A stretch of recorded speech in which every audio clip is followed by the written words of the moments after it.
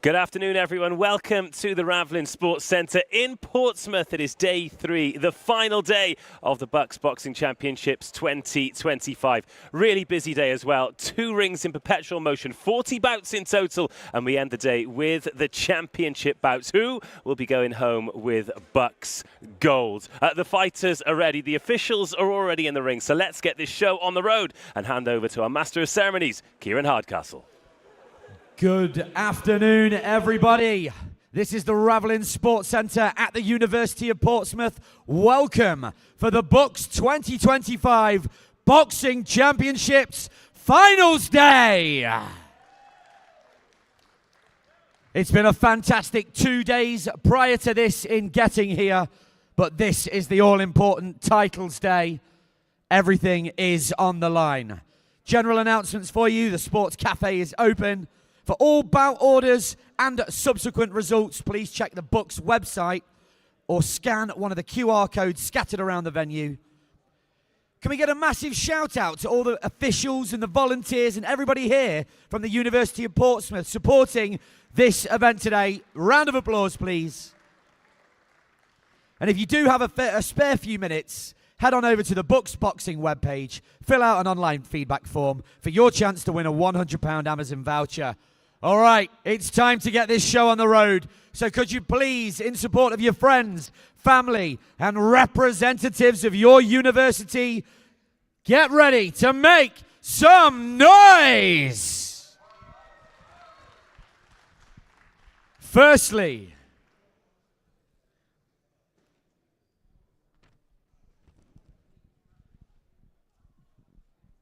in Ring A, would you please welcome, in bout number 1, in the red corner, representing Loughborough, it's Hang Long Ching. And their opponent today in the blue corner, from UWE, P-Wen He.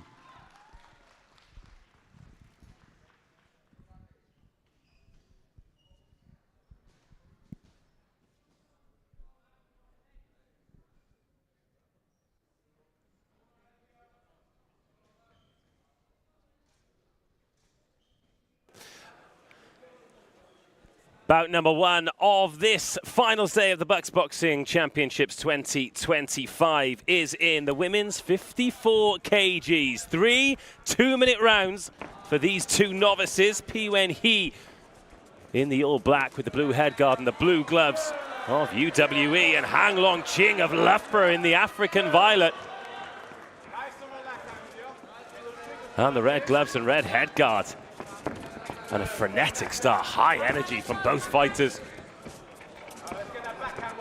Hang Long Ching in that southpaw stance, using that right hand as a jousting tool, and she's dropped her opponent. Great work. In behind that big, long right jab comes the looping left hand. Fabulous shot from Hang Long Ching. And she is straight back at it, dominating the ring position. And she's overwhelming P-Wen He, who had a sharp start herself. Oh, another great left hand and another standing count. That's 2 in the opening minute. And P-Wen He is going to have to hold on here to dig deep, bite down on that gum shield just to hear the bell. In fact, she is not going to hear the bell at the end of the first round. The referee steps in and stops the fight. A relentless assault for 60 seconds by Hang Long Ching. What a start to the day. What a start for Loughborough Students Boxing Club. And Hang Long Ching gets a very, very impressive victory.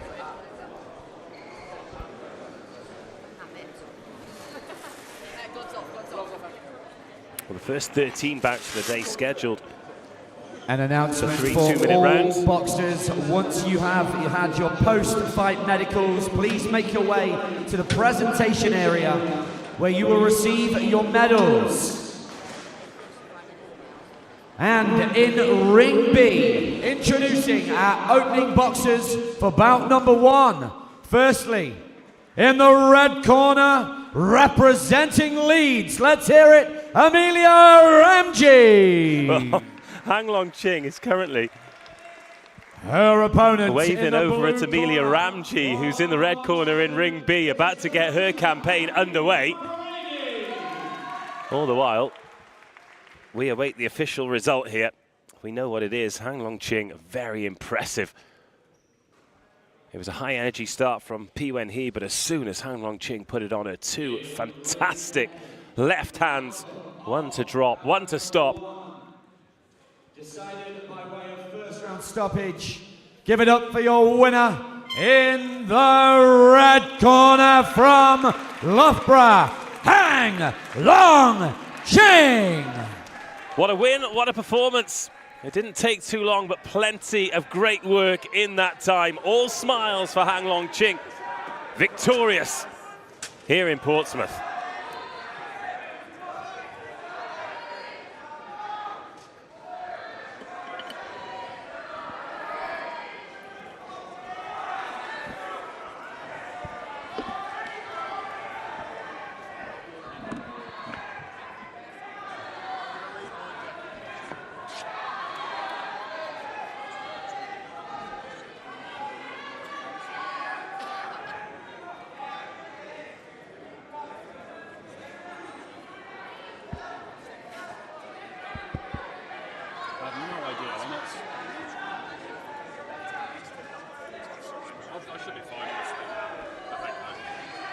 Otherwise you're going to be running up and down.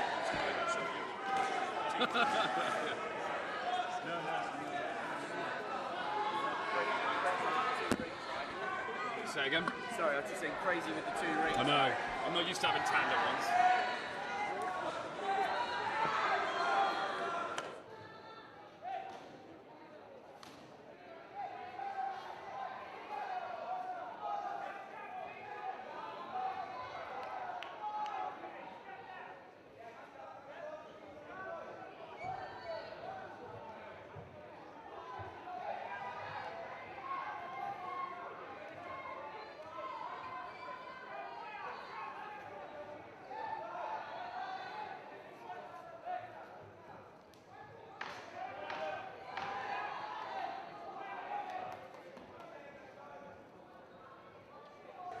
Fighters are in the ring for bout number 2 of the day in Ring A. This one, Sheffield Hallam versus Newcastle, a battle of the north. They've made a long journey down here to Portsmouth on the south coast. This one also in the novices, men's 54 kg for fighters with fewer than 5 fights experience, 3 2-minute rounds scheduled. Adam Mahmood versus Elinam Anku in the blue corner. Referee just going through the checks there. He'll make sure that both fighters have got a mouth guard in. In Ring A, introducing your boxers for bout number 2. Firstly, please welcome in the red corner from Sheffield Hallam, Adam Mahmood. His opponent in the blue corner from Newcastle, Elinam Anku. Yeah, so these final checks as well as the mouth guard. The referee will check the gloves and the abdominal guard. And these men's bouts, head guards not required.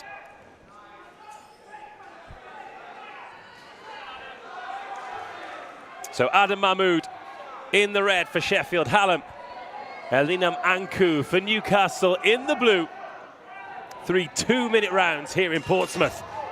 And there is a focused look about the man in the red corner and lands 2 solid jabs immediately and then rocks Anku back. Still walking forward, Elinam Anku, but not a huge amount of action at the moment. The cleaner work in the early exchanges done by Adam Mahmood. Gets back into position and found his range early. But when Anku comes forward, gets himself too close for that Mahmood jab to be effective. It's good work. These smaller guys, under 54 kilos, they are always moving targets and so difficult to catch, but Mahmood has landed a couple of nice right hands there on Anku. He doesn't look too troubled with the power early on and keeps walking forward. He's got those gloves high, has Ankou, but Mahmoud has been able to be accurate with the jab and get through a couple of times and again. And Ankou's dropping the gloves when he's on the way in, and that's allowing Mahmoud to do some good work with the jab. Oh, nice right hand there, though, from Ankou. Then he steps out of range. Very tough to maintain this pace for 3 rounds. And then Ankou has grown into this round. Oh, nice left there. Good head movement as Mahmoud tried to counter with the right and missed. With Ankou in that left hook, though, he's just stepping around it. So it's landing, but certainly not damaging power. 30 seconds of the first round to go. Massive credit to Ankou. He just keeps coming forward. And he's not letting Adam Mahmoud do any of that clean work. He did so well at the start of the round. Was decided by second round stoppage. The nuts and bolts are there. Give it up for your winner. In Lovely the jab. blue corner from... Oh, nice left there, the right to follow. Good work to the body as well. Not seen a huge amount of that from either fighter. And the bell goes at the end of round 1.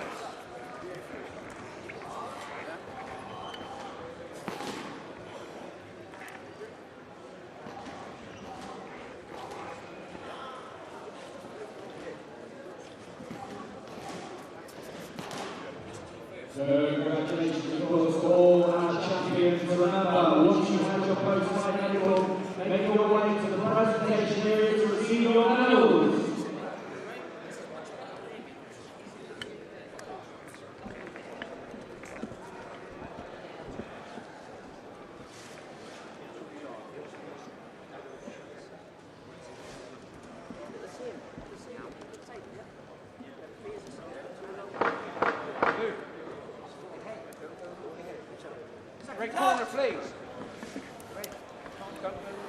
Seconds out and we're ready to roll at the start of round 2 of 3. Great start to the first round by Adam Mahmoud, but Ankou really grew in confidence as the round progressed. Oh, nice right hand there from Adam. But again, Ankou just wears it. And a couple of nice rights to the body as Mahmoud, and works the left hand there as well. Ankou comes up with that left, really dipping into these shots. That's a little bit close for the power to trouble Mahmoud, but in these 3-round bouts, power is a lot less important than execution. It's all about winning the fight. Launches into that right hand. Shake of the hand by Adam Mahmoud. This isn't the clean fight that he wanted.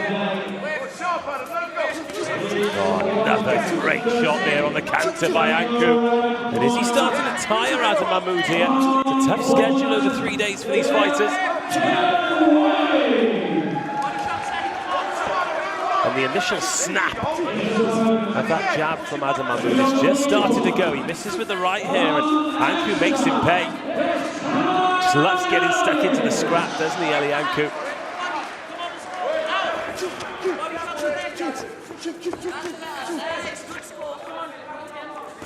Really nice work from Ankou, isn't it? He gets in, does his work, and then stands out of range. And ideally, that'd be the time where Mahmoud sort of jumped on him, but he's not been able to do that.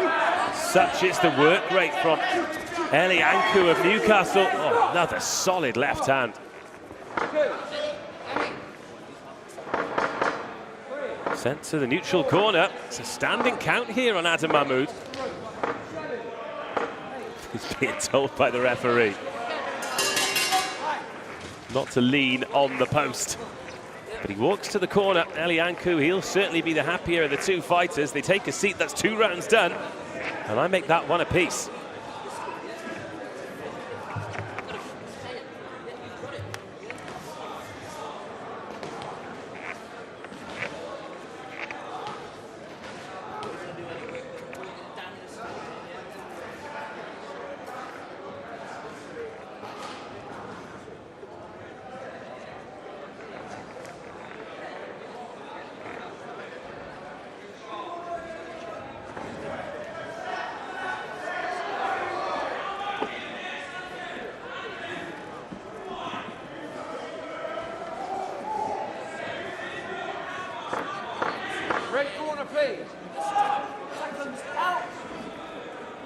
Third round, final round, this bout in the balance. It's the men's novice, 54 kilo.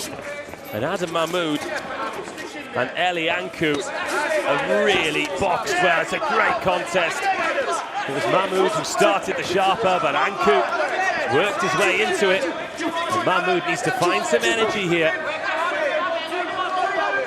Because if he gets involved with a dust-up with Ankou, it looks like there'll only be one winner. Oh, the energy of Eli Ankou, absolutely outstanding. The effort level. After wearing some big shots, good right hand there from Ankou. Just gets close and works and doesn't stop working. And Adam Mahmoud is just being outworked, out-punched, out-hustled, and he is holding on. But then gets back on the work himself. It's a tired and laboured shot from Adam Mahmoud. He's already taken one standing 8 count, and the referee stepping in for the 3rd time to warn the men about keeping their heads high. But a heavy left hand from Ankou on the way in. Gives the referee work to do. It's another count.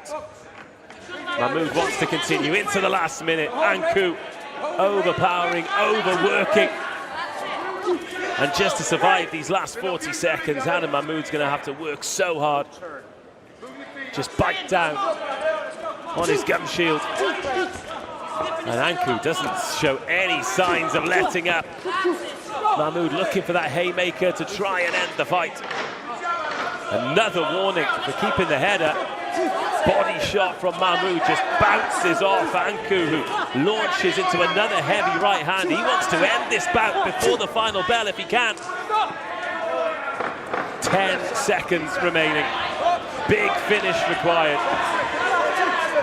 Such an impressive engine from Eli Ankou, who has relentlessly come forward for 3 rounds. Adam Mahmoud has held on at the end. We will go to the judges' scorecards. But a good fight, and just look at Ankou bouncing across the ring. I think the body language tells us everything about those 3 rounds of boxing, but a great effort, huge character shown by both fighters. And we wait for the result.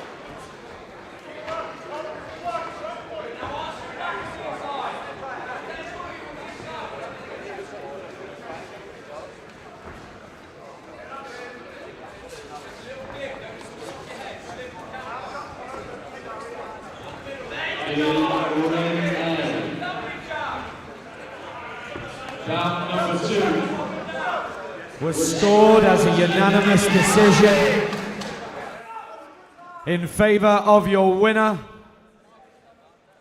and the men's 54 kg 0 to 5 champion is in the blue corner from Newcastle, Ankou. Ankou takes it. He is the novice BUCS champion at under 54 kgs. What an effort from the young man from Newcastle. Adam Mahmoud did well to hear the final bell. Certainly got the skills, but it was the intensity that did for him. Great bout. Next up, we go to the women's 60 kgs.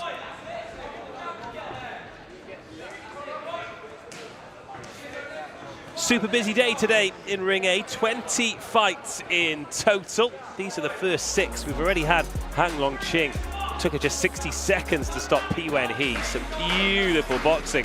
And you've just watched, or hopefully you've just watched, Adam Mahmoud versus Eli Ankou. Congratulations to Eli Ankou, who takes the 54 kg novice title. The next 4, Darcy McKee and Esme McCarthy. Durham versus Cambridge. Then Kukendran versus Duffy, Nottingham versus Loughborough, East Midlands rivalry there. Then Ranjo Bajarevi against Luko Sevichuta, man met against Oxford, and East Anglia versus Bristol. It's Gadsby versus Watson as we go up the weights and the experience.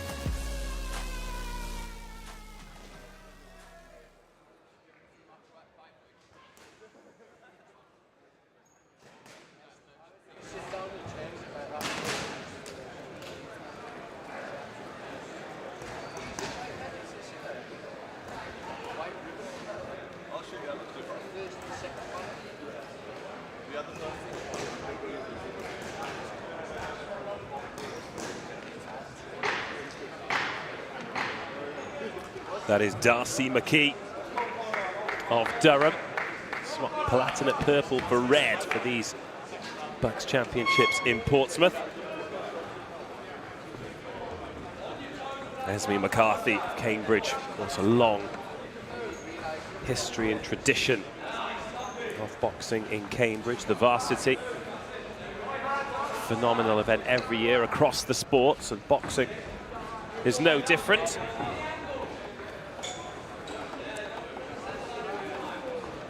In fact, those boxing fans amongst you who watch regularly will know the voice of Andy Clark, the Sky Sports commentator.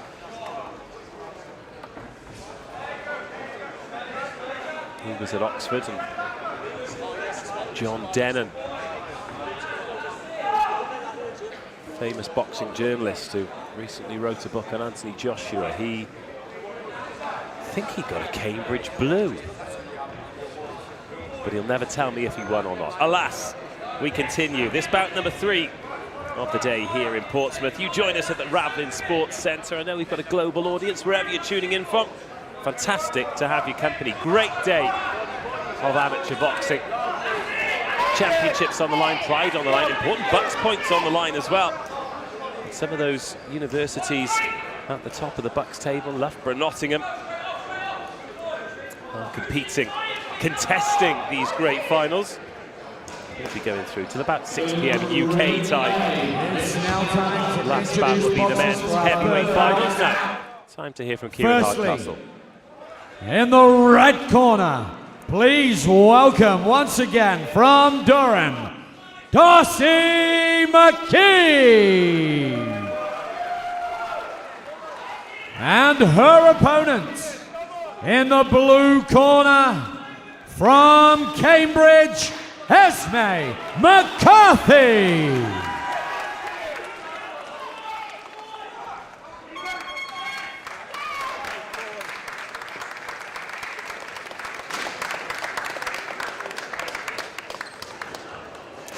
Three 2-minute rounds for the women's 60 kg novice BUCS Championship. Novice for boxers. 0 to 4 bouts coming into this. Darcy McKee in the red. Esme McCarthy of Cambridge in the blue gloves, blue headguard, and black vest and trunks. Both fighters ready to go. What a start from McKee. Left hand straight through the guard, but doesn't affect McCarthy. And these are vicious exchanges. McKee just dominating with that jab at the moment. She's slightly longer, and then she's following it up with the right hand. Look how confident Darcy McKee is, walking in.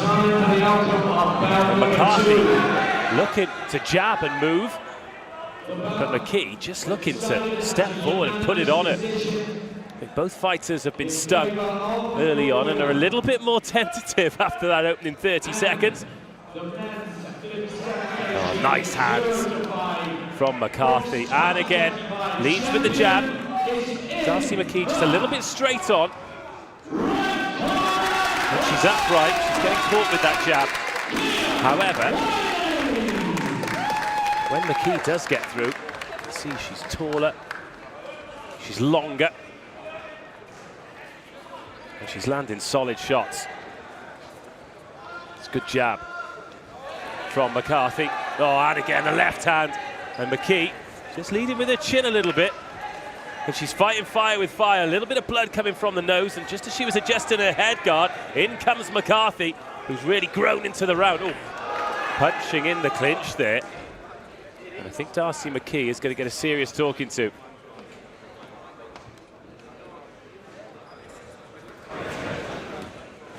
It's a heavy right hand landed on Esme McCarthy. That could take its toll, but she's straight back with the tips of her toes, dominating that middle ring position, and then nice jab. But again, it's more of a push from the Durham fighter, but it carries power and pushes McCarthy's head back. But with that warning, as we come towards the end of round 1, I think it'll be Esme McCarthy who's the happier of the two. A little shake of the head from Darcy McKee. She had that warning from the referee, and I'm not sure she heard the bell then. It's quite loud in here. And a clean-up job from the corner. And another job to be done in this second round.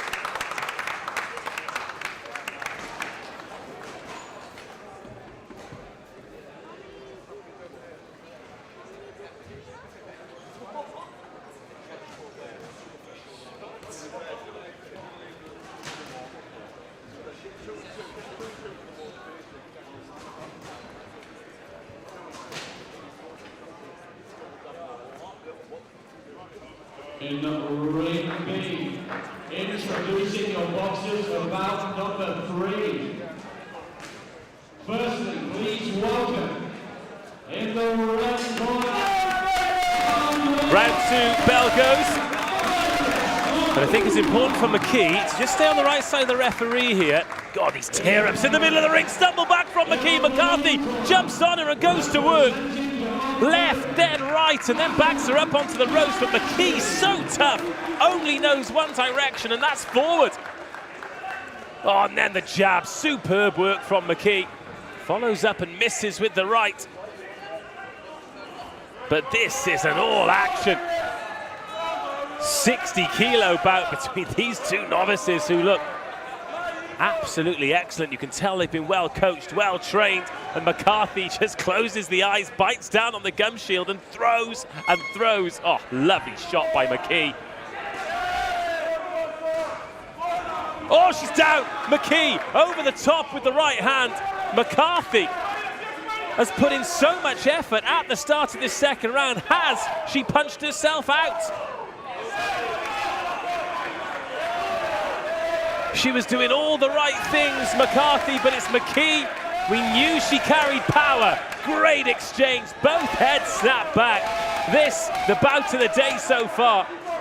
Now watch McCarthy as she gets caught with the jab again. McCarthy, and McKee looks to put it on her.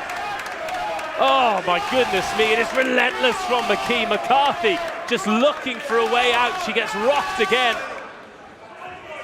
Can't use her footwork to escape. There's blood coming from the nose of McKee. There's not enough oxygen in the tank here for McCarthy. Just look at the gum shields. It keeps coming out from the teeth to just try and get some more oxygen in.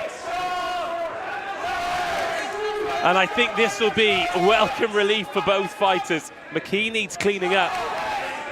What a fight. What a contest. McCarthy boxing beautifully, but then McKee just finding those power shots. They say styles make fights, and this clash of styles has made for a brilliant round and a half. Oh, here we go on the ropes. Well, McCarthy, the fight or flight is kicking in, and she is fighting. One round to come. This bout in the balance.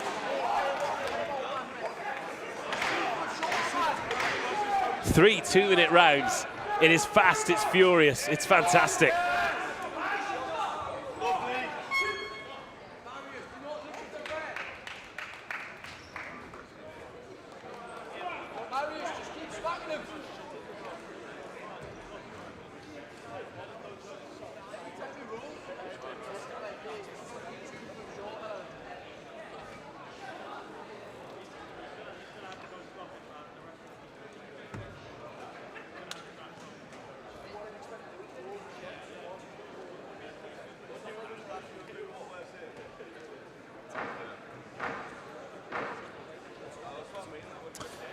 Final chance for the trainers to impart their knowledge. Final chance to try and refill the tank that is getting closer and closer to being empty. It is Darcy McKee from Durham. It's Esme McCarthy from Cambridge. And it's been the bout of the day so far, and it'll take some topping. It has been energy, it has been quality, it has been two raw fighters who've given it absolutely everything. It has been the technique of McCarthy, the power of McKee. Oh, and again, massive right hand from McKee. And then back on the jab by McCarthy. Well, they don't show any signs of slowing down, do they? Oh, and it does get to the point with McKee every now and then where McCarthy just looking to use her feet to get out of trouble. And then Darcy McKee just plants hers and throws that iron right hand. The final minute, the final chance to impress and separate you on the judges' scorecards from your opponent. The blood pouring from the nose of the Durham fighter again. 48 seconds to go, the time will be off. And instructions coming here to Esme McCarthy to just breathe. They know she's tired, and I'm not surprised she's tired either. Not just the effort she's put in, but the punishment she's taken too.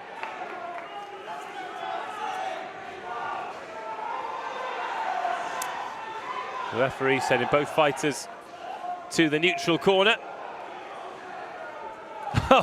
In fact, they're going to have a look at the other nose as well. Of course, fighter safety, athlete safety, student safety is paramount. Just a little break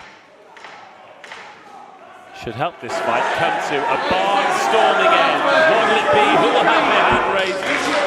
It's one of those fights where genuinely doesn't feel as though there deserves to be a loser. Oh. McCarthy wriggles free, but then McKee just comes forward, using that extra size, extra distance, extra ballast to land solid, heavy, punishing shots, rocking the head of McCarthy once and twice and 3 times, and just bullying her backwards. Darcy McKee thrown into this fight, another heavy jab. Credit to McCarthy, she keeps taking them, but she's moving backwards, looking to use those feet to escape and then pouring out that jab, but it cannot stop. Darcy McKee coming forward, last 10 seconds. Phenomenal fight, phenomenal effort. And both fighters battered, bloodied, bruised. There were warnings, knockdowns, heavy shots, massive effort. 2 fighters that can be immensely proud of their effort. And I'm sure their coaches and their teams will be too. But after 3 2-minute rounds of terror, both fighters, pain, anguish, writ large on their faces.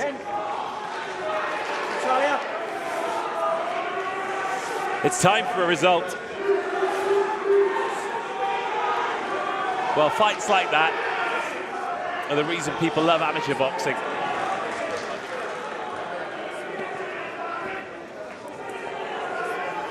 Two novices. 0 to 5 bouts coming into this weekend.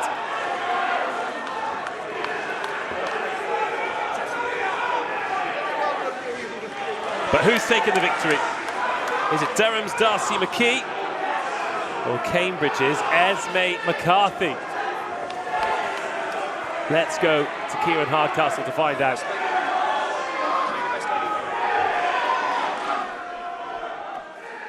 In Ring A, the outcome of bout number 3.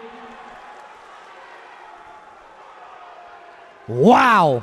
After 3 quality rounds of boxing, your matchup is decided as a split decision.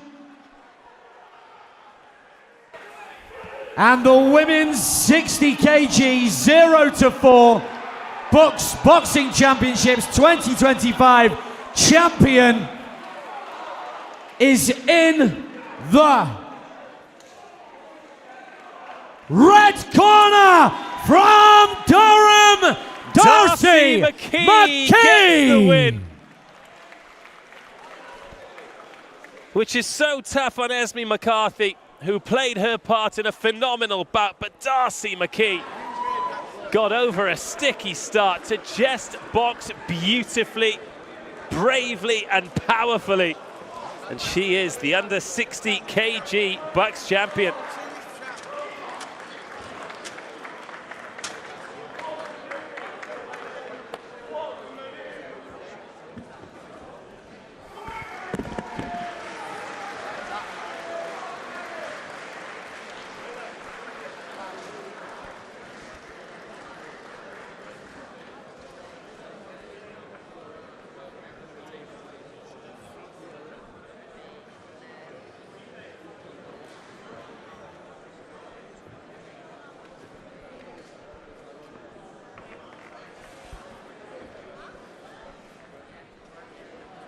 And in ring B, Bout number 3 was decided by way of third round stoppage. Give it up for your men, 60 kg, 0 to 5, BUCS Boxing Championships, champion in the blue corner, from England, Portsmouth.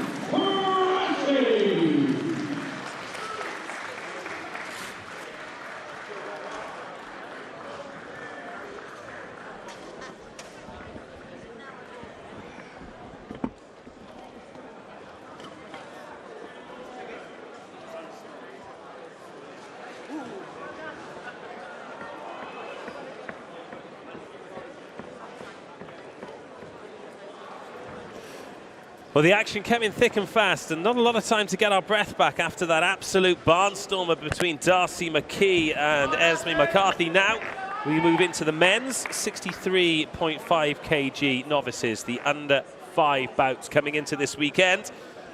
A little bit of East Midlands rivalry for you as well. Nottingham versus Loughborough. Atiren Kukendran of Nottingham, he's in the red gloves, black vest, black trunks. Alex Duffy of Loughborough in the blue corner, blue gloves and the African violet. Two great sporting institutions who've really invested time and resource in the boxing programme, and they are looking to come away with BUCS glory as a result. Number 4. Please welcome, firstly, in the red corner, from Nottingham, Ati Kukendran. His opponent in the blue corner, representing Loughborough, give it up for Alex Duffy.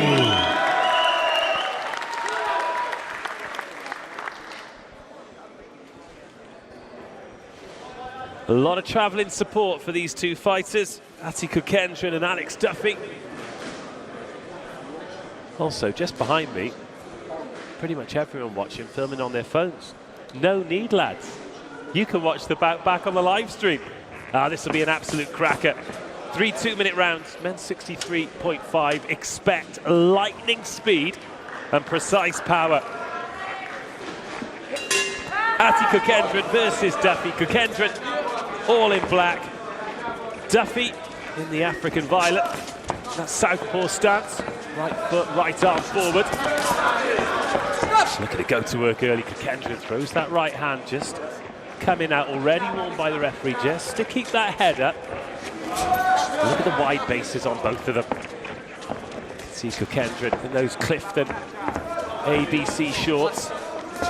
Watch his left foot, he's trying to get it on the outside of Duffy's right. Just dip into those shots and lead with the left. That high pugilistic left. Lots of good right there. Just a little turn out from Alex Duffy. Oh, shot from Duffy. Left hand well worn by Kukendran. The cleanest shot of the bout so far. Nice on the counter as well. Kukendran just losing out there, made to miss and made to pay. Duffy looking to build a score here in the opening minute, but better from Kukendran. And that's the difference of style, isn't it? But Kukendran is just trying to come forward. Duffy, a counter puncher. He's the one scoring at the moment. Nice shot, just missing by Kukendran. That left hand, just a glancing blow. Duffy was there to be hit on that occasion. Oh, left hand again from Duffy. Kukendran landed the body shot and the right hand this time. Oh, the jab, very accurate. And Kukendran lands that hook over the top. But that initial bouncing footwork from Kukendran, as he's been caught, his heel's just a little bit flatter on the canvas. And he'll need to recharge, rebuild in this break between rounds.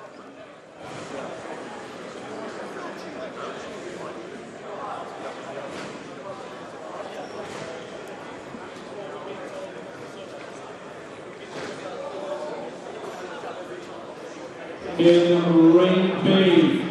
It's now time to introduce our boxers for bout number 4. Would you put your hands together and welcome firstly in the red corner from University College of London, Abigail Howard.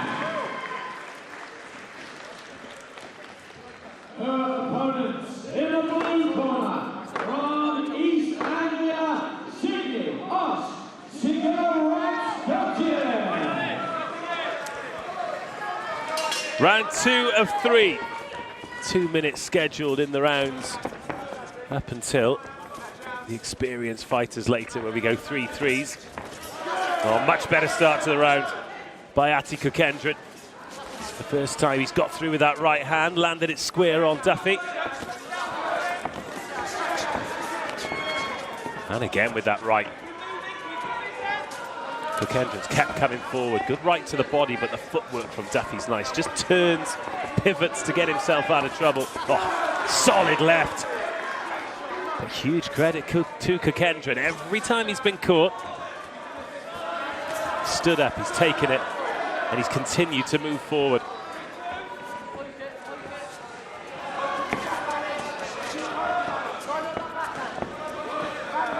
Just trying to find his range by pouring out that left hand after Kukendran. But eventually he's going to have to throw something behind it. Again, the left hand by Duffy getting through. Kukendran likes that right hand to the body. He's been much better in this round, Ati Kukendran. Finally lands a decent jab on Duffy. And if it continues in this manner, I think we're going to have a decisive third round. Oh, shot again, Duffy. Looks very calm in the conflict zone, Alex Duffy.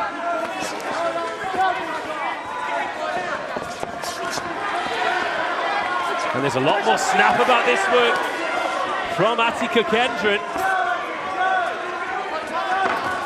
Oh, left hand followed it up, and that's much better from Duffy. When they get into those exchanges, it just looks like Duffy's got a bit more work coming out. The single shots from Kukendran being matched by combinations from Duffy, but a much better round from the Nottingham man. 2 down, 1 to go.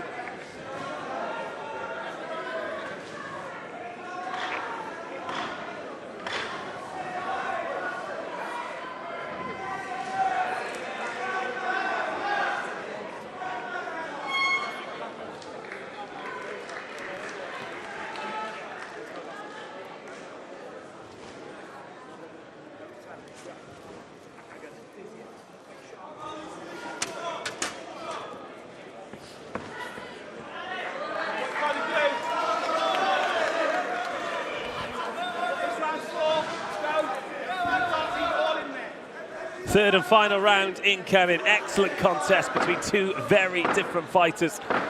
Kukendran versus Duffy, the orthodox against the southpaw.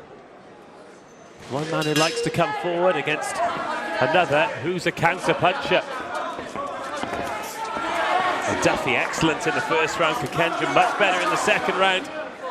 Does it all come down to this? More nice working close from Duffy. But he's catching Kukendran.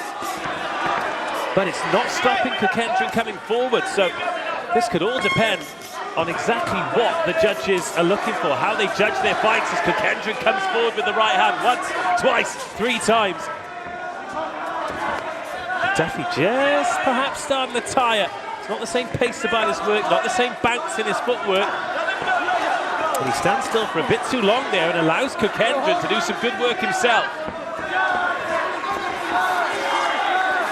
Oh, lovely shot, and the power of Kukendran starting to come through now. Swing and a miss from Duffy.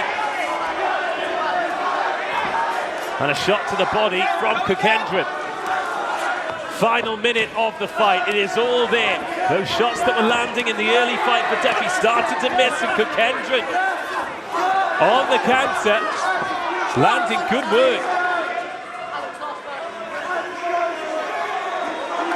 And now, in a complete 180. It's Duffy who it feels needs to up the tempo and do the more eye-catching work as Kukendran puts out that right arm like a piston and backs Duffy up onto the ropes. This has been a brilliant comeback from Kukendran. Is it enough to either stop the bout or to get the nod from the judges? Great contest. Battle of these two great East Midlands institutions, Nottingham against Loughborough. Duffy running out of steam. Kukendran continues to come forward. Final 5 seconds before the final bell of an excellent bout. The men's under 63 kgs for these two novices who have emptied themselves. And that is a tough one to call. Duffy dominated the early exchanges. Kukendran, the stronger at the end.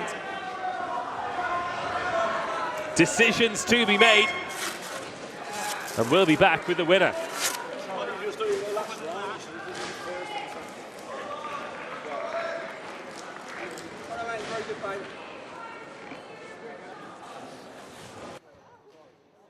Kukendran's waiting. Does he want to get there quickly because he thinks he's done enough to win it?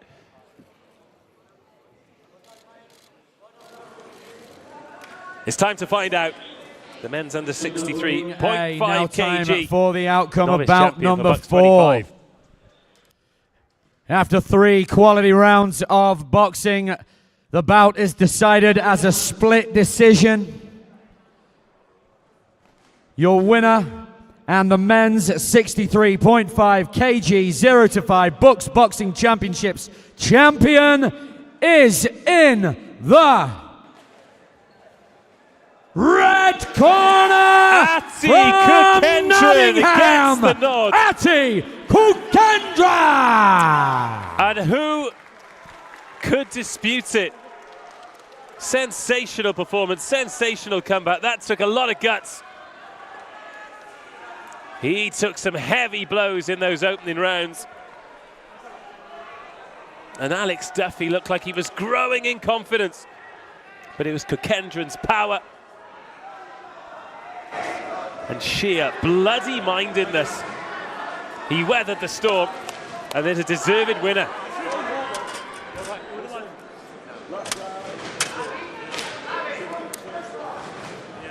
Do you know what it was?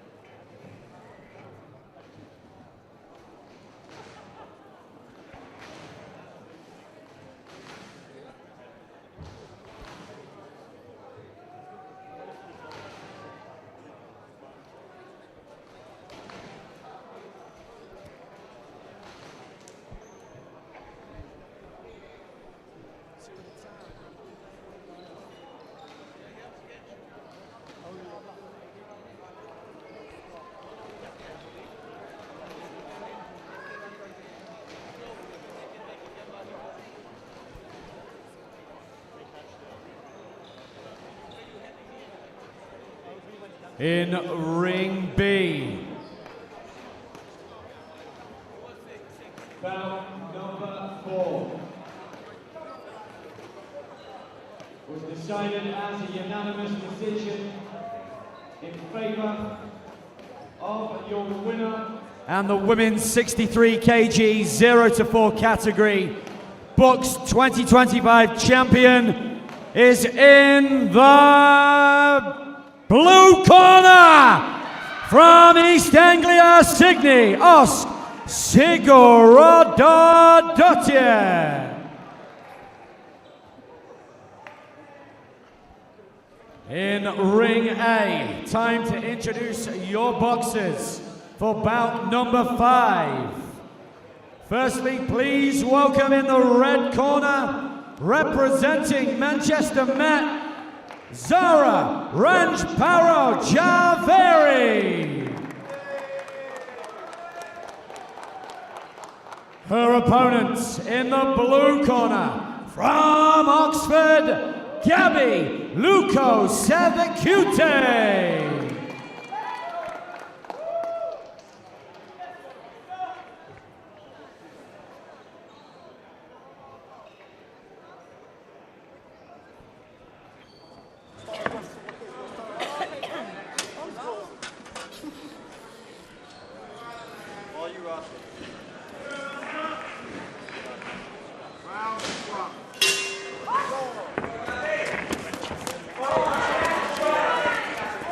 The Oxford fighter straight to the middle of the ring. And straight away, bit of a technical problem here for Zara. Get that fixed. Get them back to it. Lukosevicute has just strided to the middle of the ring, and she looks like she means business. She is here to do damage in these 3 2-minute rounds, and look at her, just walking straight to the middle of the ring. And sometimes that can be an intimidating sight. You want to plant your feet and throw, but when you do, your opponent just comes straight to the middle of the ring. Not intimidated by your power at all.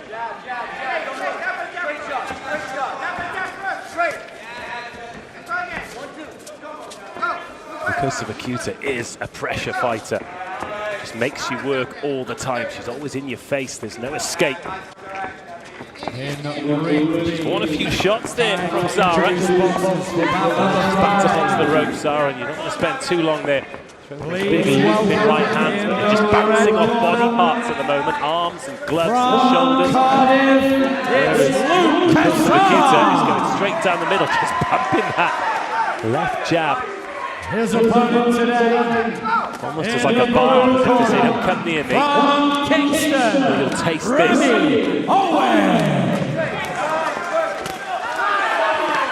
Good work by Lukosevicute. Just winning the physical exchanges at the moment.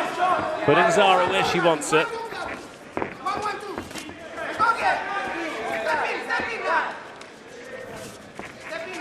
I think Zara realising that if she takes her time, if she moves backwards, then Gabby will follow her. If she just plants her feet, then she's making Gabby Lukosevicute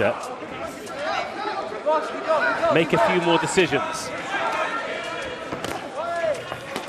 That's just slowed down a touch.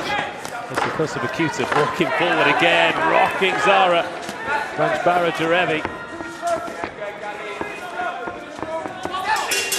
And that's the end of round 1.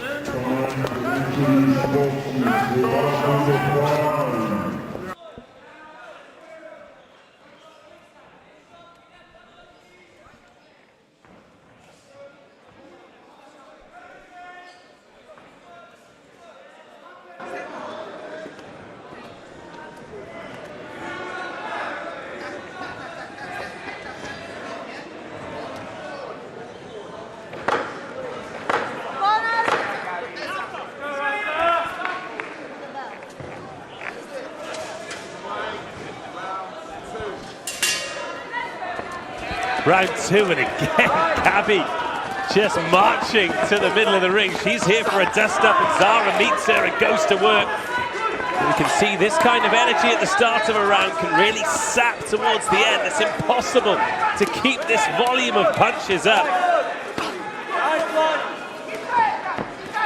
Ransbara Javeri already starting to slow down. It's no surprise. Unbelievable intensity. Just see her there when the referee steps in, filling those lungs. The problem with boxing somebody like Lakosa Vacuti is there is no rest. There is no respite. She just keeps coming. It's not always the cleanest work, it's not always the most powerful work, but it is work. It is always challenging you. She's always asking questions. Ransbara Javeri just throwing tired punches now. After an electric start. Nice left hook though. Plenty of snap in it, but not much power. Ransbara Javevi's lungs will be screaming at her after that explosive start. It's so admirable though, she's just covering up, trying to fill them, and as soon as there is any gas in the tank, she'll throw. But Lakosa Vacuti.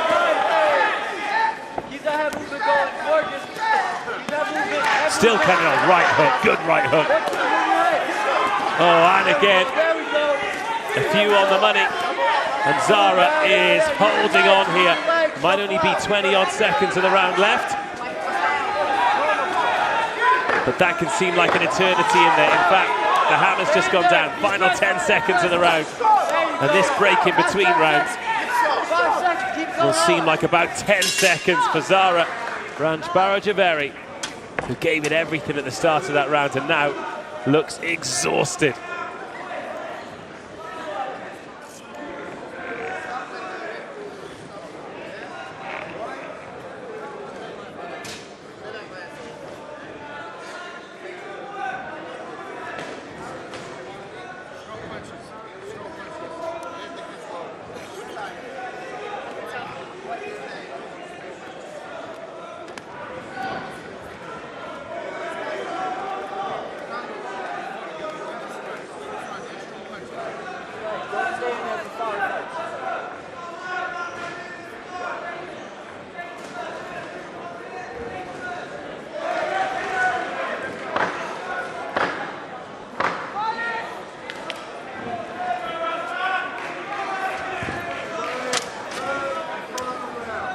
Third and final round, 2 minutes to decide this women's under 66 kg novices BUCS title.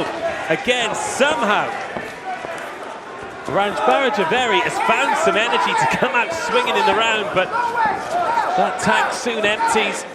Like someone's put taps in her ankles and let all the energy out. As Lakosa Vacuti keeps coming forward. Just bigger, more physical, and backs her opponent up onto the ropes, bullies her into position as they exchange right hands. Oh, the work rate from these two, very admirable, exceptional. And these are novice boxers. The commitment, regardless of the result, will absolutely please their coaches and their boxing club. BUCS title up for grabs. Well, both fighters now, as they tire, just getting a little bit closer, too close, not in their range to really get the snap that they want on those punches, but a right hand over the top there from Lakosa Vacuti. Just the work rate from the woman in blue. She is in good shape, and Zara Ransbara Javeri is still on her feet. She is made of tough stuff, a serious competitor. Every time she swings that right hand, it just feels like she could topple over, but finding a way to hang in there.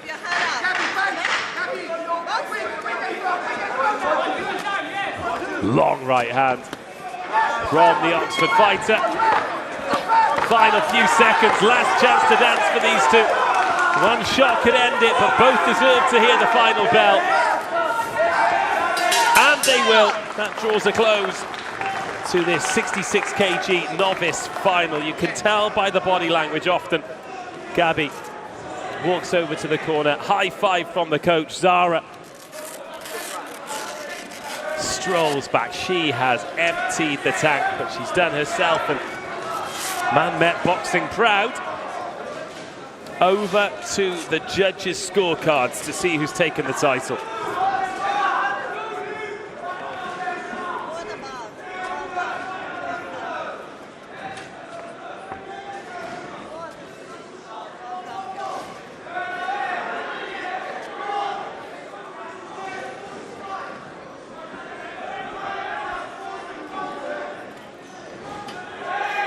In ring A, bout number 5 was decided as a unanimous decision in favor of your winner, and the women's 66 kg 0 to 4 category champion is in the red corner from Manchester, Met, Zara Ranchero-Chaveri. Her tenacious effort, the good work at the start of the rounds, and the ability to hang in there gets her arm raised. A phenomenal effort. A phenomenal effort. Rugged and tenacious. She took so much punishment, but it was on her boxing ability, and she will leave Portsmouth with the gold medal.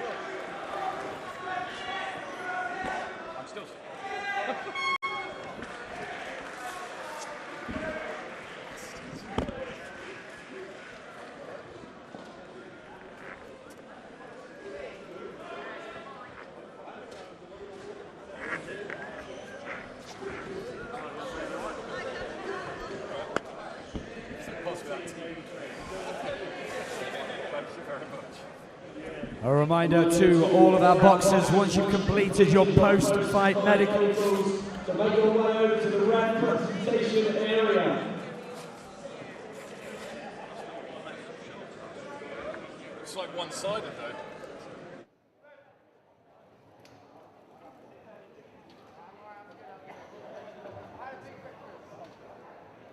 In ring B, the outcome of bout number 5 was decided as a unanimous decision in favor of your winner, and the men's 67 kg 0 to 5 category champion is in the blue corner from Kingston, Remy Owen.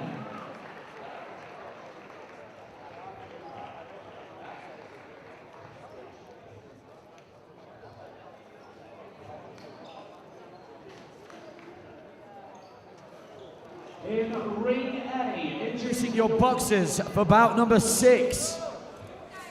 Please welcome, firstly, in the red corner, from East Anglia, let's hear it, Michael Gadsby. His opponent in the blue corner, representing Bristol, William Watson. 3 2-minute rounds for the men's 71 kilo novice title here at the BUCS Boxing Championship, Portsmouth 2025. If you're just joining us, welcome. Where have you been? Got some great bouts that you can watch anytime. Fight of the day so far, Darcy McKee versus Esme McCarthy, the women's 60 kgs. Absolutely outstanding. Here we have William Watson of Bristol. He is in the blue corner with the black vest, and running to the middle of the ring, we got Michael Gadsby, all in red, from East Anglia. Gadsby, the taller of the two, but a frenetic start and a big right hand from Gadsby. But both fighters long, lean, and looking to go to work here. 3 2-minute rounds doesn't give you a lot of time to settle into the fight. You've got to get your good work off early, and that's exactly what both of these men are trying to do. Gadsby a little bit more sure of throwing that jab. You can see Watson, as he's throwing it, just leaning away so as not to get caught. And that's allowing Gadsby to just impose his power a little bit more. And he's put Watson onto the ropes with a sneaky left. And Watson absolutely trying to hammer that right hand through, but he's out of range when he's throwing it.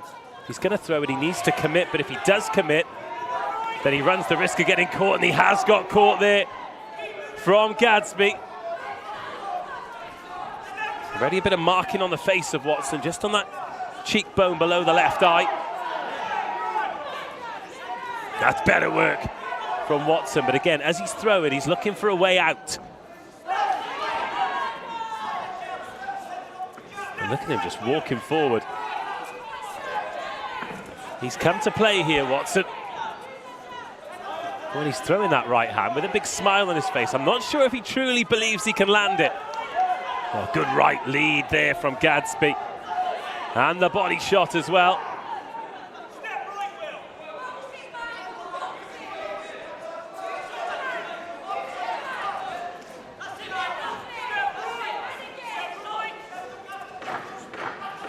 And the instructions there from the corner of Watson is to step right and give himself the opportunity to get that power, because all of the power has come from Michael Gadsby in that first round. A frantic first 2 minutes.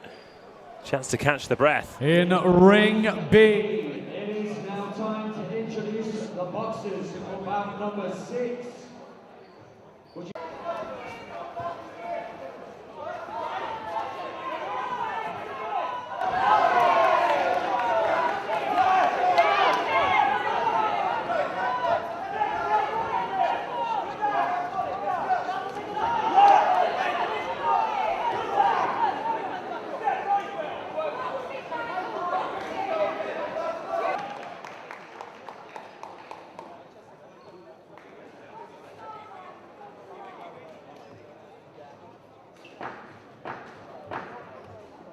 Final couple of seconds in between rounds 1 and 2.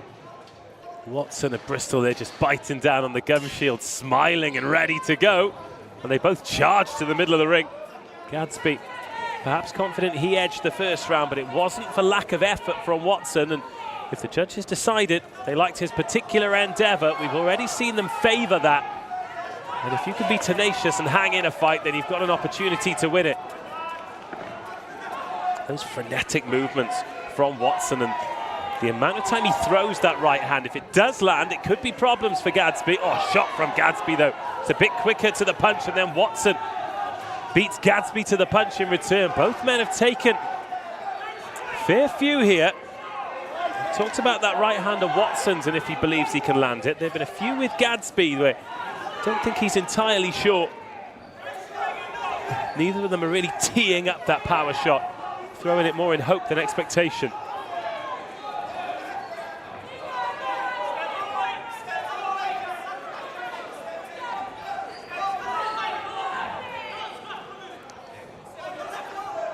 It's a bit better from Watson. But then the uppercut comes through from Gadsby.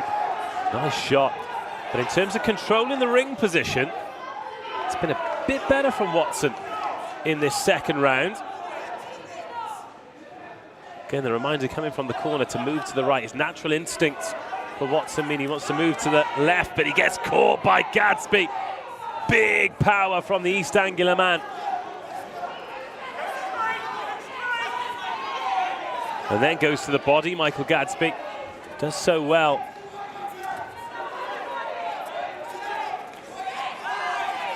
Coming towards the end of round 2, another action-packed stanza here in Portsmouth. Warning there to keep the head up. Bit of blood's coming from the nose of Michael Gadsby. Oh, and a lovely shot from Watson. Right on the bell. A clean one to end the round. And a much better round for William Watson.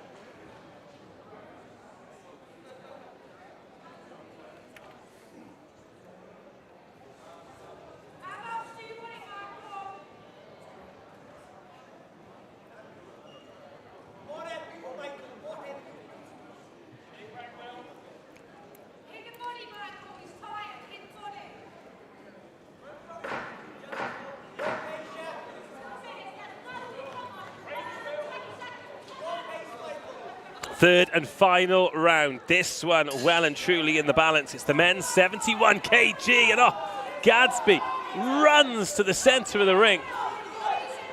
It's like Hunger Games out there with these two swinging from the rafters.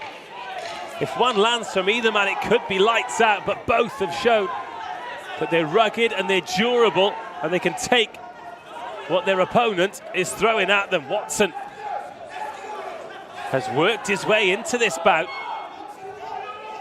Gadsby was dominating the early exchanges in the first round.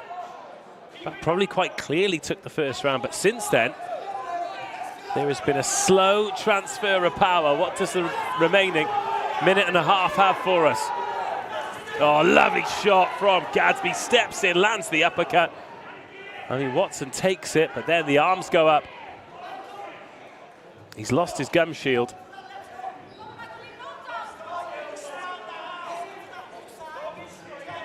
The East Anglia supporters are saying that he spat that out. I think that is an accusation they're bound to throw at him. However, it was a clean shot from Gadsby, and no surprise that there was a reaction from Watson. Oh, and straight back to it. Shots and shots. Just long levers everywhere. It's messy, it's scrappy, it's tough, but it is a compelling watch. And then Watson, he's been so much more sure of that right hand. It hasn't stopped. Gadsby coming forward though. And Watson got squared up by a shot there from Gadsby. Final few seconds. Last opportunity to make an impression. Left hand from Gadsby's a good one, as Watson just stepped into range and got caught. Oh, that big uppercut landing off the gloves. A ferocious end to a brilliant bout. Last 10 seconds. The gavel on the desk lets us know. And these are the kind of bouts we could watch all day, but 3 2-minute rounds. An embrace between two young fighters who have given it everything. The judges make the decision. It really is anyone's fight. An absolute barnstormer between Gadsby and Watson, between East Anglia and Bristol. Who has done enough to take it?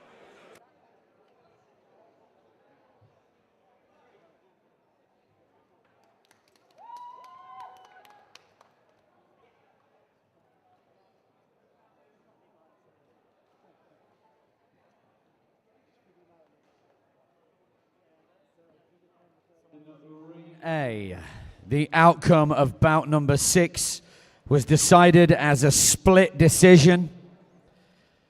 And your winner and the men's 71 kg 0 to 5 category of BUCS Boxing Championships 25 champion is in the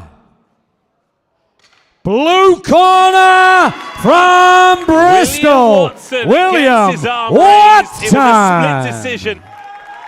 And absolutely no surprise. A huge effort, a great fight, a fabulous contest.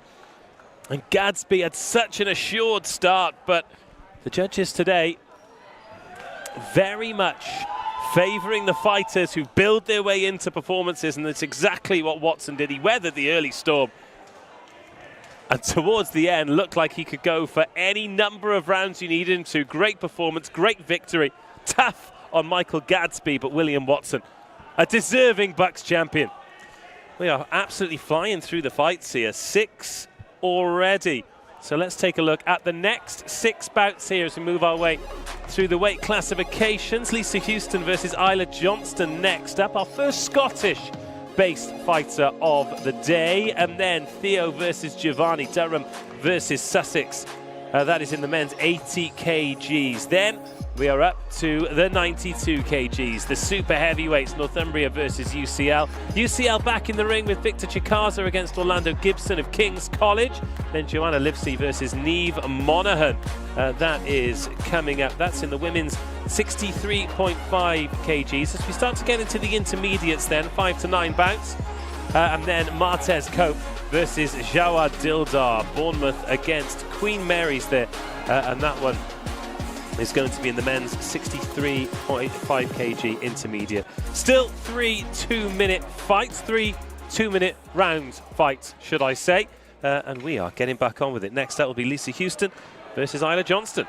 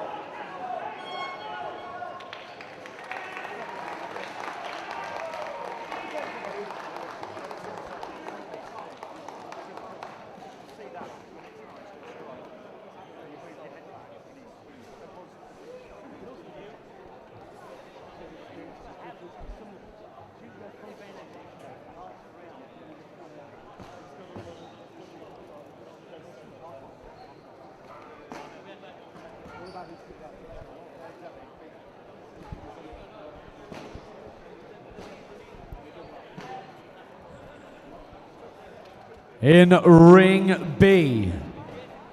Bout number 6 was decided as a split decision. And your winner and the women's 70 kg 0 to 4 category BUCS Boxing Championship champion is in the red corner from Durham, Jessica.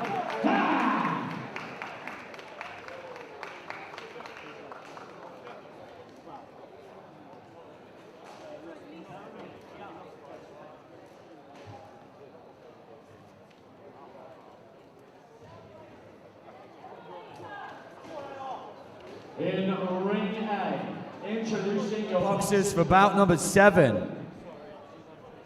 Firstly, please welcome, in the red corner, representing Brighton, Lisa Houston. Her opponent in the blue corner, from Stirling, Isla Johnston. This is the women's 75 kg novice 0 to 4 bouts final. 3 2-minute rounds. Lisa Houston of Brighton in the black headgear. Sorry, the red headgear, the red gloves, and the black vest and shorts. Isla Johnston opposite the ring from her. Blue headgear, blue gloves, green vest of Stirling. Our first Scottish-based fighter today.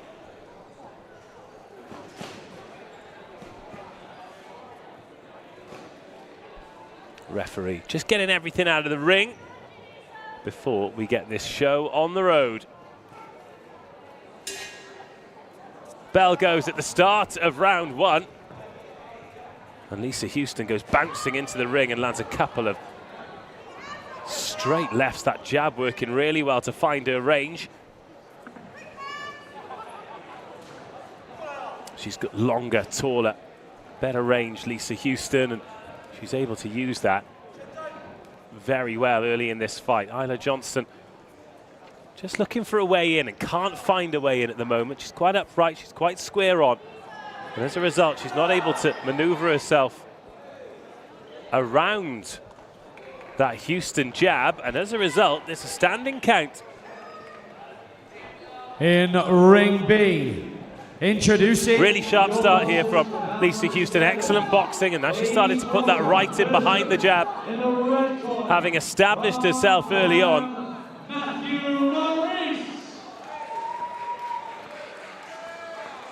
And this has been a tough opening minute for Isla Johnston. She's not taken a lot of punishment, but she's not able to continue with the fight. 2 standing counts. And Isla Johnston has waved off. She's had a look at the referee there as if she's happy to continue. She didn't look in too much trouble. She wasn't necessarily putting Lisa Houston under any pressure. It looked as though the fight was only going one way with that excellent jab from Houston. Big smile on the face of the Brighton winner. Certainly dominant, but Isla Johnston A frustrating 60 seconds of boxing for her. And Lisa Houston is a BUCS champion.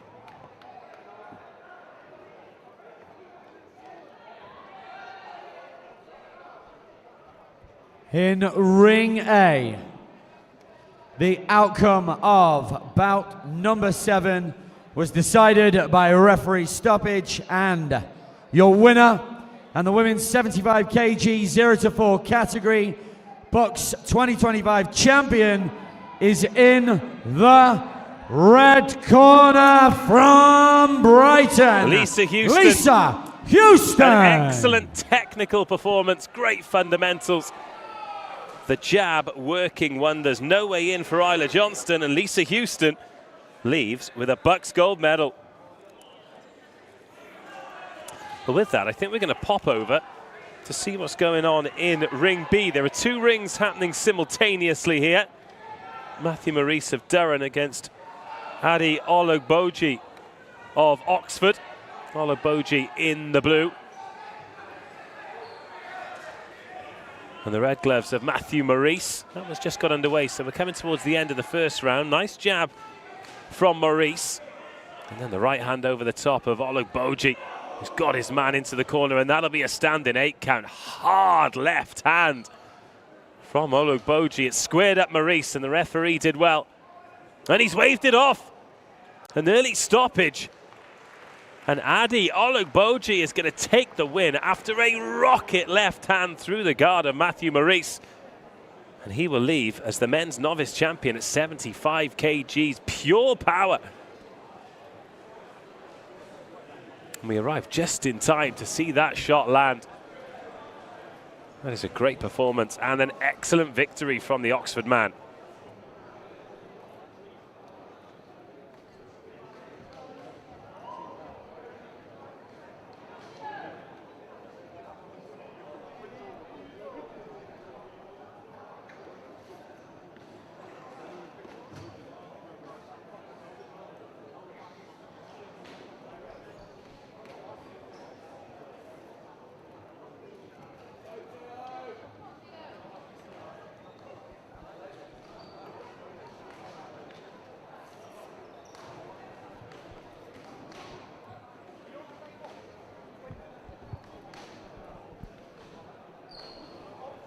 In Ring B, the outcome of bout number 7, decided by way of first round stoppage.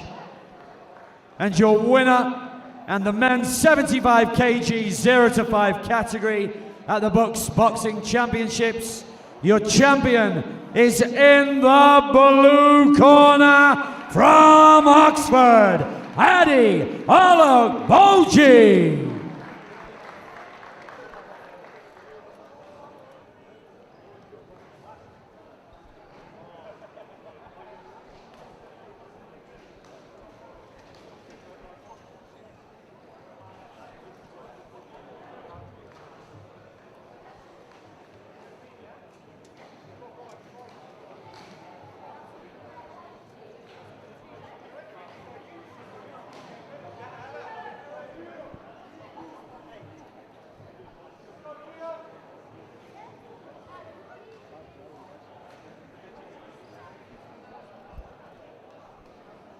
In Ring A, it is now time for bout number 8.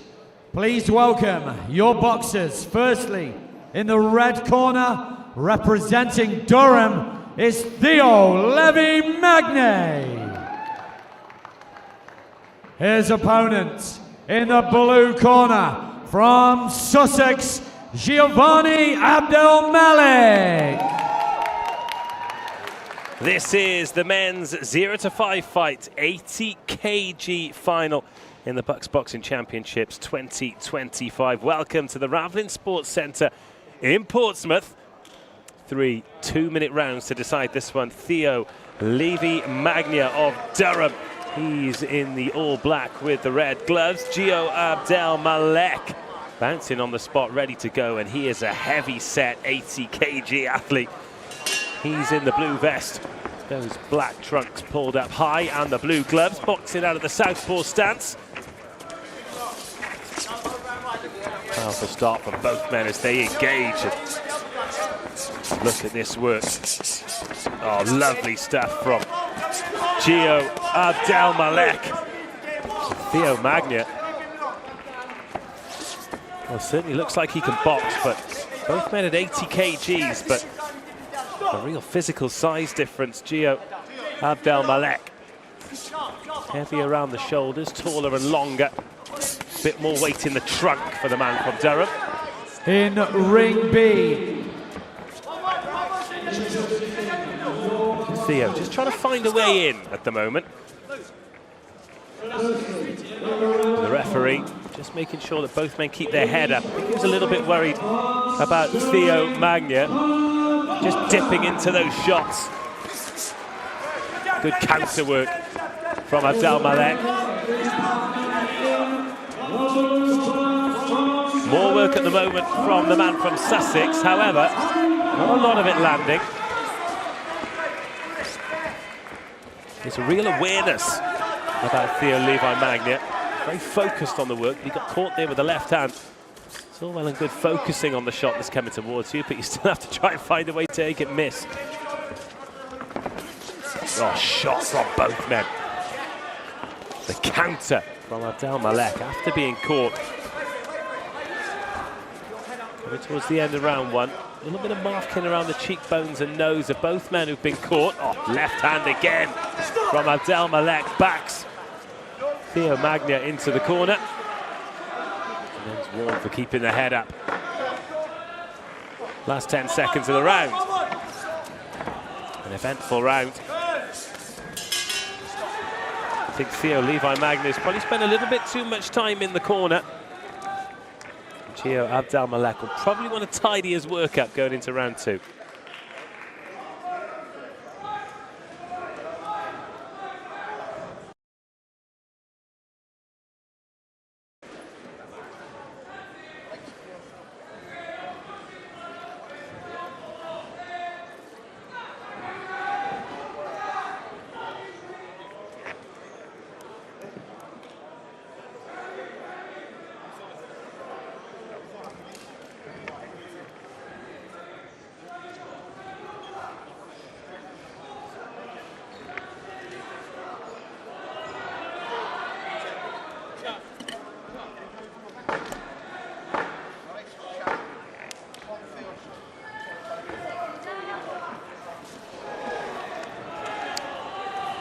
Away we go then, round two. The men's novices, 80 kgs. Theo Levi Magna of Durham in the black. Giovanni Abdelmalek of Sussex is down. The referee deciding there's a slip. Just cleaning the gloves there. For those of you wondering what's going on, sometimes when the fighters go down, they pick up a little bit of dust or debris on the gloves. The referees will just make sure they're clean. They can be abrasive. Boxing's a rough enough sport as it is, and some good work here from Theo Levi Magna. Perhaps his best work of the bout so far. Just giving away a little bit of size to his opponent, and therefore just trying to change up the tempo of his work to try and find a way in. It's smart boxing from the Durham man. Again, though, he's warned to keep his head up. Good work, but gets caught. He was moving forward in a straight line, and Abdelmalek has rocked him. And then tries to tee him up with the right hand. That stop.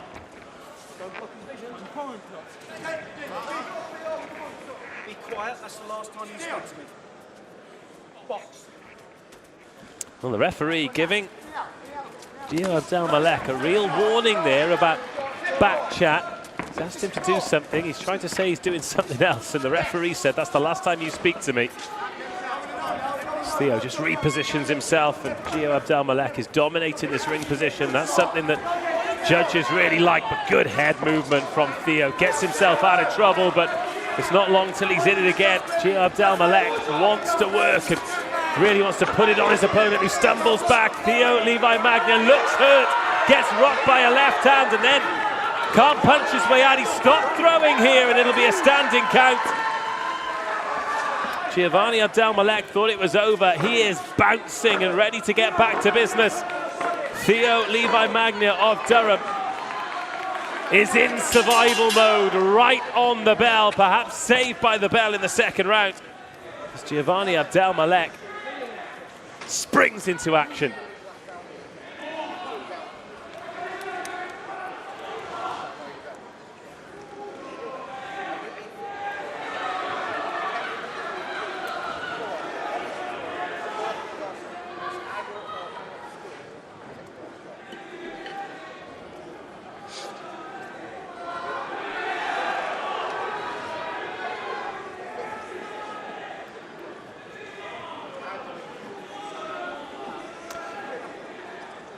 Were those final seconds, those final throws of the second round, the difference makers? Is that where Giovanni Abdelmalek imposed himself on this bout? Theo Levi Magna taking every opportunity there to try and fill the lungs, and needs to pace himself here. Oh, he gets caught again. There was a little wobble, and both men getting involved with a real dust-up here. And that's probably not what Giovanni Abdelmalek wants. He doesn't want to run the risk of getting caught because he is on top of this fight. And Theo Levi Magna looks wobbly. It looks like he needs to hold on here, but he keeps throwing. This is really brave for the man from Durham.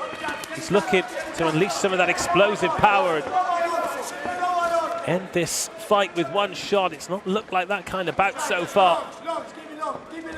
It is an 80 kg bout. They both weighed in the same, but when they're getting close, you can see that Giovanni Abdelmalek is the more physical specimen. Another right hand, and Theo Levi Magna goes wandering across the ring. I think the referee needs to take a look at this.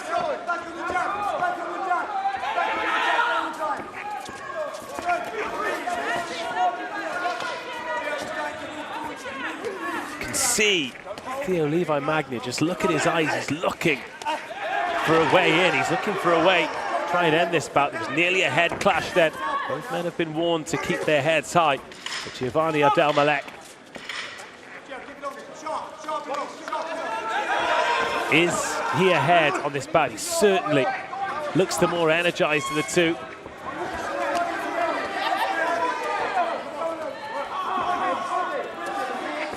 And again, Theo finds himself in the corner. 30 seconds on our clock to go. Pretty accurate. Look at this now. Abdelmalek with his hands down. He's not worried about what's coming back from his opponent, and he wants to show the judges that as well. And then just with those shots, maybe the tank of Abdelmalek starting to empty here. Oh, lovely right hand. The guard had totally dropped from Theo Levi Magna. And he's in the corner at the end of the fight. Absolutely empty. But both men hear the final bell, and there is a decision to be made to see who's crowned the BUCS champion at 80 kgs.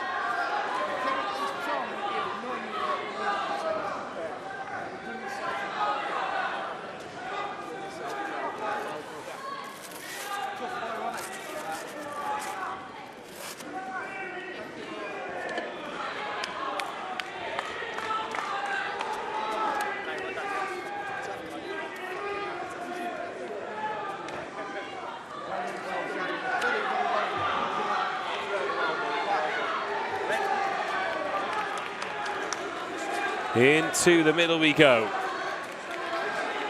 Big effort from both men. Who's done enough to take the win? Of bout number 8.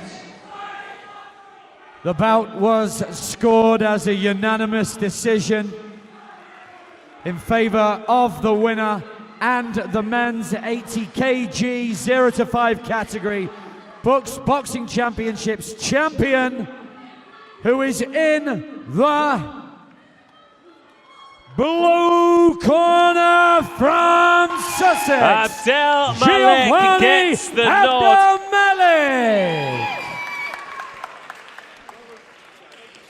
looked for a stage in the second round like he could have ended that bout. Huge credit to Theo Levi Magnier, the Durham man. Found a way to hang in there and hear the final bell. He'll get his silver medal.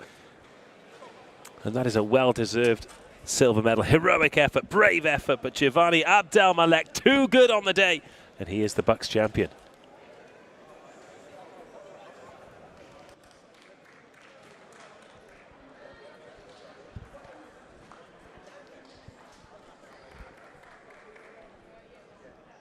In ring B, it is time. The bout was scored as a unanimous decision in favour of your winner and the men's 92 kg 0 to 5 category champion in the blue corner, representing Surrey, it's Farouk Othman Abubakar.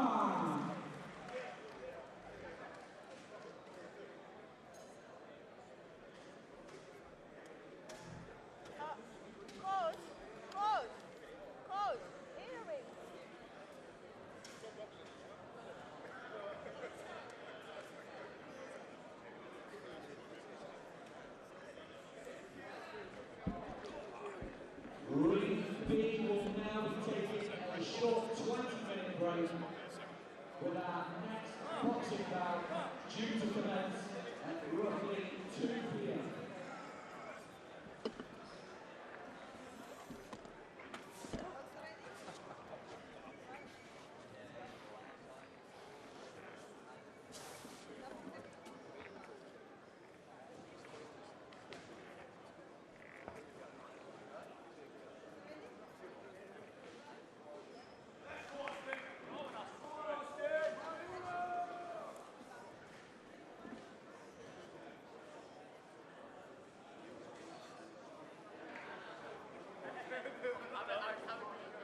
In ring A. It's now time to introduce our boxers for bout number 9. Would you put your hands together and welcome, please, firstly, in the red corner, it's Austin Chigozerem Amisiemwu. His opponent in the blue corner, from UCL, Hamza Buhari.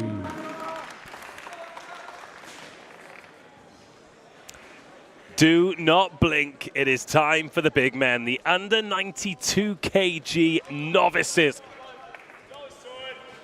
Powerhouses. 3 2-minute rounds for the BUCS Championship. We have Austin Chigozerem Amisiemwu of Northumbria. He's in the black vest and the red gloves. From UCL, Hamza Buhari, all in blue. Straight away, that upright style of the man in the blue corner. Looking to get on that jab. And just avoiding that work coming back at him from Austin in the red corner. And the referee will keep an eye on the head movement of Austin. He's going in low, and the referees have been really hot on keeping those heads high. Hamza Buhari, it's been a confident start here in the first round. Piston-like shots. Just a nice mix of tempo as well from Austin Buhari. But if there's anything we've learned today, it's that a fast start definitely doesn't mean a fast finish. And Austin Chigozerem Amisiemwu not landed anything super clean yet, but does keep coming forward. Certainly not intimidated by anything that Hamza Buhari is throwing at him.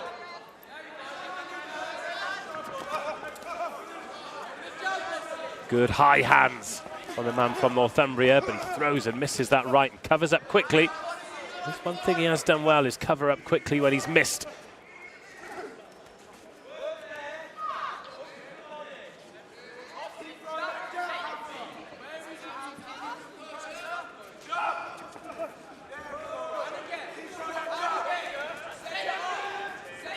Well, Austin Amisiemwu is just starting to work the jab.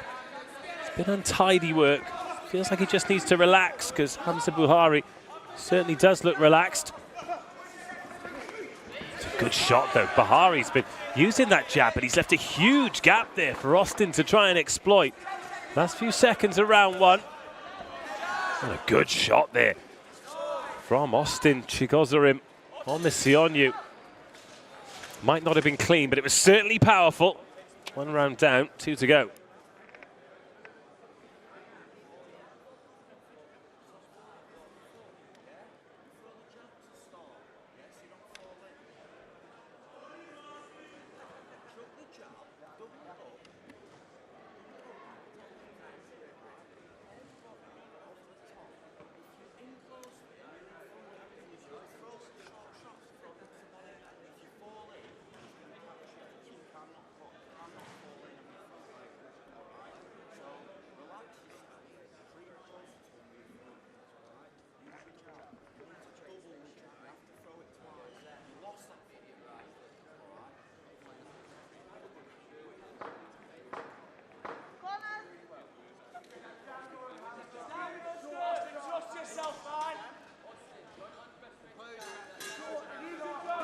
Plenty of advice coming from the spectators, but it is down to the men in the ring.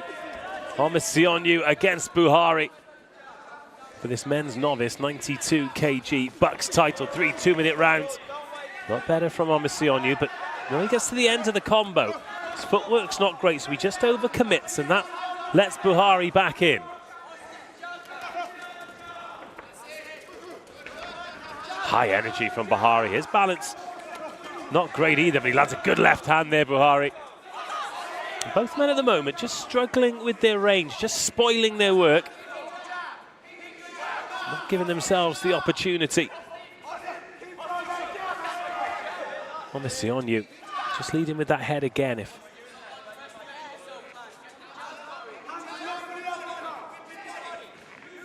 There was a good bit of advice coming from there, and that's for Buhari to look for the uppercut, because when Sionyu does go in with his head low like that, he flies in. If you can time that shot, all of a sudden it goes from boxing to Greco-Roman.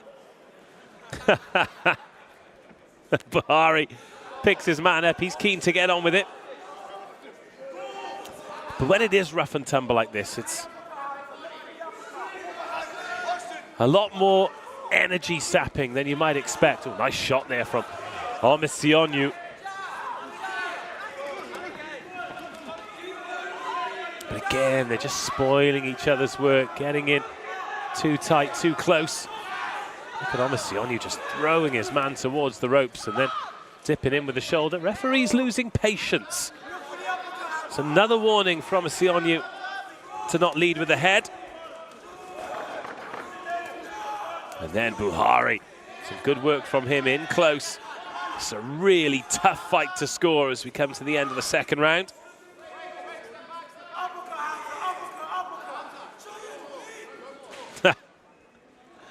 No uncertain terms. Sionyu told to shut his mouth by the referee. This fight in the balance, a good round here for either fighter. Could be the difference between gold and silver.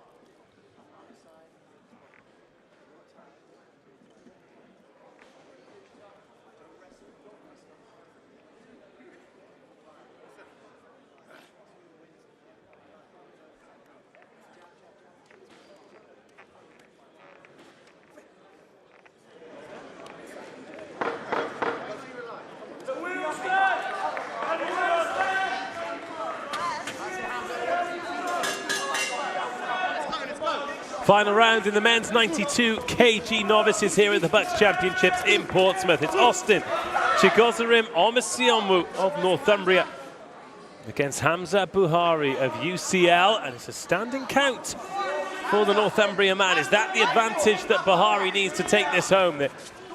ready to just crack back in. A nice short right there from Buhari as Omisionu falls in again. And he is there to be hit. There is that uppercut from Buhari that they've been asking for the whole time. It is clinch after clinch after clinch. It's been messy and scrappy, but it's been energy sapping. And there, Buhari's the one this time given the warning. Just gets low. And one shot could make the difference here. Both men carrying power. We just haven't seen it because this has happened so often.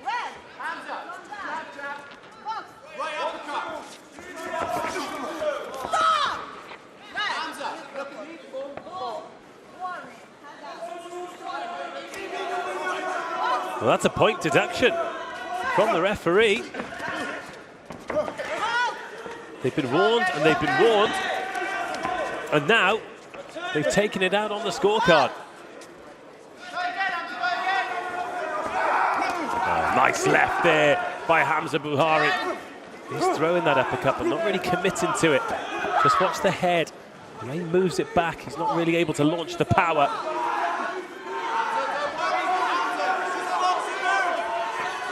Oh, left jab, lovely from Hamza Buhari. And Omisionu walks straight onto it. Doesn't affect him, but certainly in terms of the work rate, massive from both. It wasn't clean work, but it was work. And shortly, we'll have a BUCS champion. Hamza Buhari with a message for his opponent there. Wonder if we'll ever find out what it was. 3 rounds, 3 energy-sapping rounds for the Novice BUCS Championship. And we're about to find out who's won it.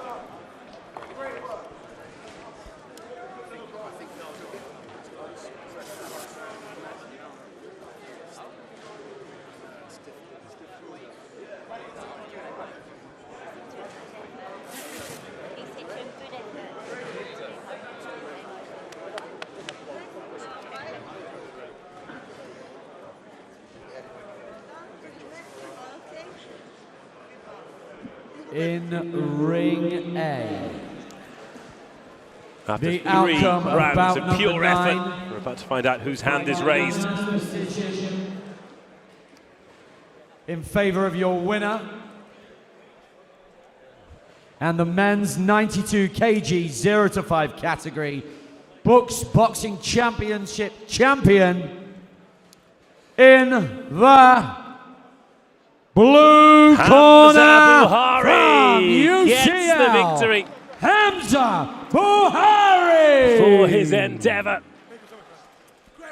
and for his effort. Huge congratulations to the man from UCL.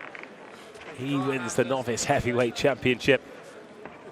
Tough effort, 2 very, very tough men. They'll have cleaner fights, they'll have more entertaining fights. But it is all about victory, and that victory is Hamza Buhari's.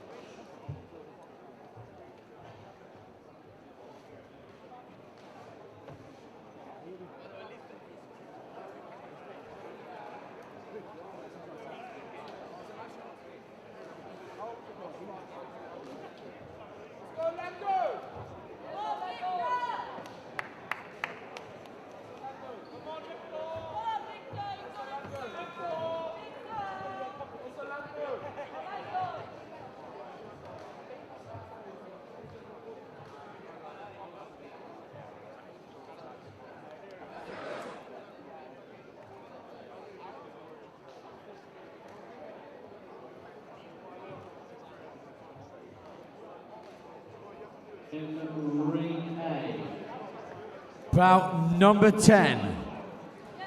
It's now time to introduce your boxers, so please welcome, firstly, in the red corner, from UCL, Victor Chikaza. His opponent in the blue corner, from King's College, Orlando Gibson. We move into the intermediates for those fighters with 6 to 13 bouts. Orlando Gibson of King's College, all in blue, the taller of the two, getting his final instructions from the referee. Victor Chikaza of UCL, he's in the black vest, black trunks, red gloves. This men's under 60 kg, so expect high energy, high tempo as Gibson strides out to the middle of the ring. Nice wide base to work off, but Chikaza, he is compact, he's energetic. Great movement from Victor Chikaza early on. Fast hands, but he is warned by the referee to keep the head high. Big message today. Fighter safety paramount. Nice clash of styles here between Gibson. Long southpaw, big rangy languid movements, and the compact explosive movements of Victor Chikaza. Oh, lovely right hand on the end of that combination from Chikaza.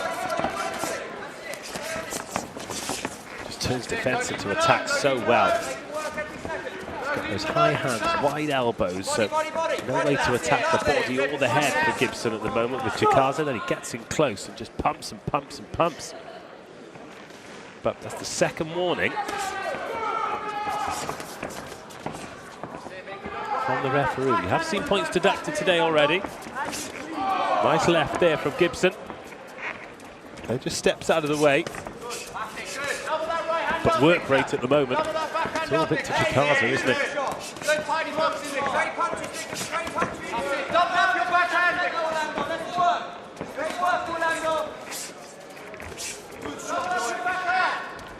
Yeah, Chikaza just dominated the ring position, and Gibson hasn't got the footwork to get himself off the ropes.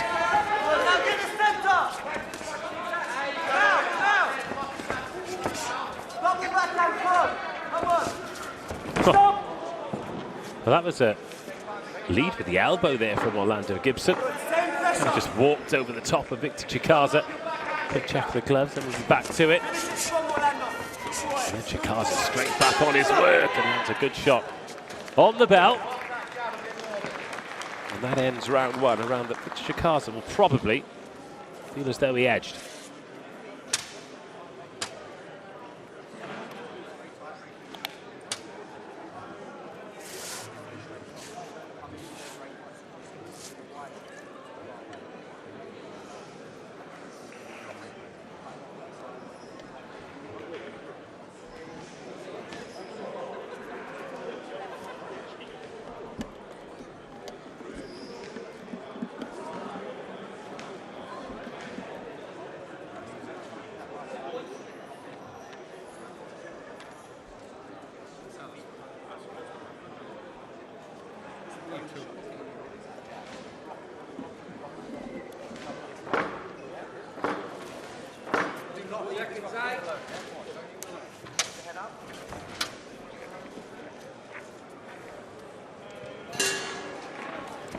Bell goes for round two. And Chikaza picking up where he left off, just storms in. It's really good footwork. Just short, explosive steps, so not really the chance to catch him on the way in. It's just good work in close proximity. Orlando Gibson's landed the odd single shot. He's being outworked and outpowered at the moment by his diminutive opponent.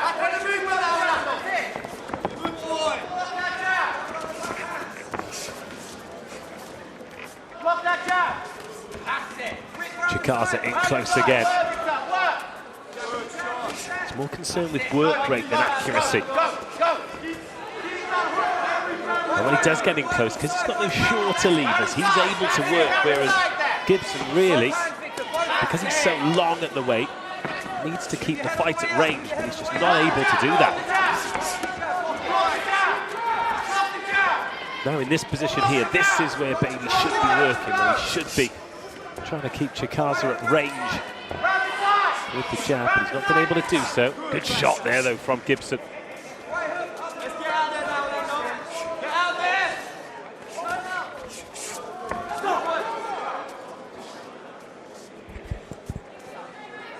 That's a third warning for Chikaza.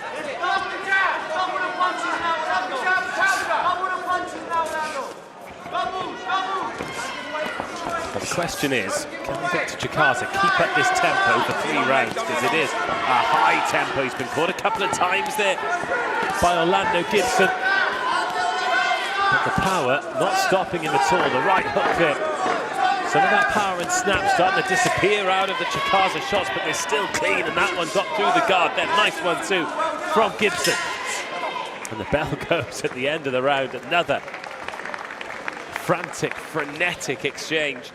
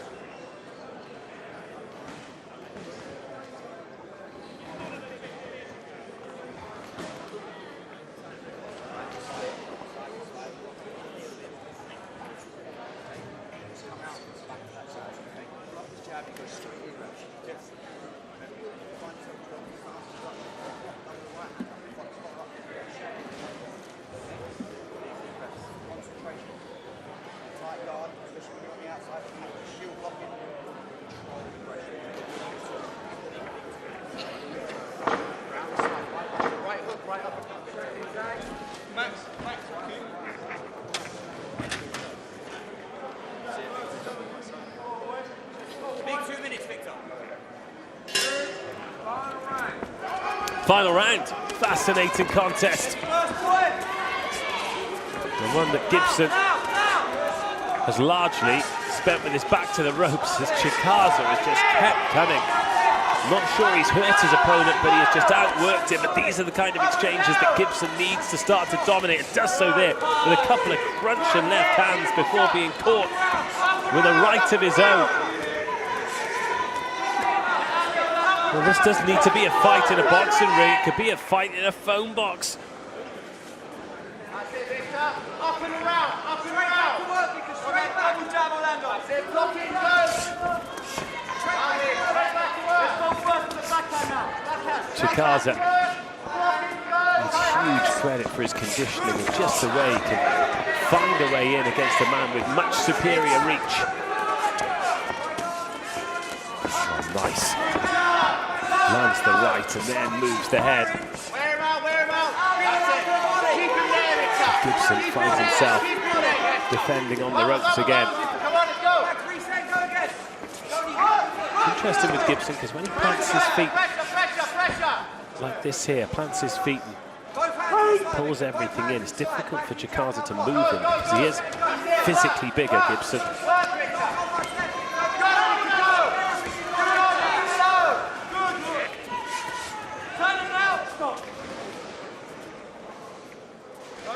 Fascinating contest, this intermediate 60 kg BUCS boxing final.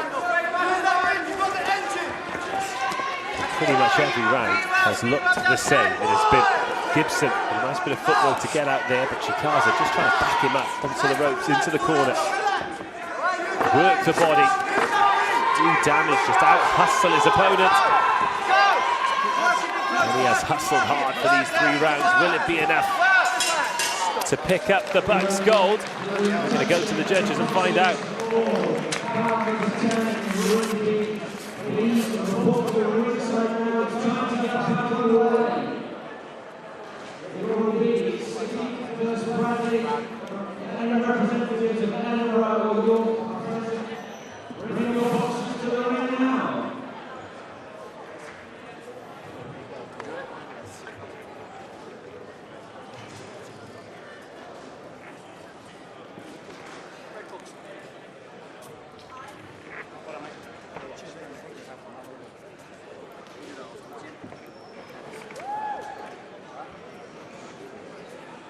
fascinating bout. The first of our intermediate finals today, 6 to 13 amateur bouts coming into this weekend.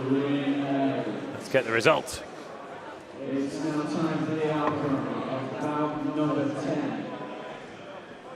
And after 3 quality rounds of boxing, the bout is scored as a split decision.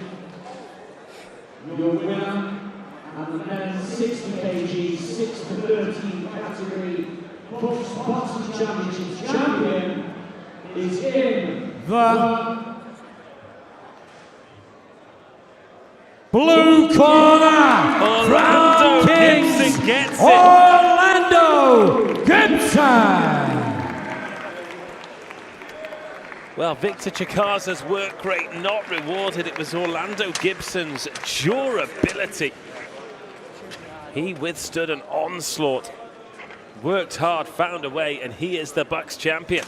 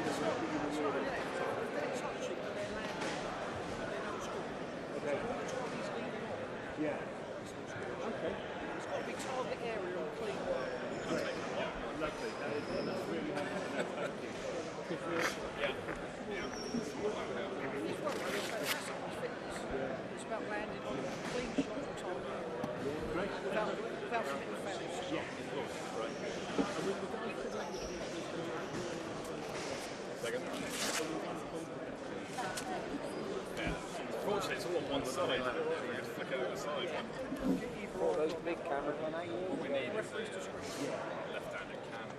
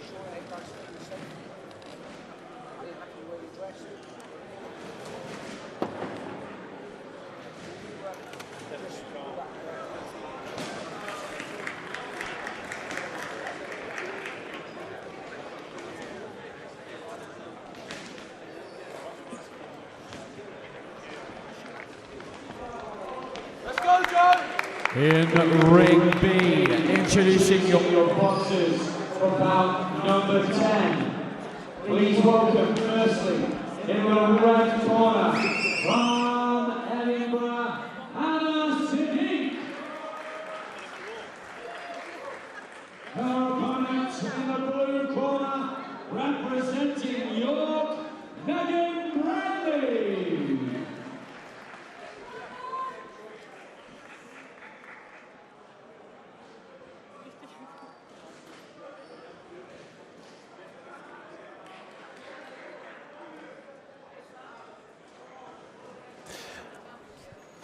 Next bout in ring A, Joanna Livesey of Liverpool, Niamh Monaghan of Sheffield Hallam. Livesey in the red corner, in the blue corner, Niamh Monaghan.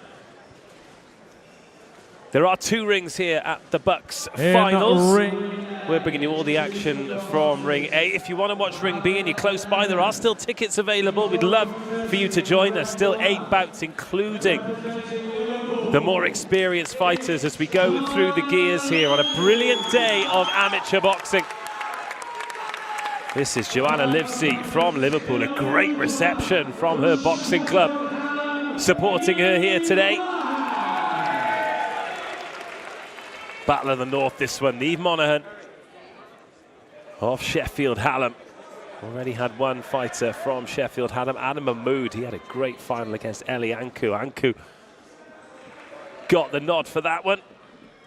Can Niamh Monaghan take this one home for the Steel City? Or will it be Livesey? 3 2-minute rounds. This, the women's intermediate 63 kg final for those with 5 to 9 bouts coming into this weekend. Final words from the referee. Referees have been absolutely excellent. Had some really good bouts. So Monaghan bouncing, ready to go in the blue corner. Livesey looking composed, rolling those shoulders and ready to rock and roll. It's bout number 11 of the day, and both meet in the middle and go to work immediately. Then Livesey just settles into the middle of the ring, but Monaghan catches her with some nice work. These combo exchanges. Again, 3 2-minute rounds. Which doesn't give you a lot of time to settle into the fight. Statement of intent. Yeah, just speaking to judges after some of the decisions and asking what they're looking for. They're looking for clean scoring shots.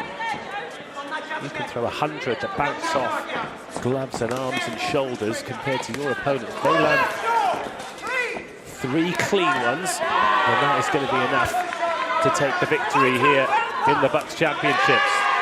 A couple of nice ones already from Joanna Livesey. And then a cuffing left on the corner from Niamh Monaghan. And a right straight down the middle from Monaghan as well. Livesey just needs to be careful with her head. When she's coming in, that left hand's moving out. She's leading with the right hand, so it's leaving a big red button for Niamh Monaghan to try and push.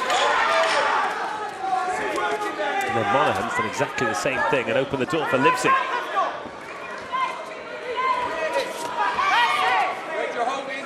Monaghan stepping in on that left hand, just stepping a bit too close for it to really be damaging.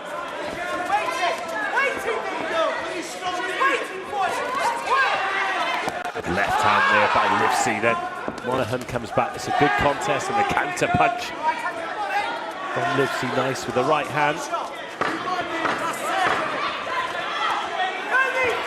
Last few seconds of round 1, time for another exchange, perhaps one more shot that can turn the tide in the round. It's Livesey who lands last, but who landed loudest?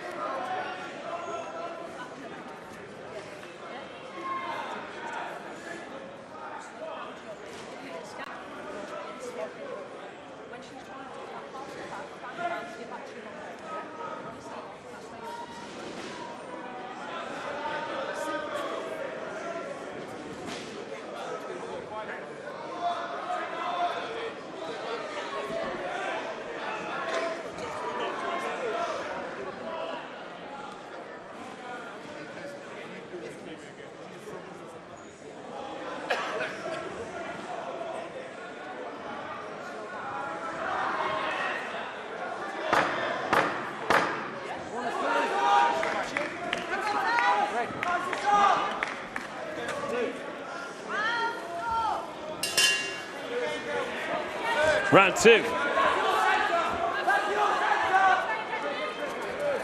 Livesey straight into the middle of the ring, and it's almost like Monaghan wants to take a step back and have a run up and try and bully her off that BUCS crest in the middle of the canvas. Oh, left hand, a big one from Monaghan. Brief storm ridden well though by Livesey. She's straight back into a good position in the ring, but Ring position not as important as landing clean shots.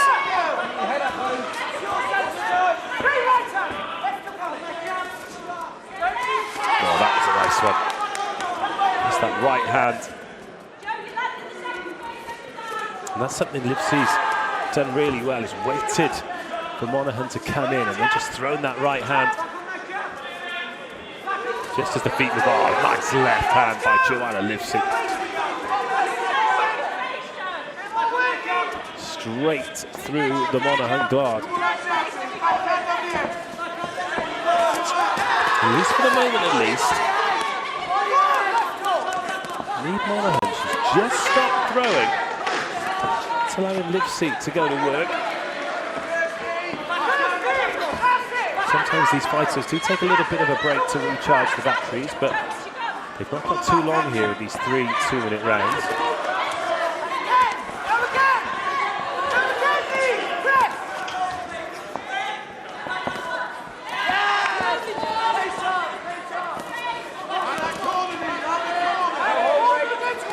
Again, just as Monaghan leaves in, means that Jo Livesey overshoots with the left hand.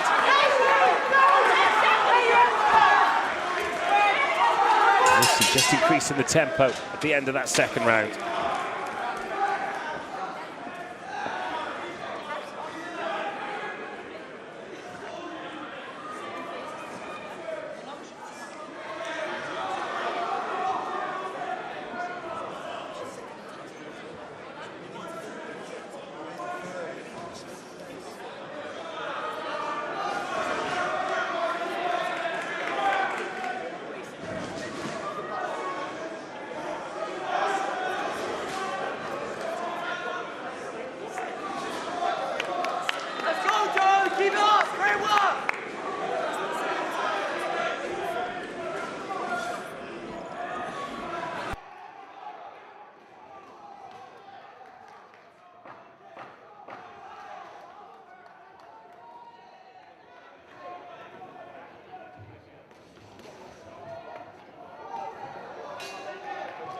Third and final round.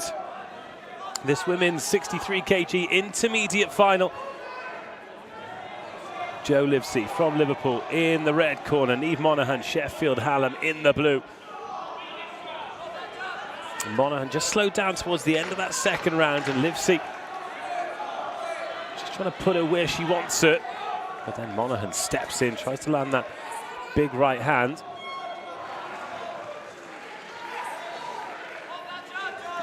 The referee calls them in. It's a good bit of head movement from Livesey just to make Monaghan miss with that right again.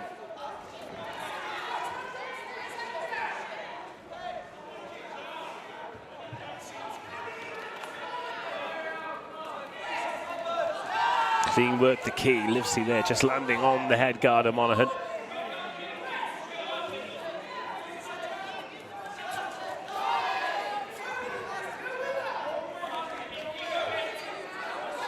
Final minute of the bout.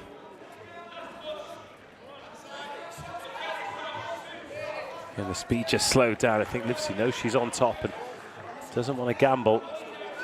Oh, and lands a nice little left on the button there. Monaghan throws on the way out, doesn't land, but then goes to the body once, then twice. And then Livesey back over the top with the left hand. Oh, both stepping in with the same idea there.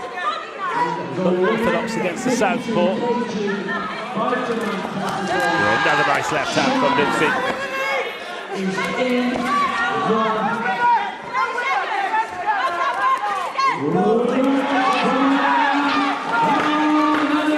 On the right hand, landing on the button this time. Monaghan not got long to turn this bout around. So it's been Livesey in terms of work rate, but who of the referees favoured in terms of the cleaner work? Another 3 rounds in the bank, another BUCS final done and dusted. That's 11 down already, 20 in total. On this finals day at the Ravelin Sports Centre, Portsmouth. And all but 2 have gone to the judges. This another one. Niamh Monaghan, decent start. There was that period in the second round there. She just slowed down and stopped throwing. But came back into it. Big effort in that third and final round. It's Liverpool versus Sheffield Hallam. It's Joanna Livesey versus Niamh Monaghan. Let's find out who's won it.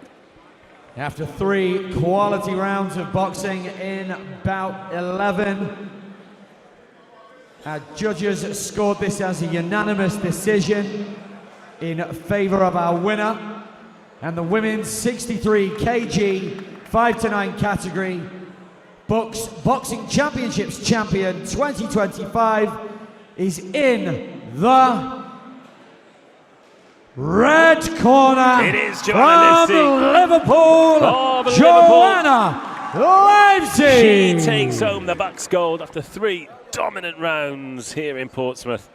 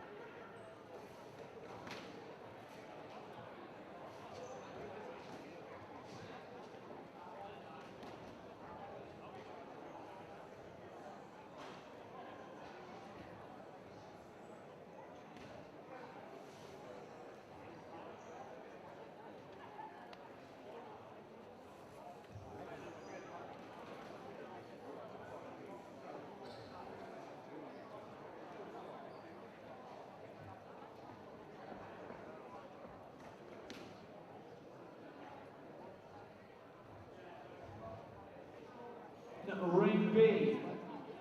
Time to introduce your boxers for bout number 11. Would you please welcome, firstly, in the red corner, representing Kings, it's your own son. Her opponent in the blue corner, from York, give it up for Emma Hogan.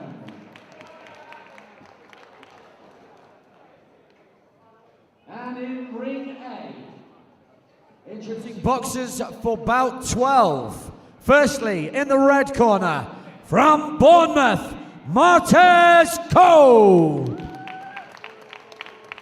His opponent in the blue corner, from Queen Mary's, Jawad Dildar. Into the men's intermediates then. 63.5 kgs. 3 2-minute rounds for the BUCS Championship. In the red corner, Martez Cope from Bournemouth. He's ready to go. Jawad Dildar of Queen Mary's, all in blue, opposite him. The bell goes, round 1, 3 to decide this. Again, we've got an orthodox against a southpaw. Dildar, right hand lead. Both looking to use that jab hand as almost a hypnotic tool to try and take the attention of their opponent and then come through with that trailing hand. Nice quick left hand there from Jawad Dildar. And it's Martez Cope just dominating the early ring position. Looks sharp with his work. Considerate with his work as well. Hasn't wasted anything yet. A lot more movement from Jawad Dildar. Must be confident of his energy tank because you don't want to get too frenetic, too frantic in the opening exchanges and then slow down and allow yourself to be a still target in the later round. Nice right hand there from Cope. But then Dildar catches his man on the way out. Oh, nice movement from Jawad Dildar. Nothing for Cope to really hit so far. Just look at him choking that right hand. I think when he lets it fly, it'll mean business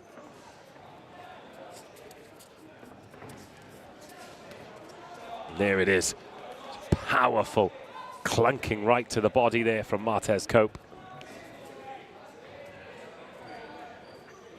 Oh, lovely right again. In and out from Cope. Dildar, oh, gets caught again on the way out. Needs to be careful. He gets in. Doesn't always land clean work, but he is getting caught on the way out, but lands a good right hand. It is an awkward style to try and fight Jawad Dildar. Southpaw style. It's just about managing to get his foot on the outside. And he has been getting in and out quickly, but he's been caught a couple of times. Interesting first round.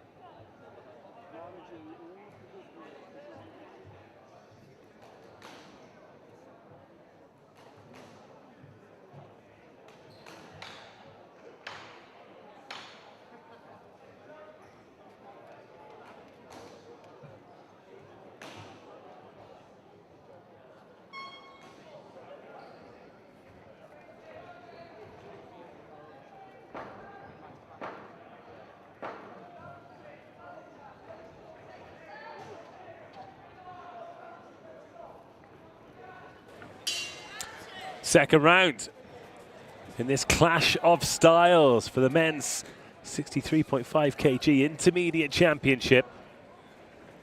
And again, it's Jawad Dildar skirting the ring.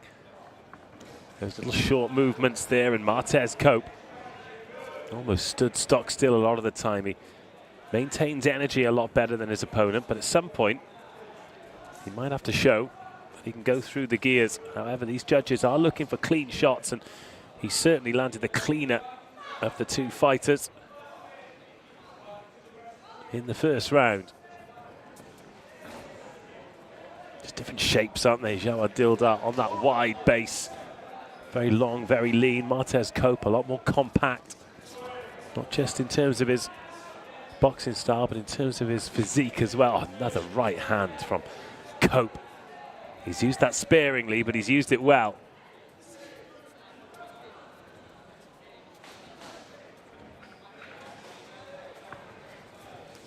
Oh, he got caught there. Cope, he choked on the right hand, but then just left himself open, and Dildar landed just a few glancing blows, but they're scoring blows. Much better from Jawad Dildar. Doesn't want to get in too close, though, because he does run the risk of being overpowered in the wrestle. Shot by Dildar. A better round from Jawad Dildar.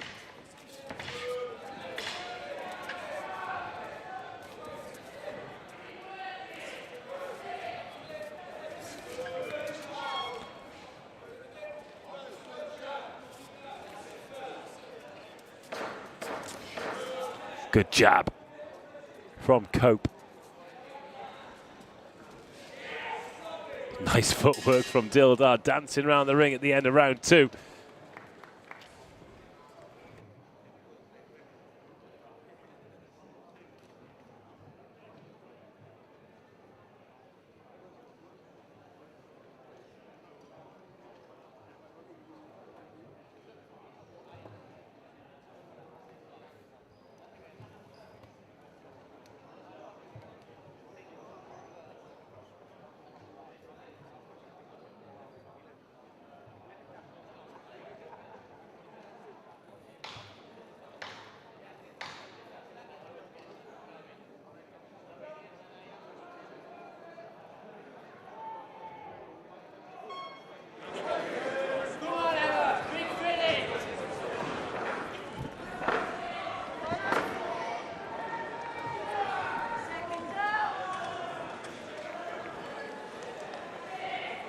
Third and final round. Felt like Dildar outworked his opponent in the second round, having been caught a few times in the first. Again, that's not always what the judges are looking for in these amateur contests. They're looking for clean shots landed, and there was a nice right hand there from Cope, and another. That is the damager, isn't it? Oh, and the left hand this time. Just the third punch of that combination. But credit to Dildar, even when he's caught, you wouldn't know it, he's straight back in. Gets in and out nice and quickly there.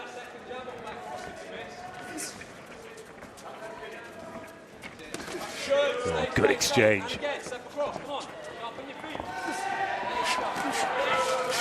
Yeah, it's nice again from Dildar. Lands the jab, steps out. Just a little clinch to spoil Cope's work. Doesn't give him the chance to get back in.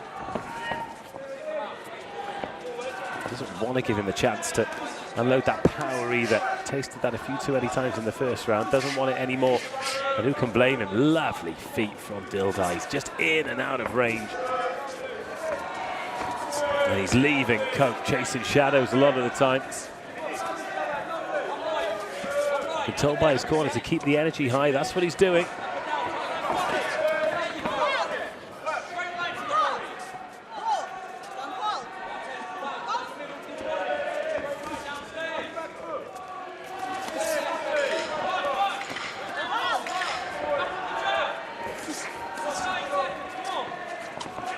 Last few exchanges then before we go to the judges' scorecards once more. Nice shot from Cope, then he's out of range and Dildar makes him pay. Again, just a little scoring shot. Oof. Going for it big with the left hand there, Jawad Dildar. And that is the end of the bout, the end of the men's 63.5 kg intermediate final.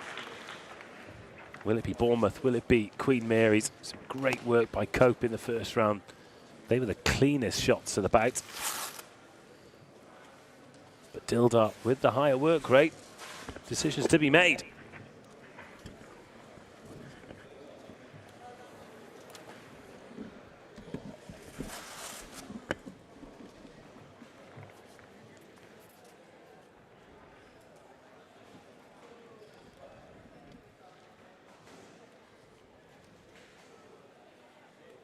Now time for the outcome of the bouts in both rings finishing at the same time. Firstly, ring A, bout number 12 was scored as a unanimous decision in favour of your winner and the men's 63.5 kg 6-13 category champion is in the blue corner from it's Queen Jawad Dildar Mary's. who gets the nod. Both men confident going into the decision. But it was the work rate, the fine work rate of Jawad Dildar that was enough to become the BUCS champion. in favour of your winner and the women's 60 kg 5-9 category BUCS Boxing Championships champion is in the right corner from Kings, your own son.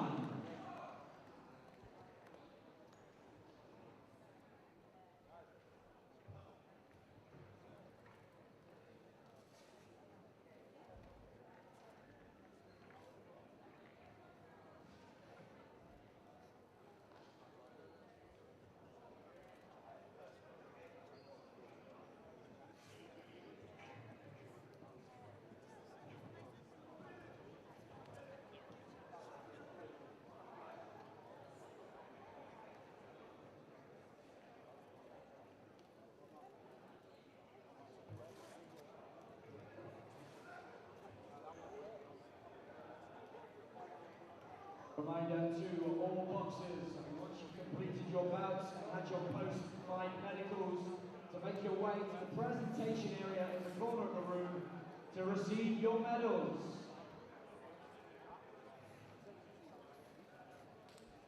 Spectators, remember to keep the energy high in support of our boxers here today. Remember to keep making some noise.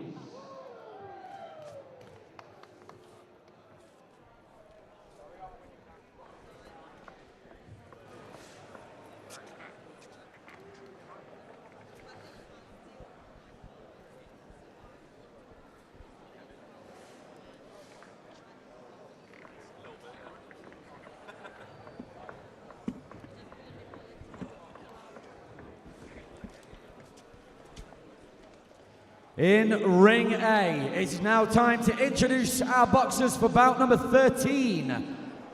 Could you please welcome, firstly, in the red corner from Stafford, Max Finity. His opponent in the blue corner, representing Loughborough, Henry Pretorius. Into the men's intermediate 63.5 kg B final. We have Stafford's Max Finity, the first man from Stafford to be in the ring today. Henry Pretorius of Loughborough. Been a mixed day for Loughborough so far. Han Long Ching got a first round stoppage in the women's 54 kgs. She was victorious. And then Alex Duffy had a cracking fight with Ati Cookendron. Cookendron of Nottingham given the nod. We're underway here. For bout number 3 12. 2-minute rounds in the red for the corner B title. from De Montfort. Let's hear Pretorius in the African violet. Max Finity in the white vest and black and gold shorts. Decent start from Finity as well. Working well behind that jab. Pretorius looking to work on the counter, but needs to keep that guard high because he's been caught there over the top of the gloves. A nice jab from Finity. Looks technically very proficient, doesn't he? Finity. And Pretorius, a counter puncher, but with those high gloves, just finding it hard to find a way through.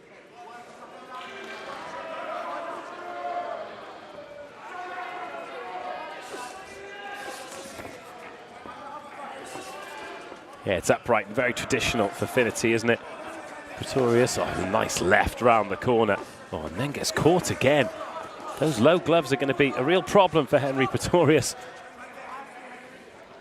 If Finity puts something in behind that jab. Oh, another stonking jab from Max Finity. Just a reminder that the the judges are looking for clean shots, and the clean shots have come from Max Finity in this first round. There's another one through the guard.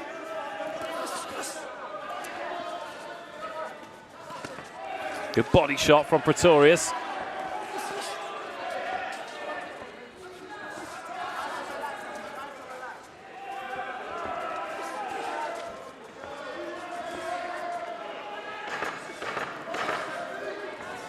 Last few seconds of this opening round. Good body shot there from Pretorius. Right up top, followed by the left, and then goes for the lead uppercut. And that ends round one.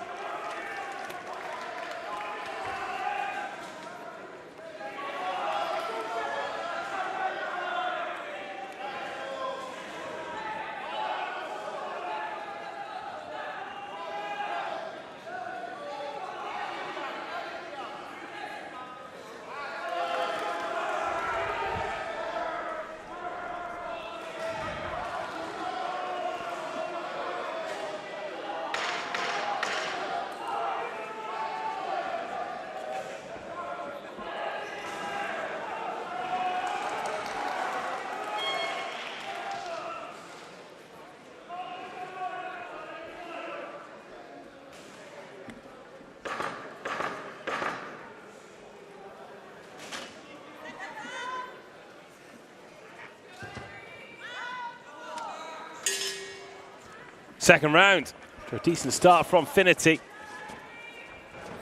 Plenty of flashes from Henry Pretorius in that opening round. Just left himself available to be caught with the jab a few too many times. Yeah, much better from Pretorius. He's a little bit quicker than Finity, and we've seen it a couple of times already today.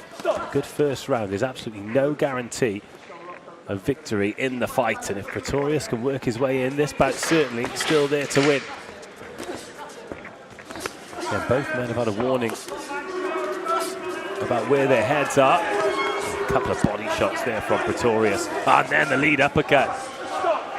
Good work from the Loughborough man. Looks to be enjoying it in there as well. Left hand just stops Finity coming forward.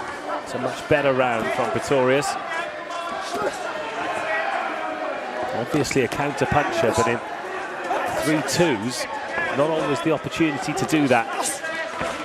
Might be suited to slightly longer formats of boxing as it becomes slightly more experienced. It's the intermediate level of BUCS boxing for those with 6 to 13 bouts coming into the championship.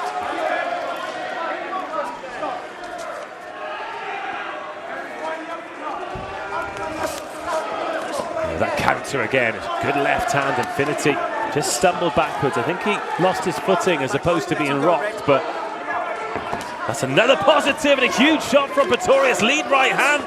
Infinity's legs dipped for a second. He's recovered well, but Pretorius growing into this fight. And just striding around the ring, looking to launch punches at odd angles. Mentioned at the beginning, Infinity looks orthodox, and at these angle changes, a little bit more difficult for him to deal with. Great round from Pretorius.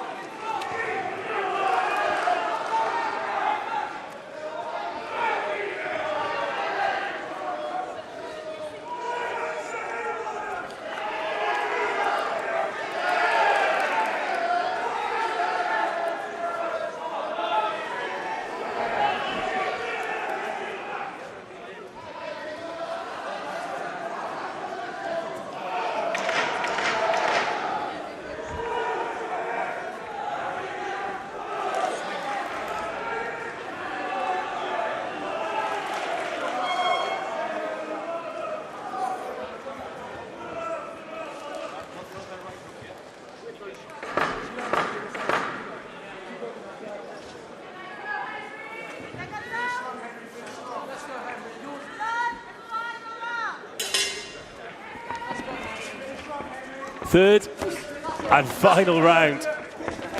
Max Finity superior in the first round. Henry Pretorius superior in the second. So it all could come down to this high tempo, close range at the start of this third. Pretorius is enjoying leading with that uppercut.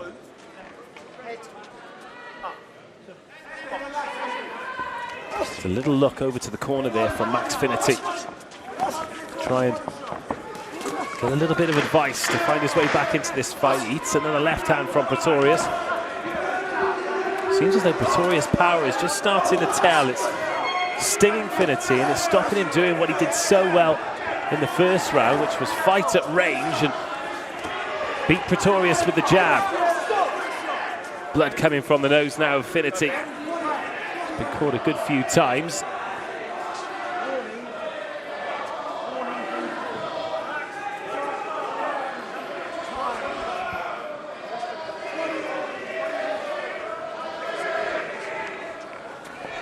And with that, after the referee's warning, they're just going to clean up Max Finity. Doctor's going to take a look at this.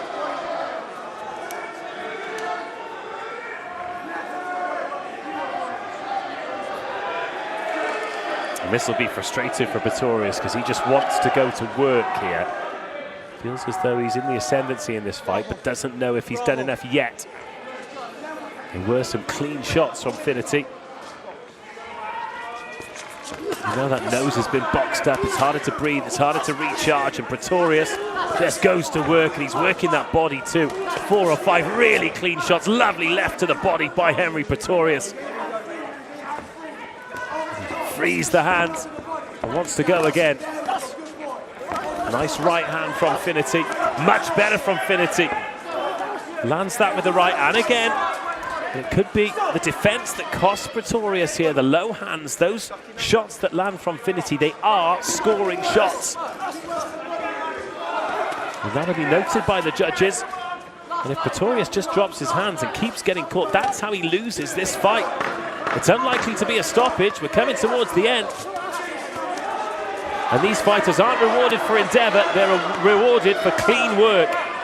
Who has landed the cleanest? Who is going to be the B champion? Decent fight, clash of styles. Loughborough versus Stafford, Pretorius versus Finity, and a decision to be made by our judges.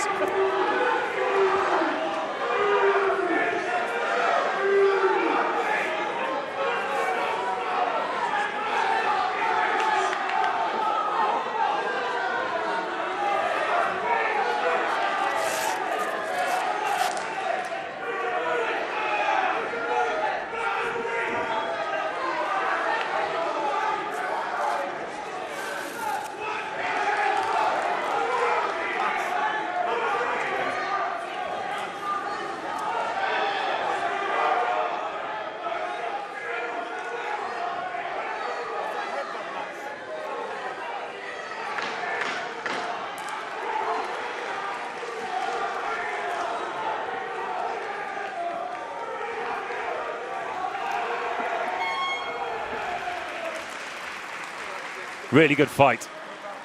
Really good fight. Highly entertaining in the men's intermediate 63.5 kg. But there has to be a winner. A. The outcome of bout number 13 is scored as a split decision. And your winner is in the blue corner Pretorius gets from Loughborough, Henry Finity Pretorius. landed some cracking shots in the first round, really tested Pretorius.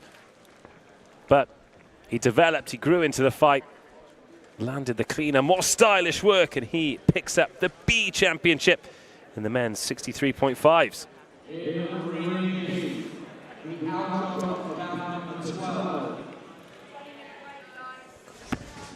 The bout is scored as a unanimous decision in favour of your winner.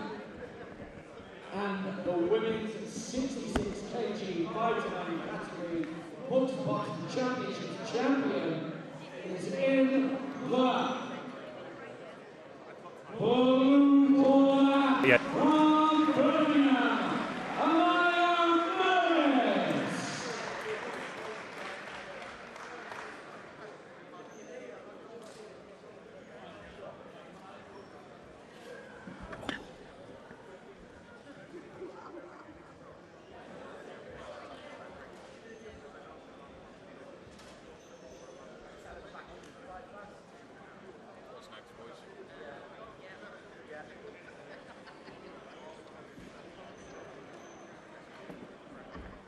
Ring A will now be taking a short 20-minute break. Boxing will resume with bout number 14 here on Ring A at roughly 5 minutes past 3. 5 past 3.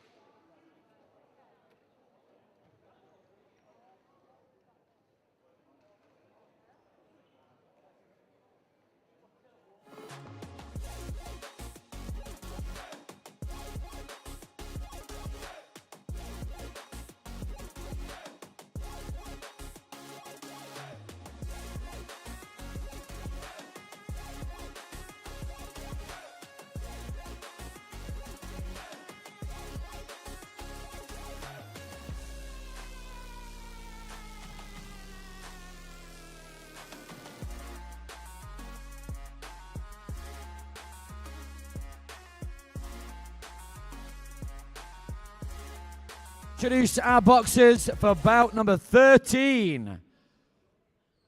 Firstly, please re-welcome in the red corner, representing Brunel, Shazad Dildar. His opponent in the blue corner, from Northumbria, Uzziah Masvari.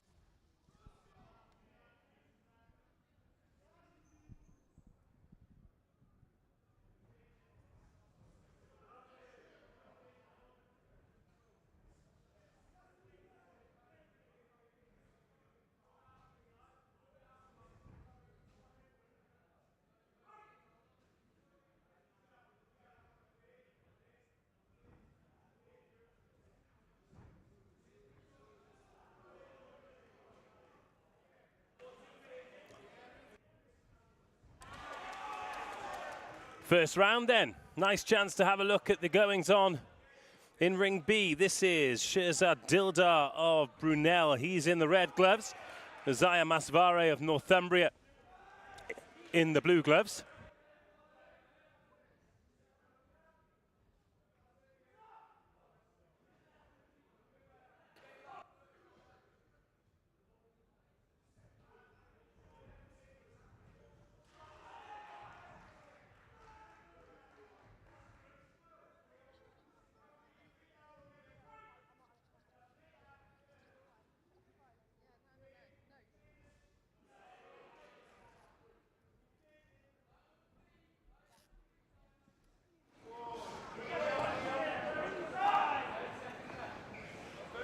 Let's go, shit.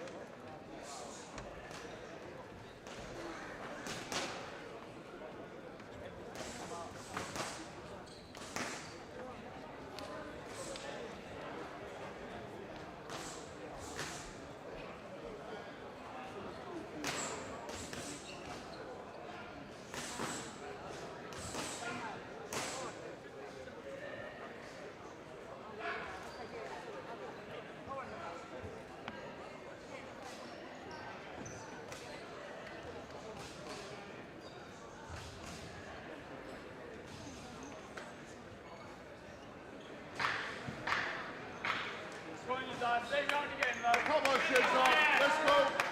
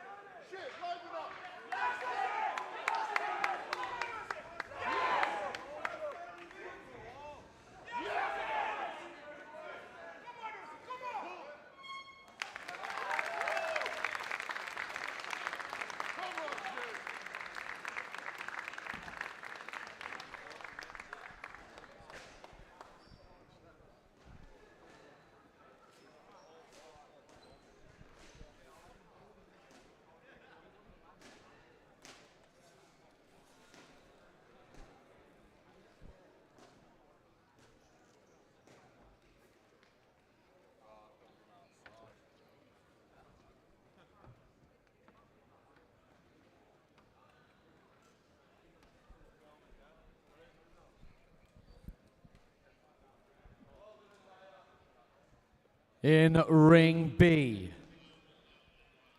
bout number 13 has been scored as a split decision.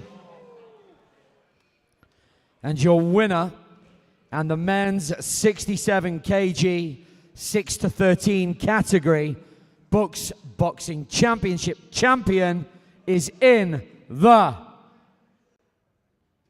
blue corner from Northumbria, Uzziah Masvari.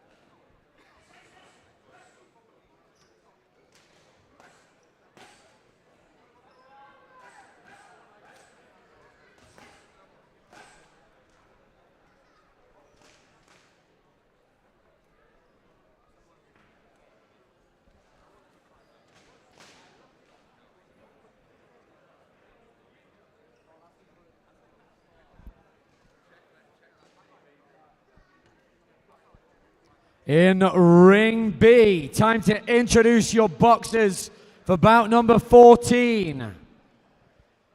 Put your hands together, make some noise and welcome, firstly in the red corner, from Loughborough, Elliot Timms. His opponent in the blue corner, from Nottingham, Emmanuel Antwi Apaya.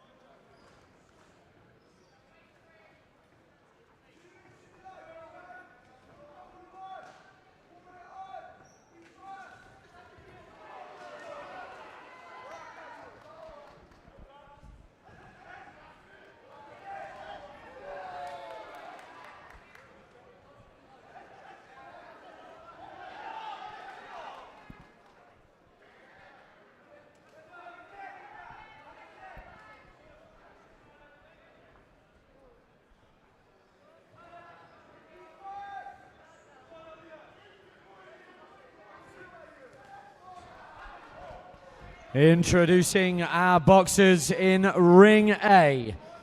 So make some noise and welcome, firstly, in the red corner here in bout 14, from Sheffield Hallam, Oliver Crichton. His opponent in the blue corner, from Leicester,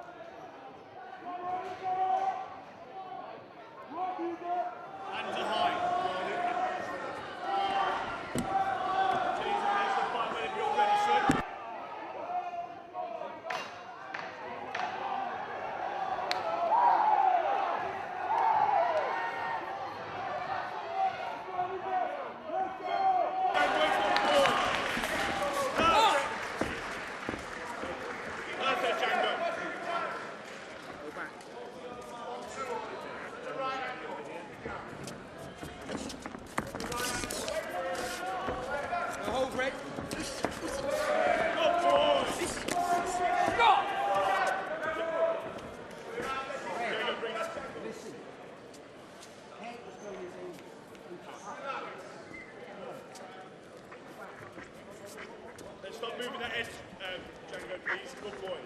Bring the ankle. Bring your thighs up. Django, bring your thighs up. 5 up. in Ring B. The outcome of bout number 14 was scored as a unanimous decision in favor of your winner, and the men's 75 kg 6 to 13 category BUCS Boxing Champion is in the blue corner, from Nottingham, Emmanuel Antwi Apaya.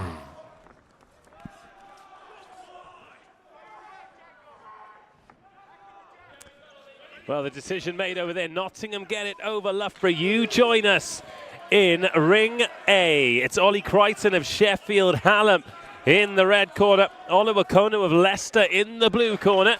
Final few seconds of round number 1. It's been fast, furious, and frantic to say the least. This is the intermediate final in the men's 71 kg category. A touch of gloves and a chance to assess the work done. We're still in 3-2s. We've got another 3-2 after this. Max Langworthy of Loughborough against Benji Sampson of Bournemouth. Then we go into the Elite Championship finals. 5 bouts, 3 3-minute rounds to take you through until close of play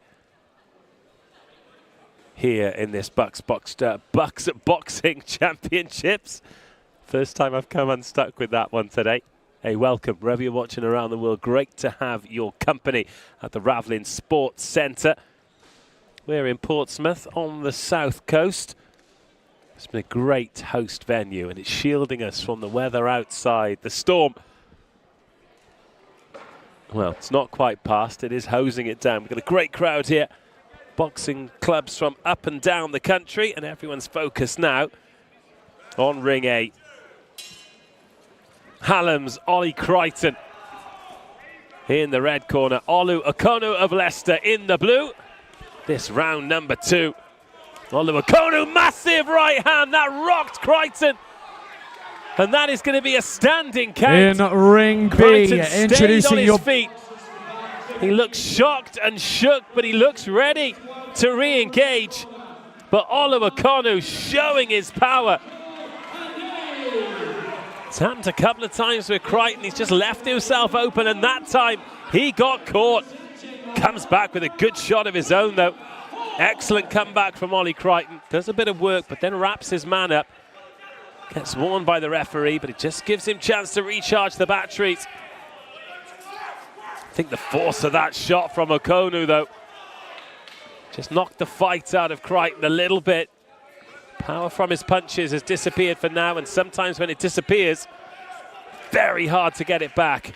Another left hand this time from Okonu, and the right hand again. Well, Crichton's worn it. The referee gives him a break, but that's twice Ollie Crichton has been rocked by Okonu. Huge credit to the Sheffield Hallam man. He has got a granite chin because those are powerful shots that hurt. And Okonu is going to grow in confidence, lands the right for a third time.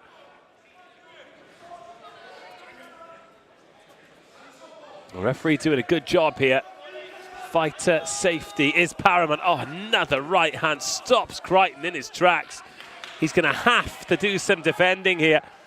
Otherwise, this fight is going to be over before the final bell. Oh, another right hand. Olu Okonu landing. Crichton making him miss for a change.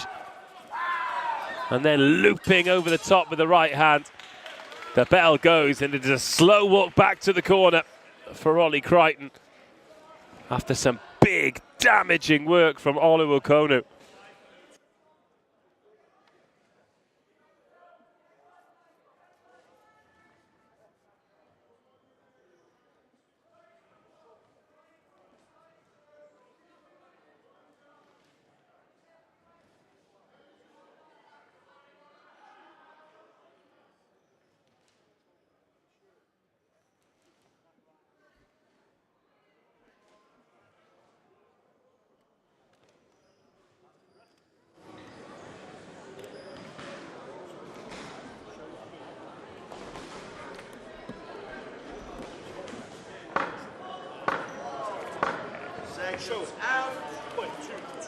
Red corner.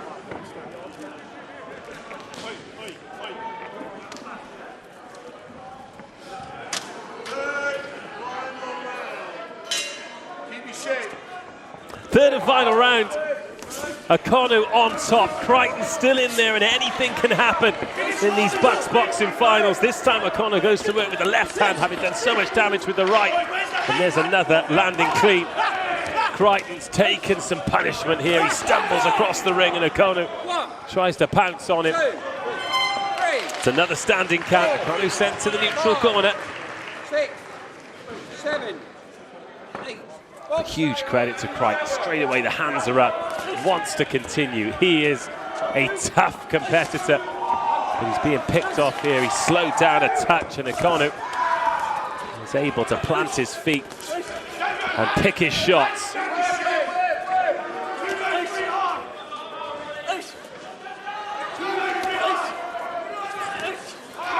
Okonu now, given the shots that he's thrown, maybe he's starting to slow down as well. Even boxing well, and boxing on top takes energy. Oh, another right hand rocks the chin of Crichton, who eats the left this time. Again, he's rescued by the referee's count, and again, he raises those gloves up. 5, 6, 7, 8. But it's over this time. And Olu Okonu takes the victory. Ollie Crichton, it was a brave performance. He took a lot of punishment there, ate a lot of shots, and eventually they caught up with him. Took a little while for Olu Okonu to settle, but when he did, serious power. But it was a great contest. Both men leave the ring with their heads held high, but Olu Okonu, the winner. And the men's intermediate 71 kg BUCS champion. But we still need to go to the middle, Kieran Hardcastle, to make it official.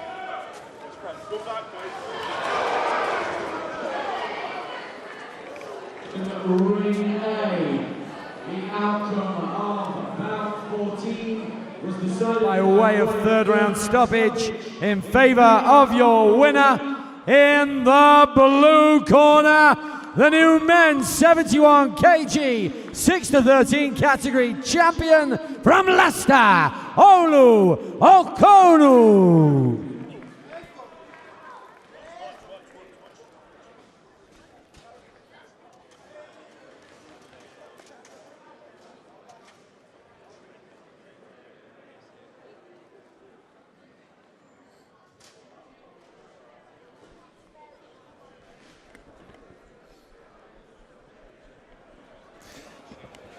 Still 6 great bouts to come here in Portsmouth. You may as well stick with us for all of them.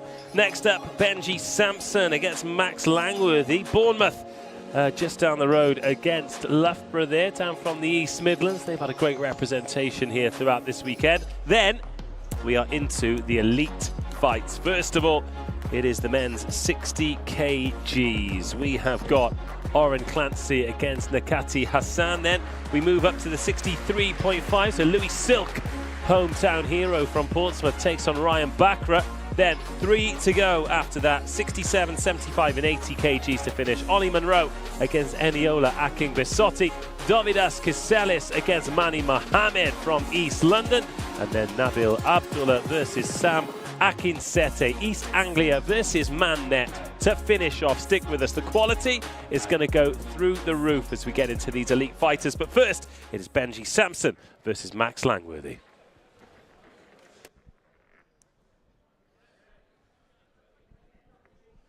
In Ring B, the outcome of bout number 50.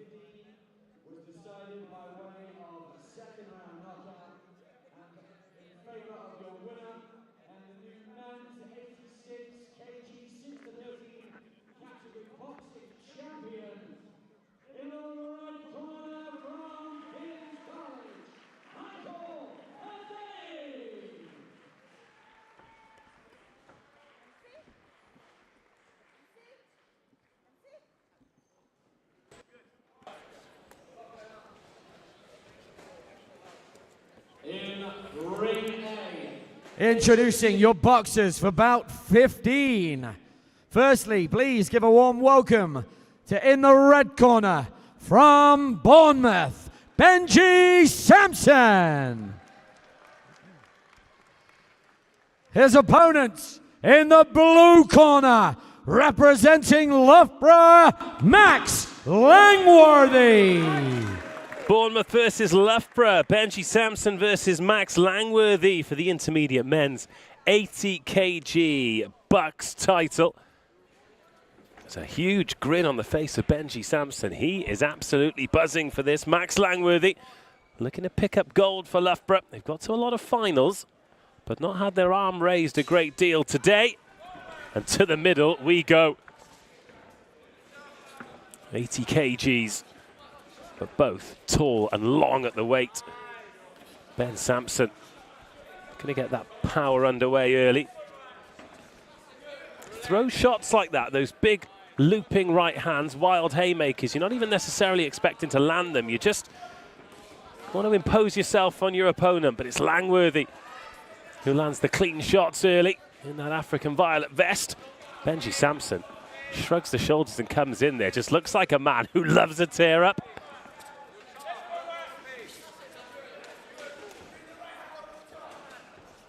Got that really relaxed style, hasn't he, Benji Sampson?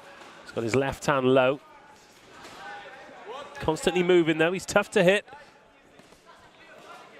But that right hand there from Langworthy, worth noting that if it lands, it scores, and that's what the judges are looking for. You can be as busy as you want, you can throw as many punches, but if they're bouncing off gloves and shoulders, they're not going to count as Langworthy steps in and lands the right hand, then stumbles backwards.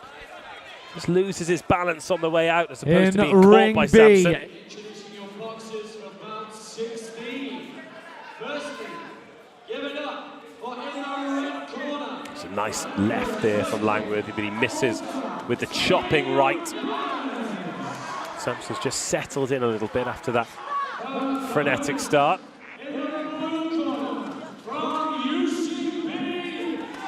Langworthy just warned there for leading with the shoulder.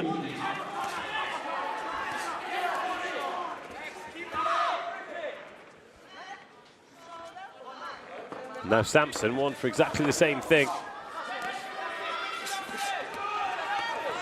Oh, shot there by Sampson. Cuffs his man with the right hand. The end of the round.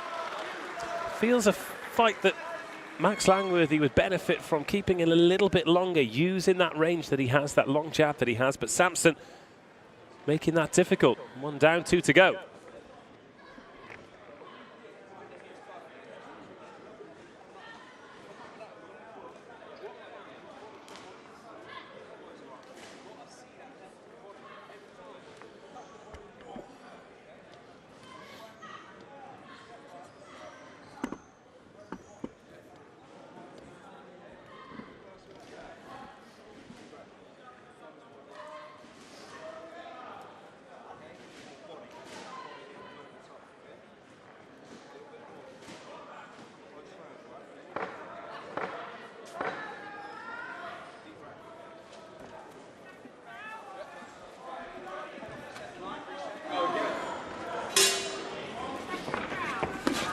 Round 2 of Sampson versus Langworthy. Straight away, it moves from the boxing ring into the phone booth. It is all happening in close proximity.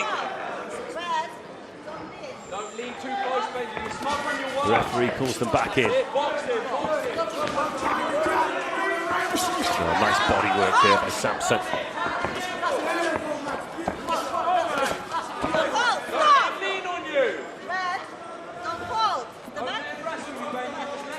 Referee being made to work out there. All these exchanges in close range. These two fighters with a bit more experience. This intermediate category for those with 6 to 13 bouts. Moving into this year's competition.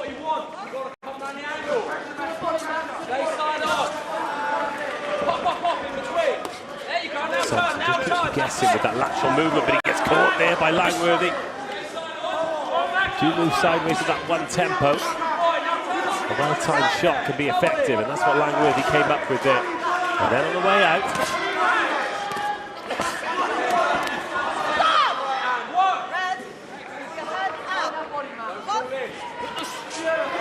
well, leading with the uppercut there by Langworthy, and he lands a few valuable shots. And Sampson comes in. Good shot selection from Max Langworthy. And then Sampson comes back with one of his own. And good shot by Langworthy. Oh, lovely shot! And that squares up Sampson, and he's going to get a standing count. Max Langworthy's listened to those instructions that have come from the corner. They've seen that Sampson's leaving his head there. Langworthy started to lead with that uppercut, and it yields results at the end of the round.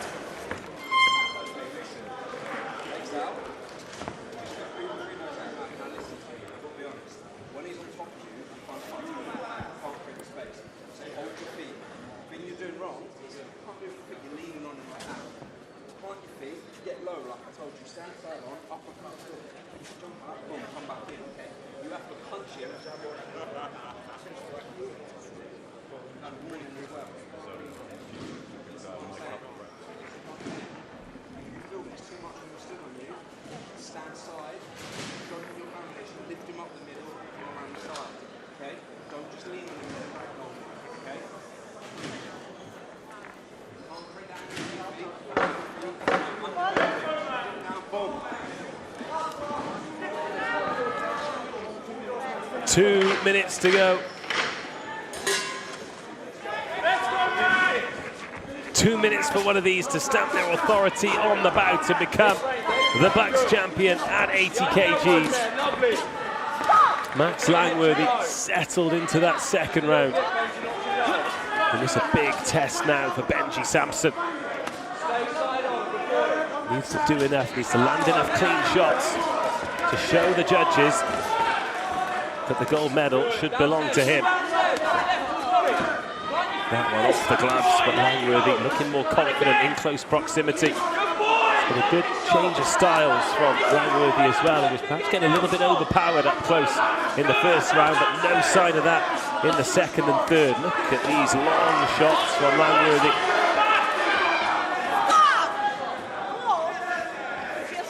He's being warned about the shoulder there because he was using it to make space to just try and move Sampson a little bit and put himself in range.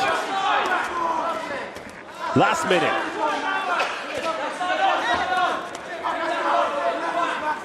Oh, another uppercut. Lands on Sampson. And the jab as well. Some nice little technical bits here from Langworthy. Just using that elbow and that bicep to...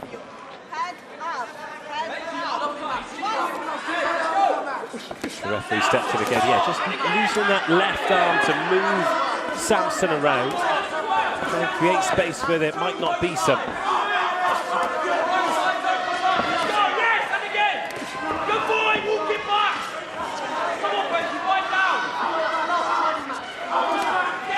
Final few throws of the fight then. Sampson in close, lands a good left hand of his own. Benji Sampson, just as he wants to build some momentum, referee would pause to stand in again, and that is the end of the bout, the end of the third round, and the end of the men's 80 kg Intermediate BUCS Championship. Lovely, bright start by Benji Sampson. Great footwork. Used every inch of this canvas. But as the fight got closer, Max Langworthy perhaps landed the cleaner of the work. But it's not up to us to decide. It is up to the judges. I can see Kieran Hardcastle, our MC. He's going around collecting the scores.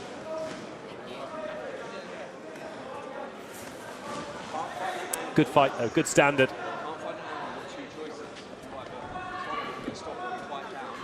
And time to get a result. In Ring A, the outcome of bout number 15 is scored as a unanimous decision in favour of your winner and the men's 80 kg 6-13 category, BUCS Champion 2025 in the blue corner from Loughborough, Max Langworthy gets it. It is gold for Loughborough. And just like every medal in these BUCS Championships, it is well earned and hard earned.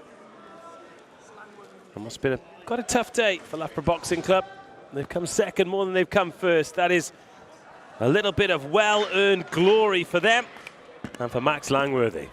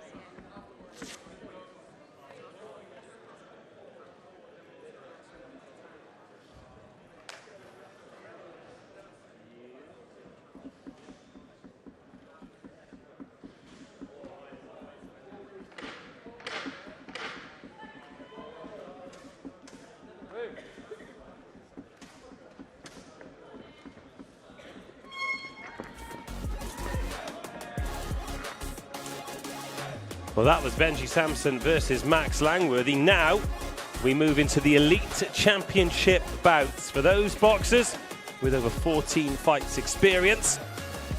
And as a result, we get an extra minute in each round, 3 threes.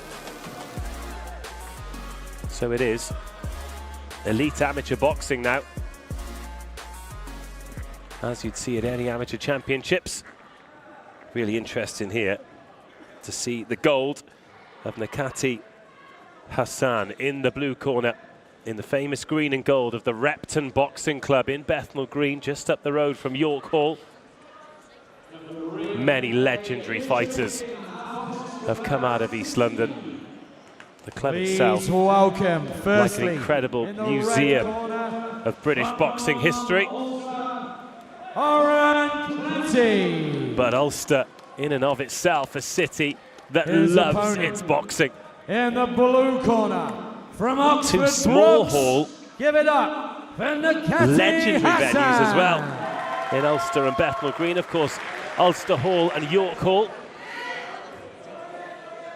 Pretty much anyone who's come up through English or Northern Irish boxing on their way to national or international titles will have boxed on a fight night at one of those two clubs. But here we are. Oran Clancy of Ulster, all in red.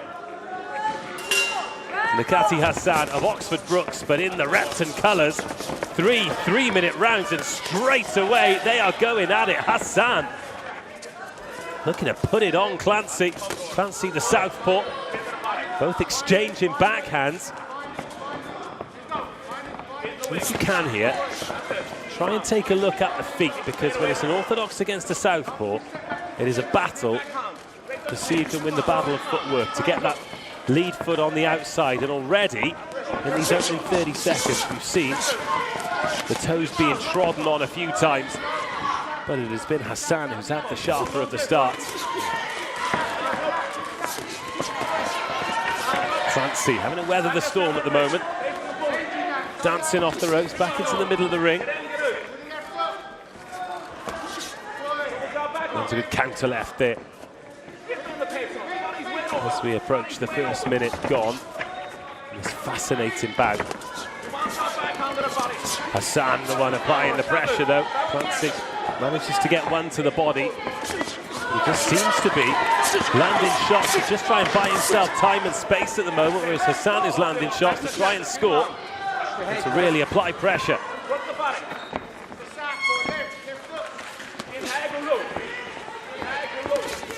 Oh, Hassan just missing with a vicious right hand. Credit to Oren Clancy though. Doesn't look too flustered, does he, as soon as it settles down again. But he has a few body shots on. A nice right there from Hassan and a counter right from Clancy.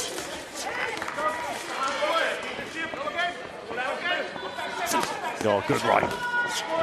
Hassan over the top. And some blood coming from the mouth there of Clancy as he came past. Into the last minute. Told you the quality was going to go up, didn't I? This high octane, top-notch amateur boxing here in the BUCS Championships.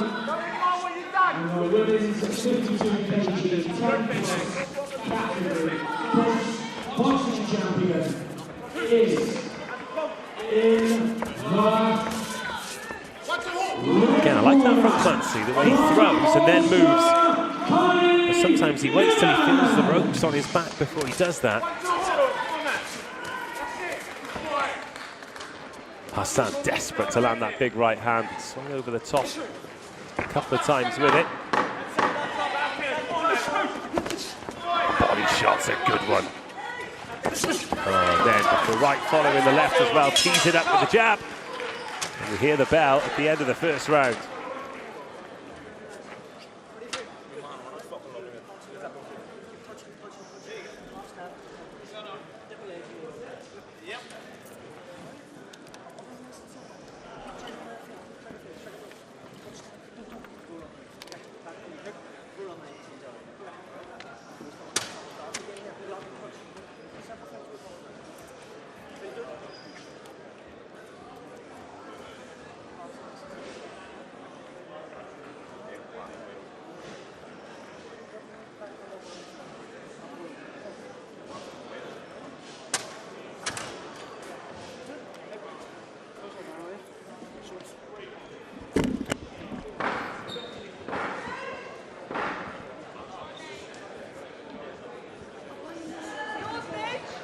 Keep everything nice and tight.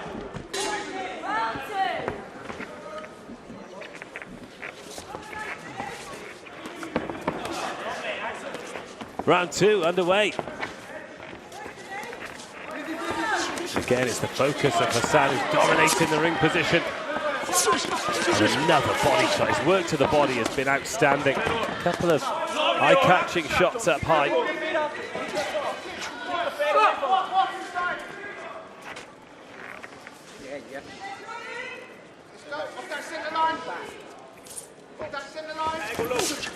Body shot this time from Clancy. Spent a lot of this bout on the back foot. Another one. Straight up the guts. Good shot from Clancy there. It's just starting to impose a little bit of power and catching Nish Hassan on the way in.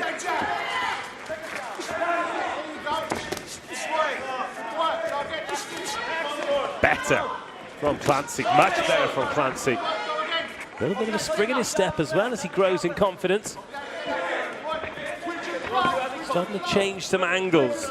Oren Clancy lands the body shot. And just look at the difference in body language in the Ulsterman. Does he feel as though he's weathered this storm here? Does he feel as though he's tasted Hassan's power? And he's got 2 rounds. Well, doesn't want to get too arrogant, so if he does get caught. Just saw him back on his heels there. If you end up too far back on your heels, you end up with your backside on the canvas.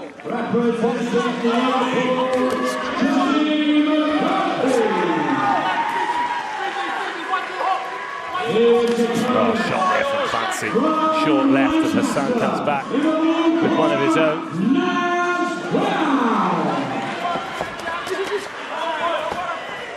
Again, dances out. These little skips from Clancy. What do you reckon? Do we like him? Do we not like him? Either way, it all adds to the picture of a man who's enjoying himself in there and is comfortable in there. And we didn't see him in the first round, which probably means that Hassan was making it uncomfortable for him in there. Shot from Clancy. So much more spark to his work in this second round.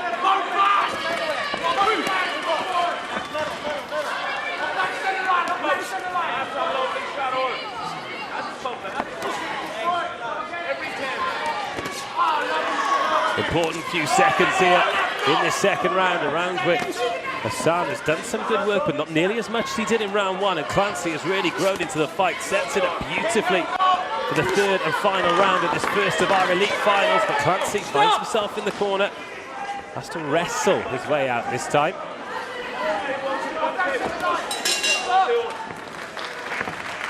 Oh, Clancy, you didn't see that because we were concentrating on Hassan, but danced his way back to the corner with 1 round to go.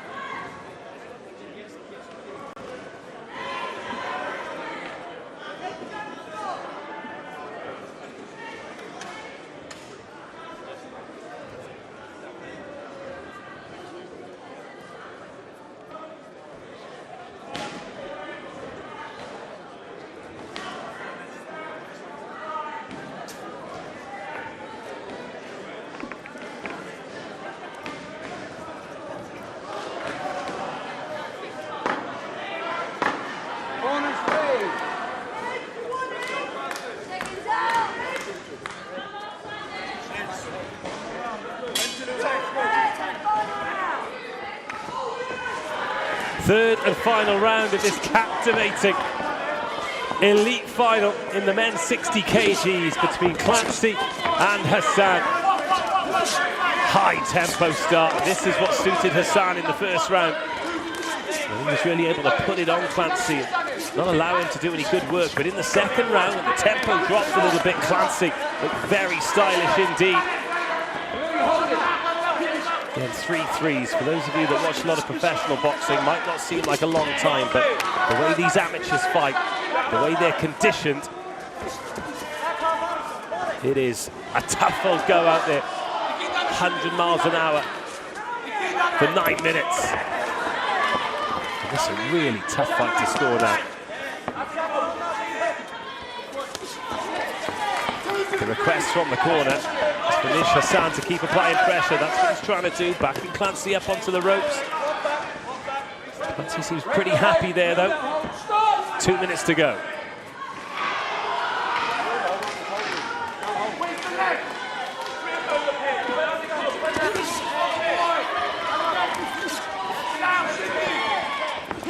Oh, nice exchange of power right on the ropes in this angle. It's a good idea of the physicality beyond the punches when they get in that clinch. Is there a position to be found where you could land a scoring blow, a clean blow? Clancy just plants his feet there.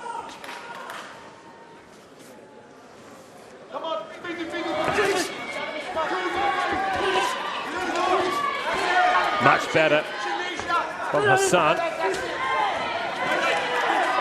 But again, in these exchanges, are there any clean shots? If they're not clean shots, they're not going to score. Clancy won that exchange. Just landed the left and then walks away. He is making Hassan miss. Final minute.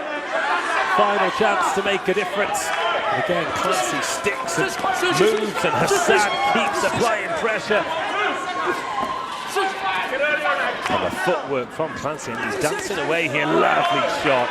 Really well boxed from Oren Clancy. The Ulsterman finishing stronger as Hassan goes 1-2 to the body. 30 seconds to go. What a contest.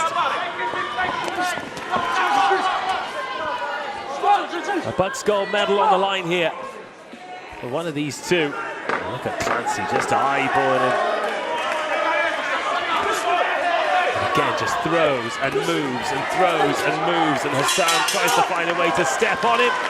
But the bell goes, it's the end of the fight. Oren Clancy pumping up the crowd. He thinks he's done enough. Has he done enough?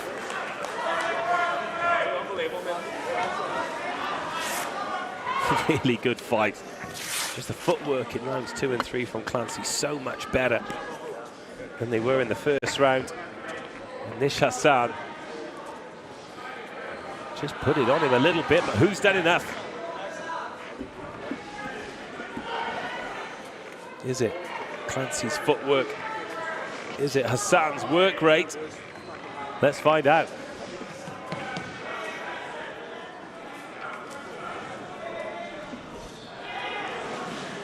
In Ring A, the outcome of bout number 16. The bout has been scored as a split decision. The winner and the men's 60 kg 14 plus category BUCS Champion 2025 is in the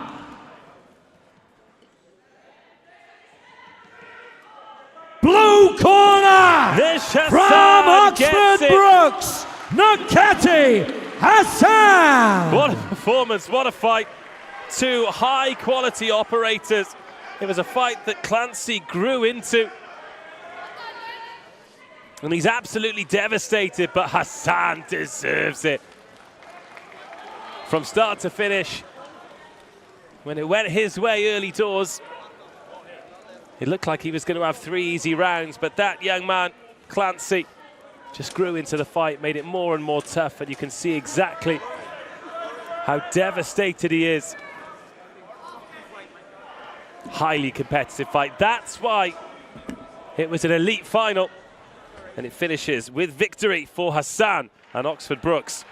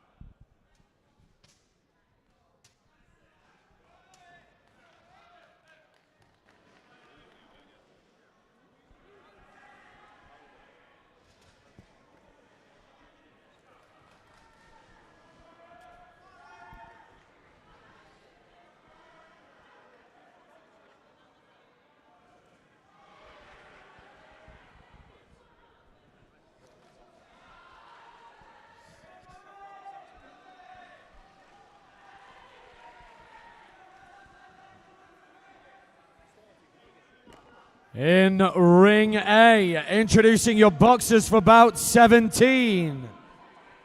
Firstly, in the red corner, from here in Portsmouth, Louis Silk. His opponent in the blue corner, representing Leicester, Ryan Bakra. This is the Elite Men's 63.5 kg BUCS final, live from the Ravelin Sports Centre in Portsmouth. And it is the hometown fighter in the red corner, Louis Silk, in the purple vest against Ryan Bakra of Leicester in a royal blue mirror ball pair of trunks. 3 3-minute rounds for the title. Two orthodox fighters, left hand, left foot forward. Already had an absolute cracker in the men's 60 kgs between Clancy and Hassan, as Bakra just lands a nice left hand there and backs Silk up with a little bit more power. It is hectic, it is frantic, as you'd expect.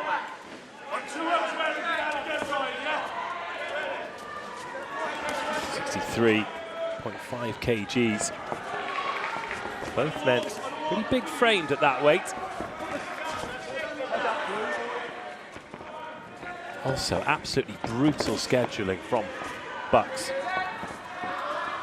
To have this a month after Christmas, so these lads have had to stay in shape over the festive season to make weight. Oh, lovely work there from the Leicesterman.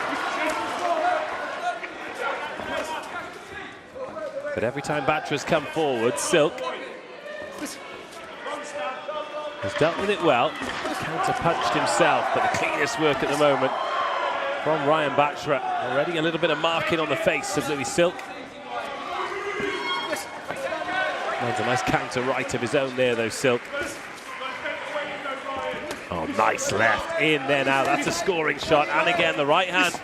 Louis Silk halfway through this first round. Just settled well.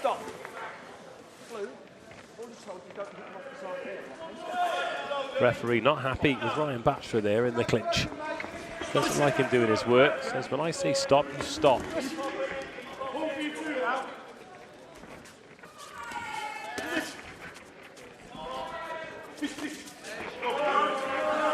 Minute of the first round to go. The left hand of Silk has just dropped down. He's looking for an opening and finds one there. Finishes off that exchange well, Silk, and then gets in with the left and out again. Good footwork. Doesn't want to get caught with too many of those jabs. Ryan Bakra not quite in range to throw them. Oh, shot again from Silk. And what's impressive is the way he just gets out, doesn't give Bakra time to respond, or opportunity to respond.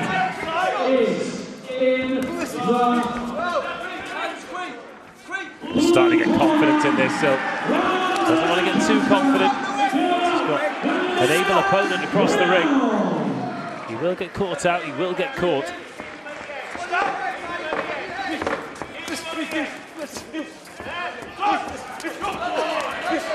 Oh, nice shot there, just the right hand from Bakra right at the end. And that ends the first round.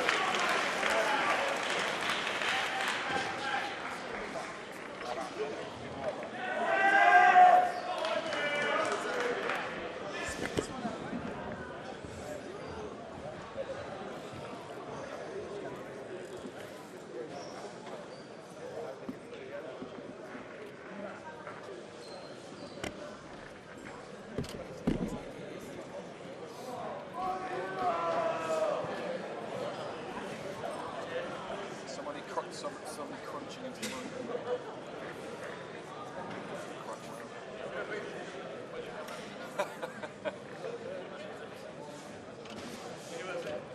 It's like a free ASMR show.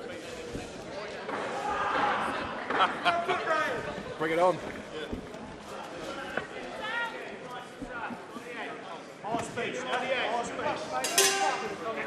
Bell goes at the start of round two. Again, it's Ryan Bakra who races to the centre of the ring to try and do the early damage. Did his best work at the start of the first round, but it was Louis Silk who settled in. And every time they exchange, it seemed to be Silk who'd have the final say.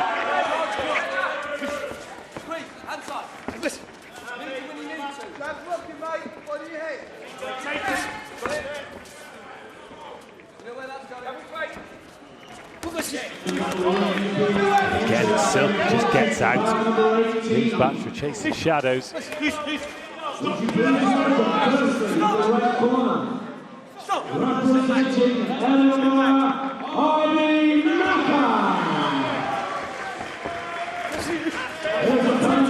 Again, the jabs, good work.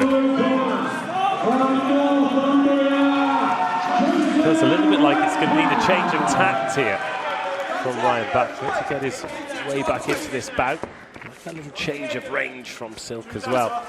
So he just dips in and out. Uses that left lead foot well and drops Batra with a stunning right hand. It was quick, it was sharp, and it was shocking for Ryan Batra. Louis Silk. That is the shot of the day, and he smells blood now. Doesn't need to rush his work. It's been a good recovery though from Ryan Batra. But now he knows the power, he knows the speed. It was the speed of the shot from Louis Silk that did the damage.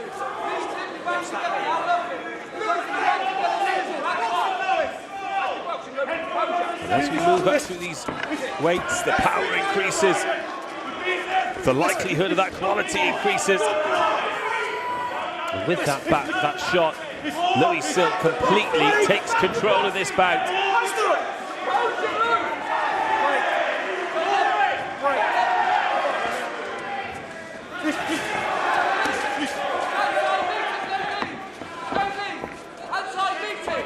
With a good response here from Ryan. Because he definitely felt that. Sometimes the knockdowns, they look big. They might just be flash knockdowns, but he was absolutely buzzed there. But he's got up, he's cleared his head, and he's got back to his boxing. Warning, red corner. Box.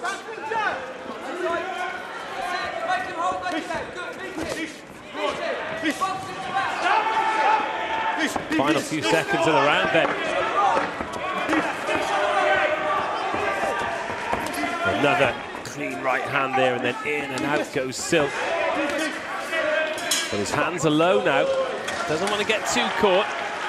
And here we are, with 1 round to go. Let's take another look at the highlight of this round. One of the highlights of this tournament. Just sets himself. Oh, just dips into that shot.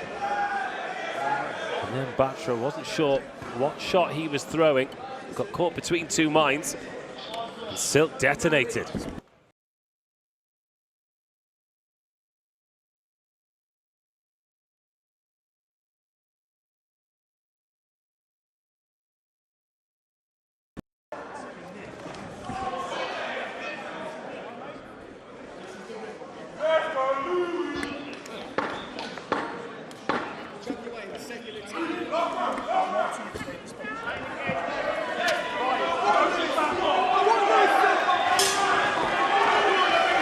Final round. And not to be put off by his brief trip to the canvas again, Ryan rushes to the middle of the ring to get it on again with Louis Silk. Another good fight. This is the elite men's 63.5 kg final.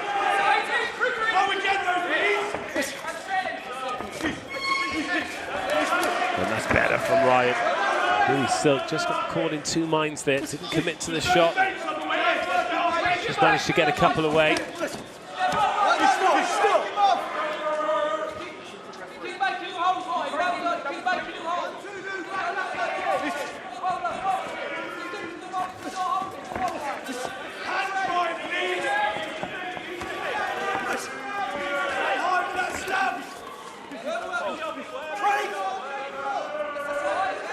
Ryan Batra loves trying to get a couple of shots away in the clinch, doesn't he? Just a few, just to show that he's still game. Oh, lots of good shot there, Batra, but Silk comes back with one of his own. It's those big torso sways, isn't it, that Just puts Butcher off, means that he can't land the shots that he wants to, can never really plant his feet and apply any power.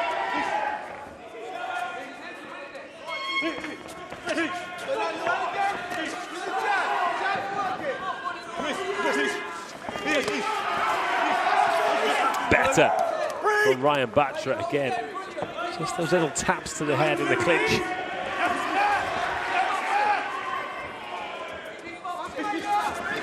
And then plants his feet again, Louis Silk, and throws that right hand.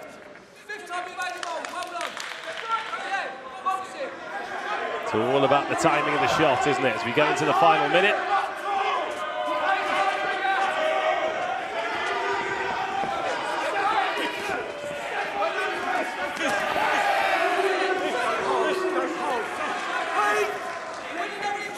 Silk's trying to wrestle Butcher off there. He wants to box.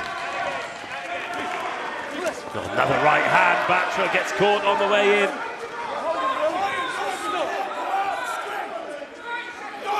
And it was very similar to the position he found himself in when Louis Silk dropped him.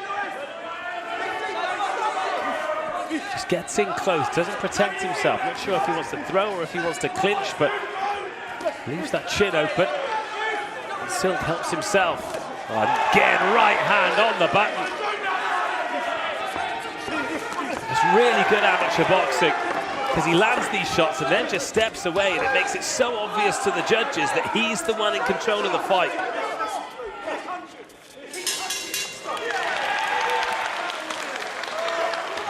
And that is the final bell. There's a nod of the head from both men. Both think they've done enough. Again, that knockdown, it's not like in the pro ranks. It's not necessarily a reflection of how the fight went, but there were the moments where Louis Silk really showed his class, where he'd land, he'd step away, and show that Ryan Butcher was swinging at fresh air. But in those exchanges, do the judges think that Ryan Butcher landed the clear and cleaner work? Let's find out. Great fight that was. The elite men's 63.5 kg. Who's taken the gold? 17 has been scored as a split decision. Your winner and the men's 63.5 kg 14 plus category BUCS Boxing Championships champion 2025 is in the red corner from Portsmouth, Louis Silk Gets the decision.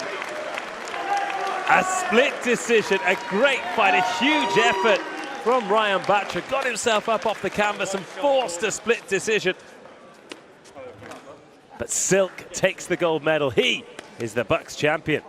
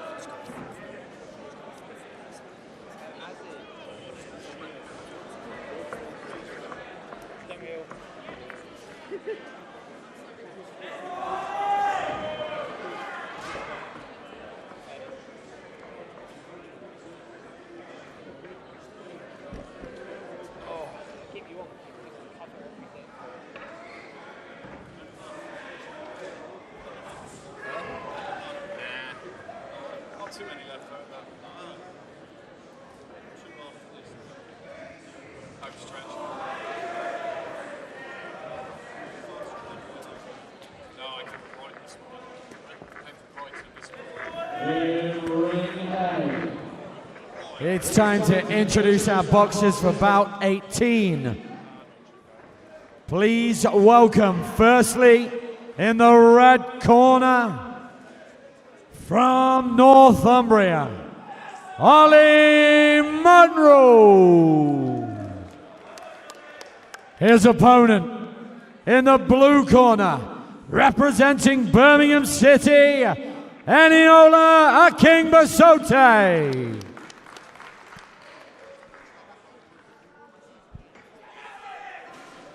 We move up through the weight categories in these elite BUCS finals. This is the men's 67 kgs, fighting out of the red corner from Northumbria, Ollie Munro, black vest, black shorts, red gloves. Fighting out of the blue corner from Birmingham City, black vest, red shorts, blue gloves, Eniola Akingbasote. 3 3-minute rounds to decide the title. And away we go. Munro versus Akingbasote. Again, a southpaw versus an orthodox. Munro boxing right hand, right foot forward.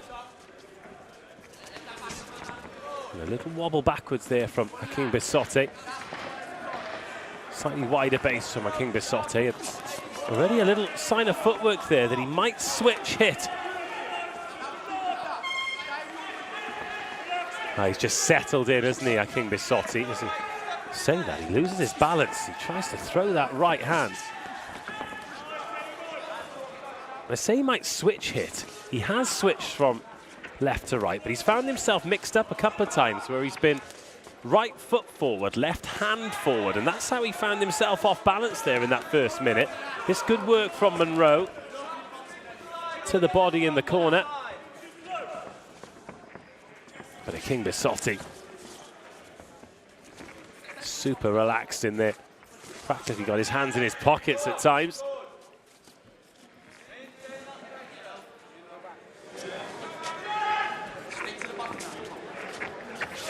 Oh, counter right hook there. Just backs off and backs off and backs off and waits for Munro to commit. Decent body shots here from Munro, some scoring shots. The tip of the glove is clean and then just gets caught by the right hand. As a split decision. Stop!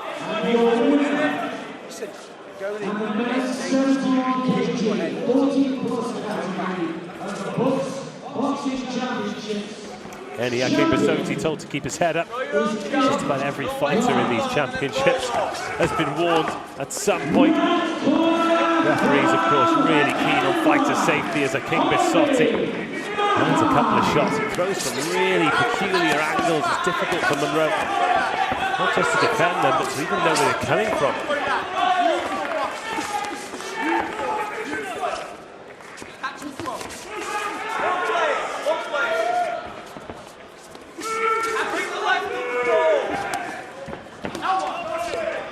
Better movement from Akingbasote. Just quick little cutting right hand. 30 seconds of the first round to go. Hold through.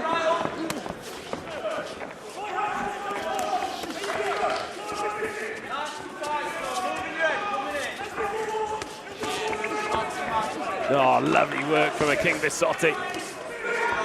Tees it up with that lead right hand. You can't really call it a jab because it's coming from down by the hip. But it sets him up to throw these combos. Might be some space straight down the middle for Munro, but it doesn't stay still long enough for Munro to get into the bout. Just a reminder that we do have 2 rings underway as part of these BUCS Boxing Championships. All of the results are available on the BUCS website.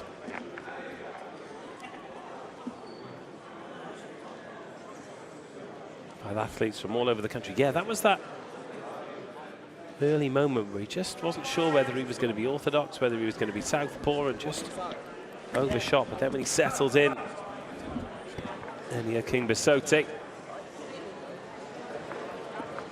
Yeah, fun fighter to watch. Absolute nightmare to try and defend, to try and box.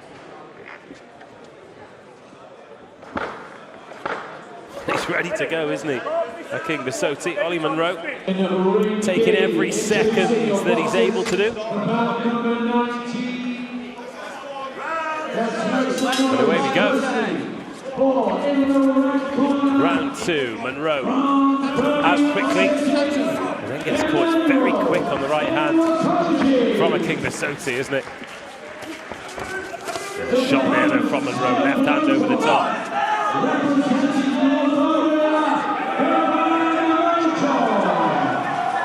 But Munro just warmed it, use of the forearm. Now King Bisotti tries to step out to the left, but Munro keeps him on the ropes. Much better work from the man from Northumbria.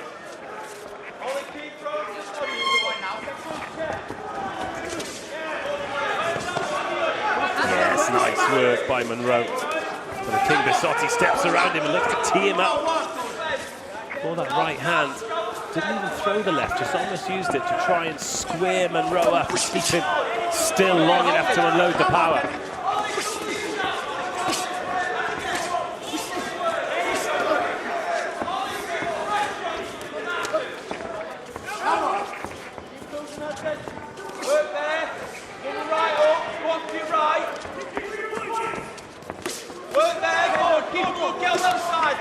Much better from Ollie Munro.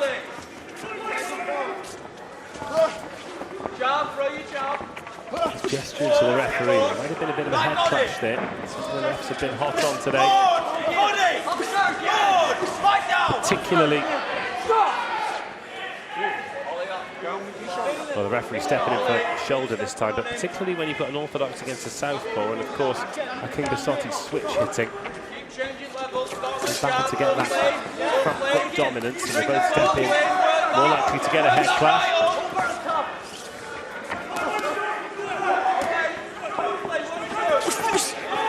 Yes, better from Munro.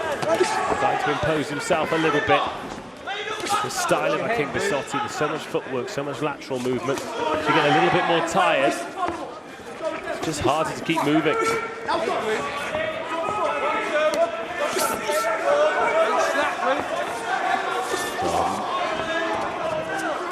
A little bit of movement there from King Bisotti, just stops Munro in his tracks.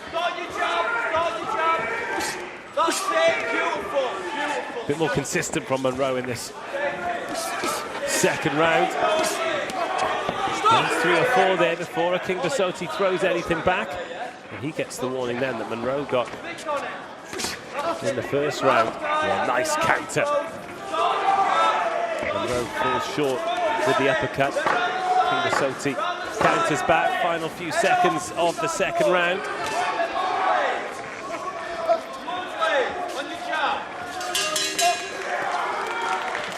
Much better round from Munro.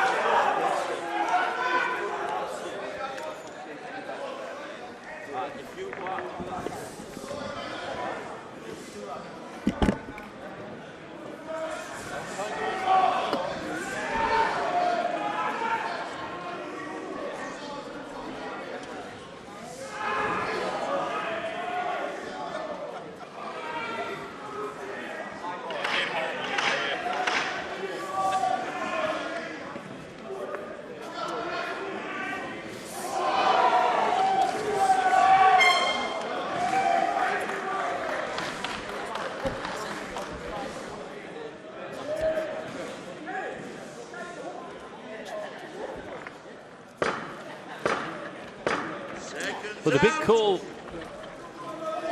from any King Bisotti's corner is to stay orthodox, stop messing about with the switch hitting, and get back to what you were doing so well in that first round. Because this one now is pretty much in the balance. It's back to the orthodox against the southpaw. Nice shot from King Bisotti, and Munro looking to dominate that ring position, but doesn't want to get tagged too many times. Much better exchanges. But King Bisotti's just a little bit longer, a little bit rangier. Winning those exchanges. That was a nice right hand from King Bisotti. But it's the right hand he's having the joy with.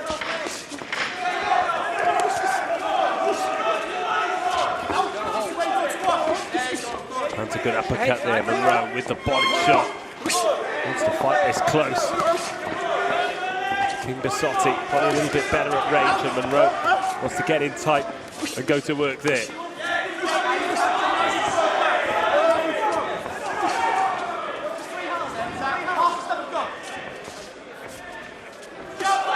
Shot by Ollie Monroe, plants the feet and throws the left hand. He's got King Bisotti back to the rope, but he's strong enough to just walk out. 2 minutes to go. And this fight's still in the balance, still up for grabs. The men's 67 kg Elite BUCS Championship as Ollie Monroe looks to turn the screw. He's walking a King Bisotti from rope to rope. Oh, and that is a clash of heads. And that'll stop the clock. There's a couple of times that's happened, and that's the one that's a bit of a fight stopper. Ollie Monroe just grimaces. It's forehead on forehead, thankfully. It's not on the eyebrow, not on the eye, so no cut, no swelling. But our doctor just doing his checks, making sure there's nothing untoward. And we can get back underway with this engrossing fight. Monroe against the King Bisotti. Monroe perhaps knowing that he's chasing the fight after the first round, standing in harm's way and feeling as though he's winning these exchanges.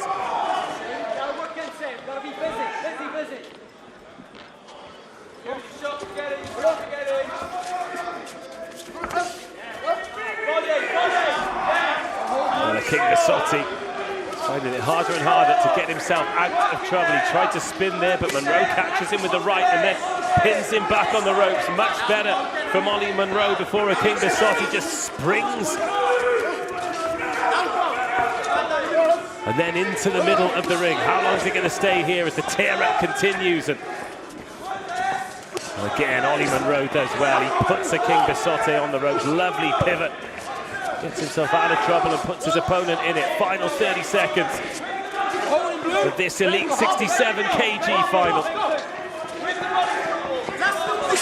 And Ollie Monroe definitely finishing stronger. A King Bisotti stop throwing with such regularity. It's a tough style to maintain for 3 3-minute rounds.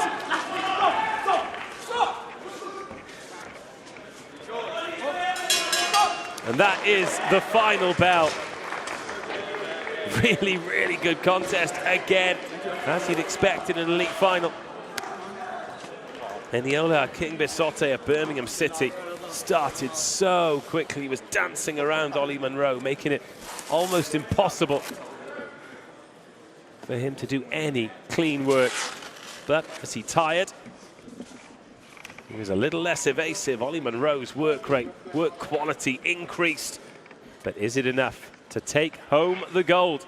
Let's go to Kieran Hardcastle to find out.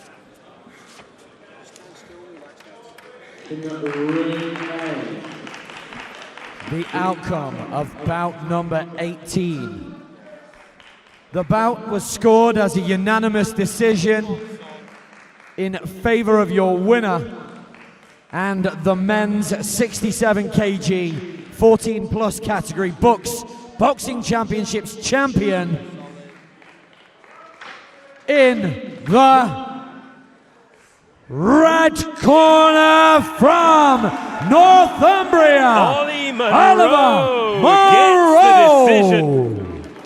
And again, perseverance pays off when you're up against a quality opponent like Eniola King Bisotti. It is so easy to lose faith when he's dancing around you in the first 3 minutes, but quality, perseverance,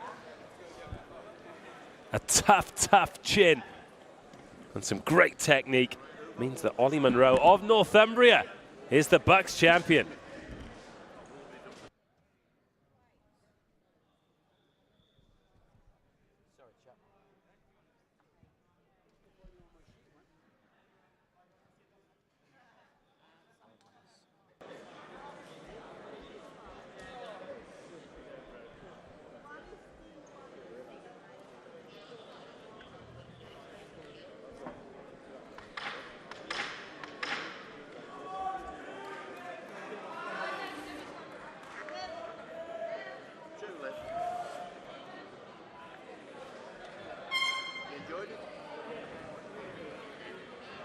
tell you, a couple of standout fights. There's been a couple of standout fights.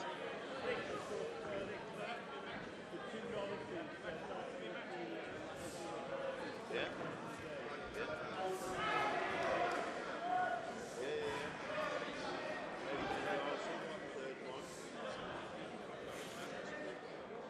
Thought that was a good one, just.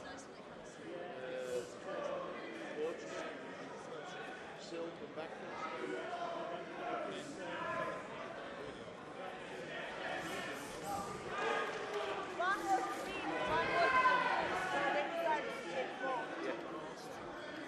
What do you do? What is it? The streaming service for the university?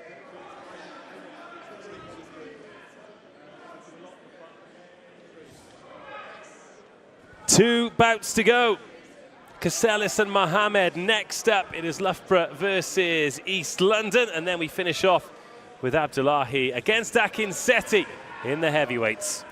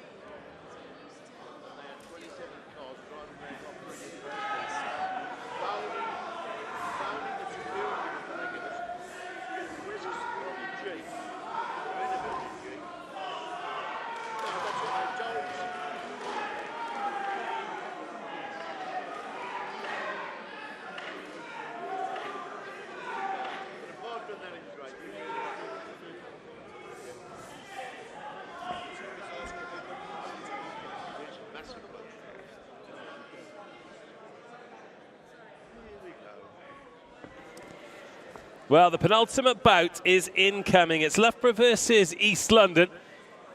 And if you're just joining us, welcome. Great to have you here. Just a reminder that all of the bouts are available from the beginning of today. Watch these next two, then rewind it, make a day of it. We've had some brilliant boxing from the novices, 0 to 4 fights experience, through the intermediates, and now to the elites. We've already had a couple of crackers. We move up to the three-minute rounds. We had Hassan against Clancy in the men's 60 kgs. That was won by Hassan. Clancy devastated. He thought he'd done enough. Then in the 63.5s, Louis Silk, hometown fighter from Portsmouth. He dropped Ryan Batcher of Leicester, who just got up and gave it everything, but it was Silk who got the nod. We've just seen Akin Bisotti of Birmingham City in the 67 kgs, defeated in 3 rounds by Ollie Monroe. Had to bite down on his gum shield and get through, but some standout fights throughout. Going back to the novices, Esme McCarthy and Darcy McKee. Absolutely brilliant fight in the women's 60 kgs. They went at it hammer and tongs. But now this, 75 kgs. So we're moving up through the weights.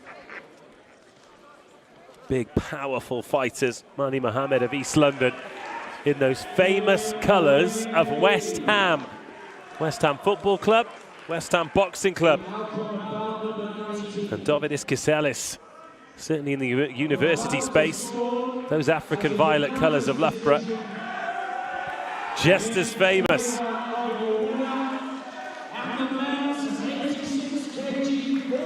Fantastic boxing club up at Loughborough University now. And they're really building a powerful club as well. They've had a lot of finalists today, taken home more silvers than golds, but here's an opportunity to end on a high.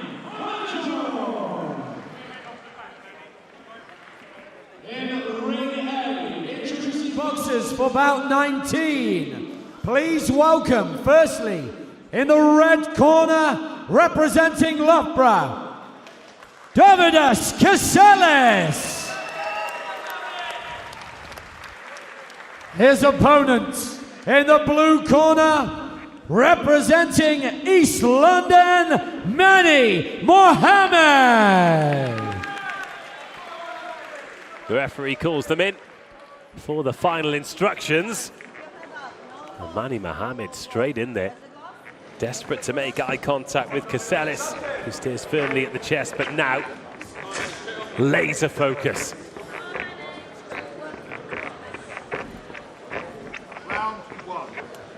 Three-minute rounds for the BUCS 75 kg Elite Championship. It's Manny Mohammed in the claret and blue of East London. And Dovi Casellas in the African violet of Loughborough again. We've got an orthodox versus a southpaw.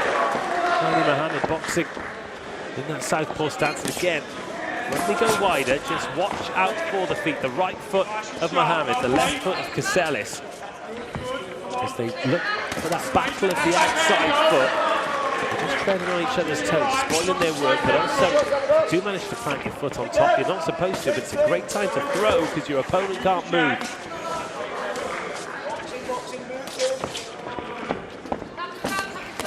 Shot from Mohammed.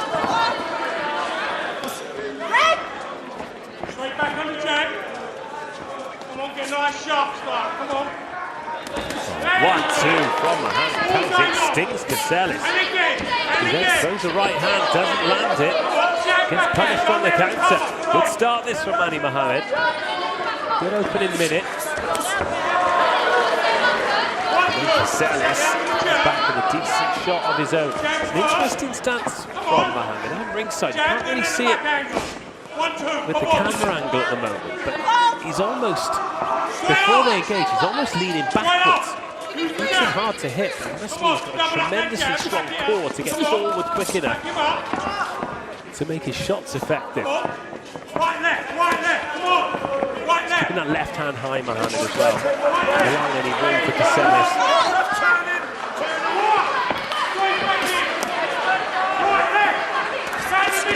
There's a little head clash there, and I think Mohammed's going to get a warning for it.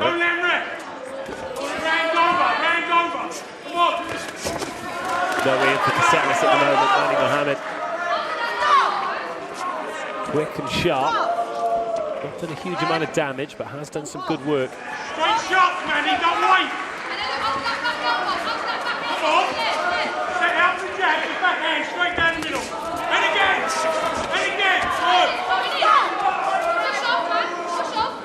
Yeah, Dovi Casellas Same thing. hasn't been able to find his range so far in the first round of this gold medal match. It's a little bit better though, good footwork from Casellas.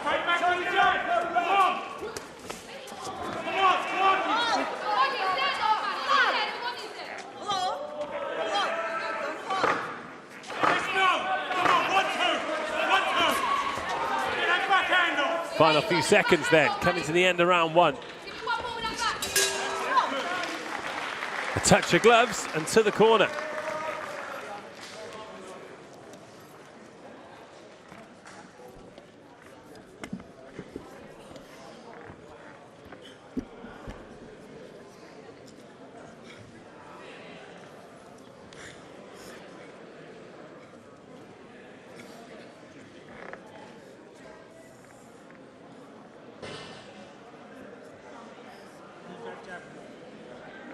It's going to be key.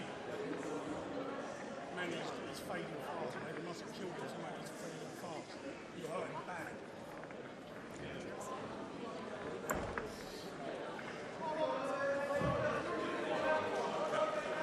Let's go, son.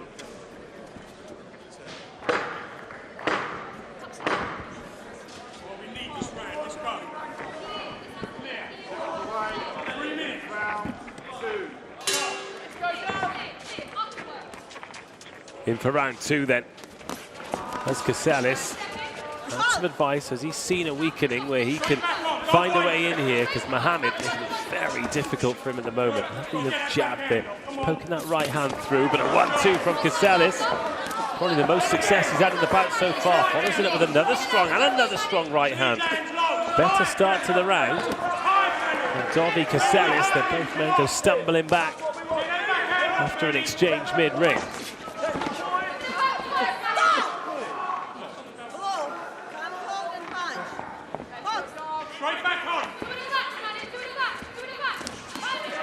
Lovely shot from Casellas on that right hand. And then Mohammed goes up high, but the high gloves of Casellas protect him. Straight down the line, straight lines, straight lines. Big improvements from Dovey Casellas in the second round.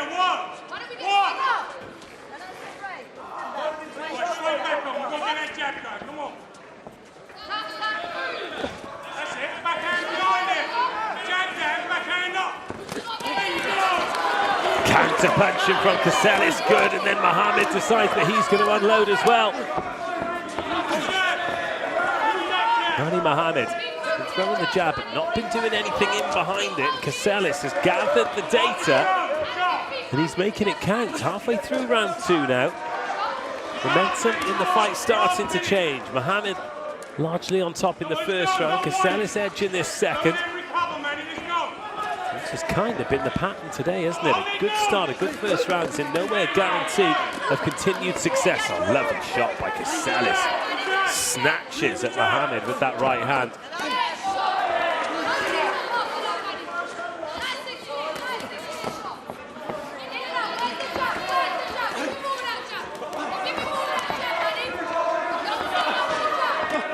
Mohammed having a lot more misses than he did in round 1. Casellas having a lot more joy. This could be another one. Well, the third round is the difference. That's a better shot from Mohammed. I think Casellas felt the power then. He's looking to land these one-off power shots, Casellas, which is often a sign that you are a little bit hurt.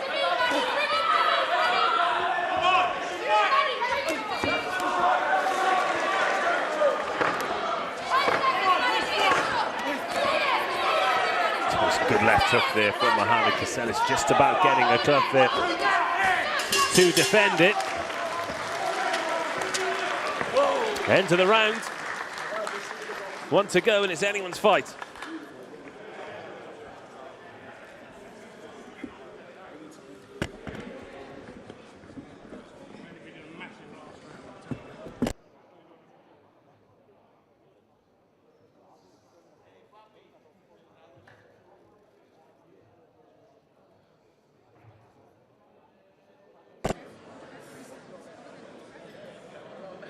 Big, large round.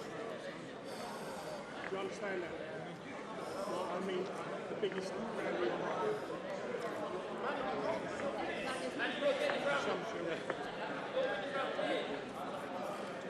This is where we need this bag. We need this bag.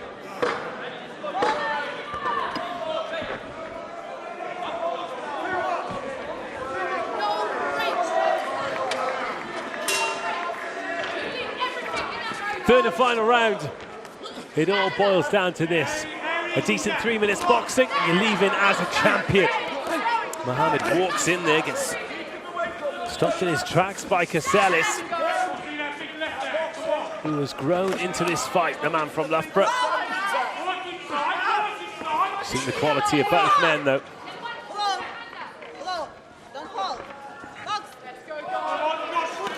Yeah, good jab from Mohammed. And those clean shots are scoring shots. Just trying to back Casellas away with the right hand to open space for the left. Domidas Casellas. He's the one who's setting the tempo now.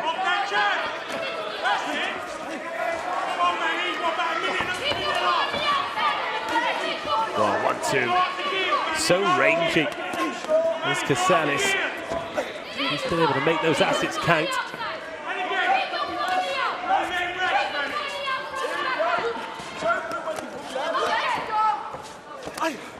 Looking at that footwork battle as well as Casillas catches Mohamed on the ropes.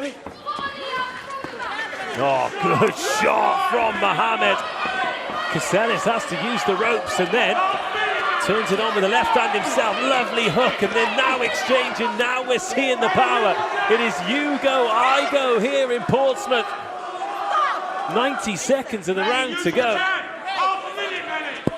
And it has just got serious between these two. It's Loughborough versus East London for the 75 kg BUCS Championship. Brilliant round of boxing. Mohamed calling Casillas on and then catching him with a beautiful shot. And the eyes were wide in Dovi Casillas then. He felt that. No standing count though, just the referee telling him to get back on with it. 60 seconds to go to make all the difference. Mani Mohamed looks like he's got a second wind here. Who can hold their power until the final bell goes? At this moment, it looks as though it'll be Mani Mohamed who's finishing the stronger. Just a couple of big shots, just taking the power out of Casillas, who needs to try and keep this fight at range. Casillas tiring. Does Mohamed need to chase the fight? Oh, Dovi Casillas looks absolutely exhausted. He's asking for a low blow, and instead he's getting a standing count.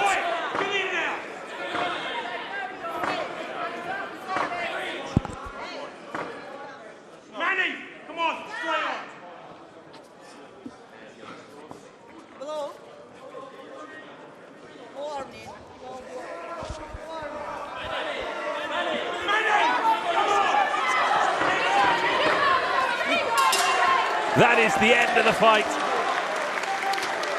Casillas puts his hand up. Mohamed thinks he's done enough too. Just receiving confirmation that the decision was made for the standing count before. Then the referee asks Casillas if he's okay to continue or needs more time following the low blow. Serious pressure at the end there from Mani Mohamed. Dovi Casillas with a brilliant second round. And these are the bouts. The reason we love amateur boxing so much. The judges see all the shots so clearly. They have made the decision. We're about to find out who the champion is after a blood and thunder 3 rounds by 2 great competitors. It's Dovi Casillas from Loughborough. It's Mani Mohamed from East London. And we have a decision.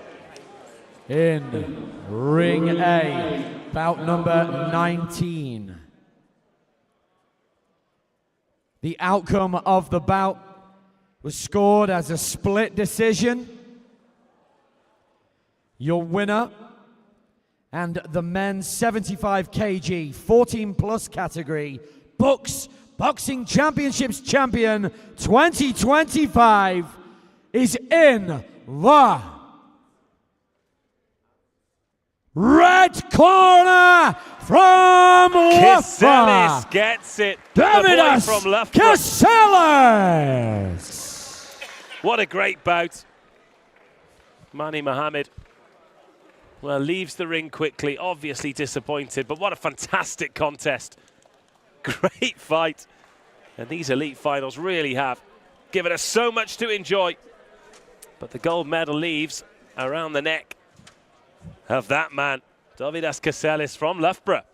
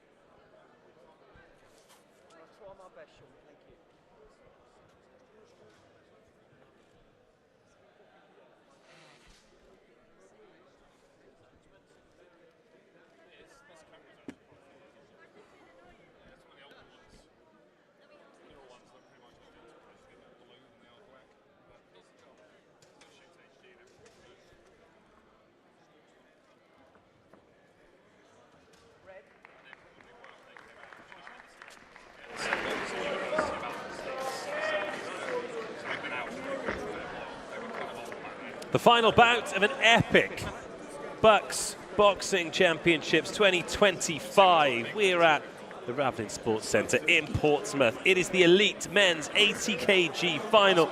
Three-minute rounds between East Anglia and Manchester Met. The men are in the ring. Let's go over to Kieran Hardcastle to make it official. And for the final time today, our headline matchup, bout number 20. Please welcome your boxers. Firstly, in the red corner, from East Anglia, Nabil Abdullahi. His opponent, in the blue corner, from Manchester Met, give it up for Sam Akinsetti.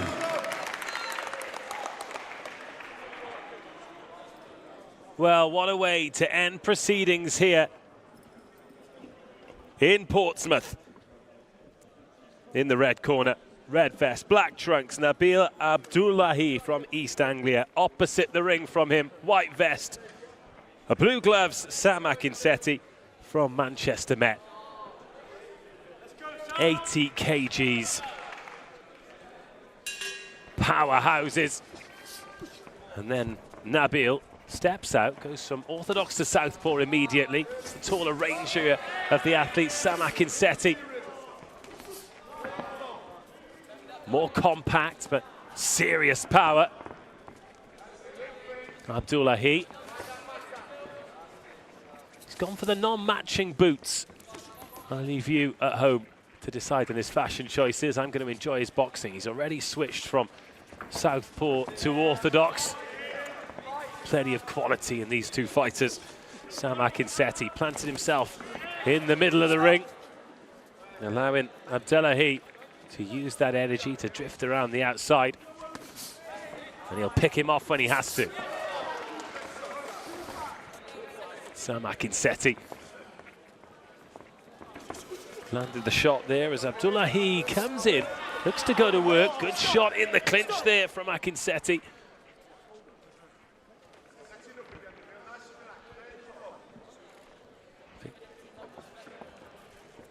I think Nabil doesn't want to get too close. He's trying to get in with the jab, and he's following up with the second shot before he's landed the first, and it means he's a bit off balance, and Sam Akinsetti could just land a scoring shot.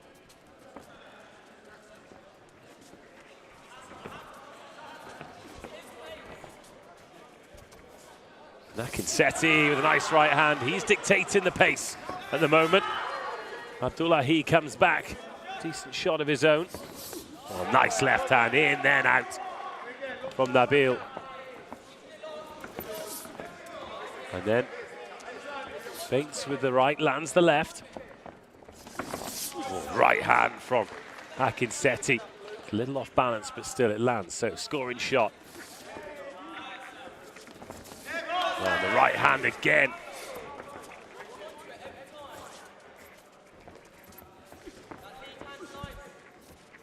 Nabil Abdullahi, well, he's walked onto a couple. Doesn't want to walk onto too many. Into the last minute of this first round. Still 2 to go. Plenty of time to do some good work for these two men. Better from Nabil. Ending the round a lot stronger than he started it. But again, both men stepping in, both men throwing, spoiling the good work. And Sam Akinsetti, warned by the referee for that head position.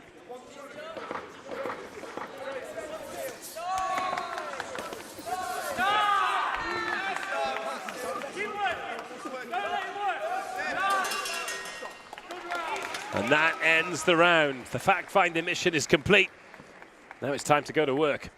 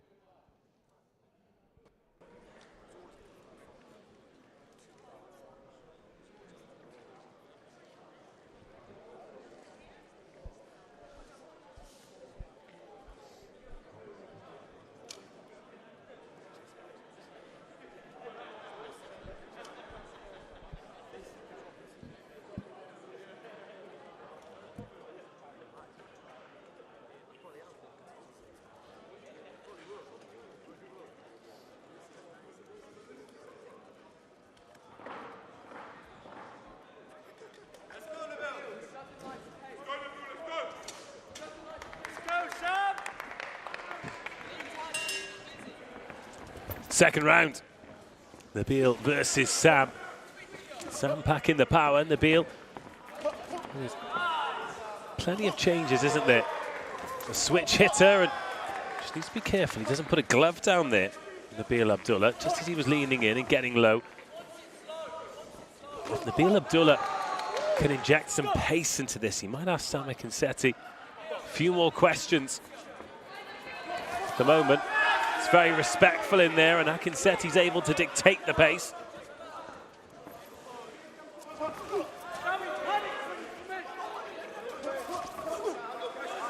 It's a nice left hand over the top there, just a warning for Sam Akinsetti to not go flying in. But when he does come in, Akinsetti, Abdullahi not entirely sure what to do. That's a good left hand, and he liked it as well. Almost a celebration of his good work there from Nabil.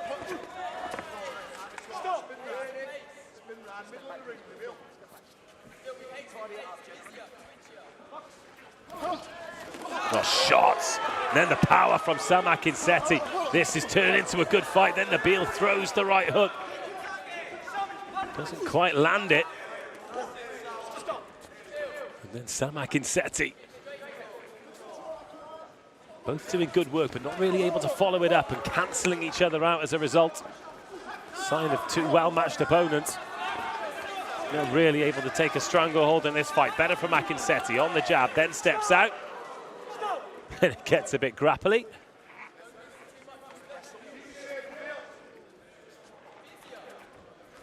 Oh, shot from Akinsetti. Good jab. So solid, it's compact power.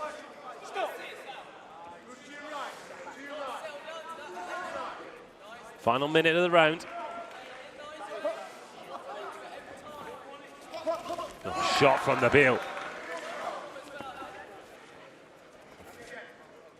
That is a good scoring shot. And again, and finally, he's able to use that range a bit more, Nabil. Not able to keep Sam Akinsetti at that range, but he can land and stop Sam flying in. And then when he gets there, he's too close to do any good work.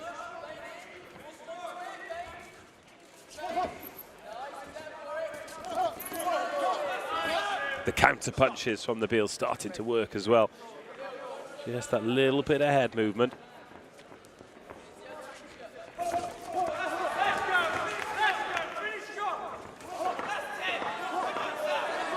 And again, they hear that clapper for the last 10 seconds and just desperate to make an impact. Just gets a bit clinchy, gets a bit messy. And this is very, very close going into the final round.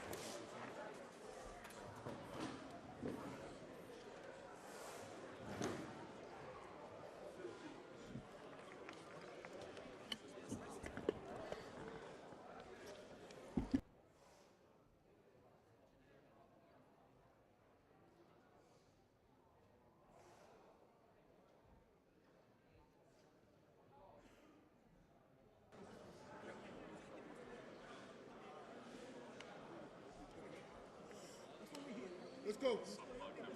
Yeah, I do. Your time, Sam, your time.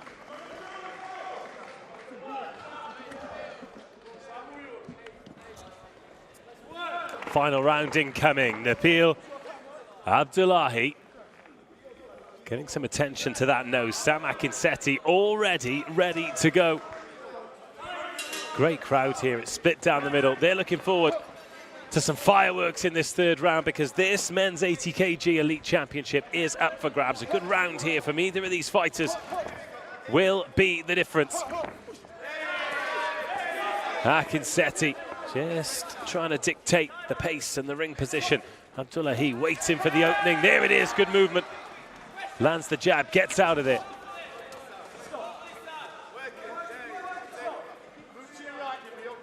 Again, our referee has to step in. Telling Sam to keep his head up.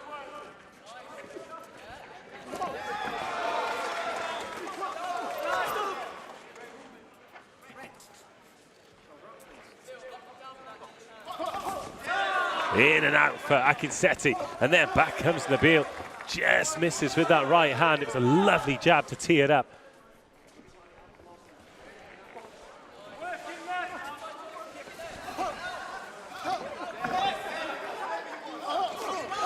That was nice from Akinsetti. Not just the shot, but the footwork as well. He got the foot on the outside.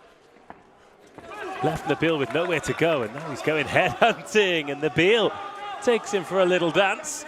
Starting to grow in confidence in there. The movement's back, the busyness is back, and then, oh, he thinks Akinsetti's on the way in. But then he stalls.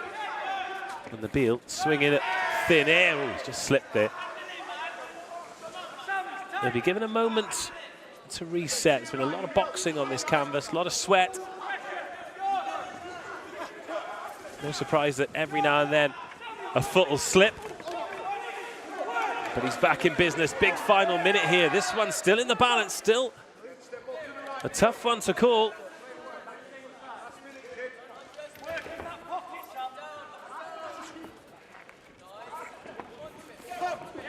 Yes, better from Sam Akinsetti. Just wins a couple of jab exchanges. And then, as has been the case, both men look for the power shot at the same time. Both a little bit wide. Nabil Abdullahi starting to get a bit frustrated in there. He's having a lot of his good work smothered, and then stumbles back after Akinsetti catches him just off balance. Not a clean shot, but a powerful shot. Oh, and that was a little judo-y. And then a little Strictly Come Dancing-y. Well, he's got snake hips, but does he have the venom to finish the job?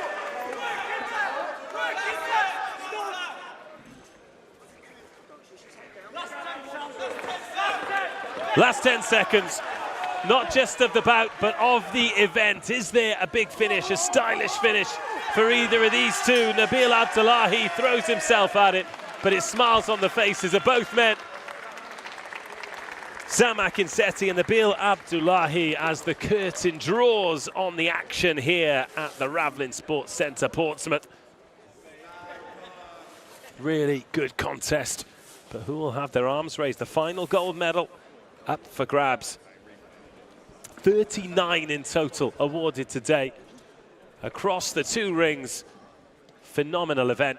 Huge credit to BUCS for putting it on. Huge credit to the Ravlin Sports Centre and Portsmouth for being wonderful hosts. But now it's time to award the crown, the gold medal, the Elite 80 kg. The outcome BUCS of Boxing bout number Champion. 20, our final bout here at the BUCS Boxing Championships. The bout was scored as a unanimous decision in favor of your winner, and the men's 80 kg 14 plus category champion is in the blue corner from Manchester, Matt gets it. Sam Unanimous decision. He is the 80 kg BUCS champion. And that is elite fighting. He has done it again. Nabil Abdullahi. Well, he gave it absolutely everything. Serious contest. But it is the sniper's day. That Sam Akinseti. concludes It was so nice, he had to do it twice. What a way to end.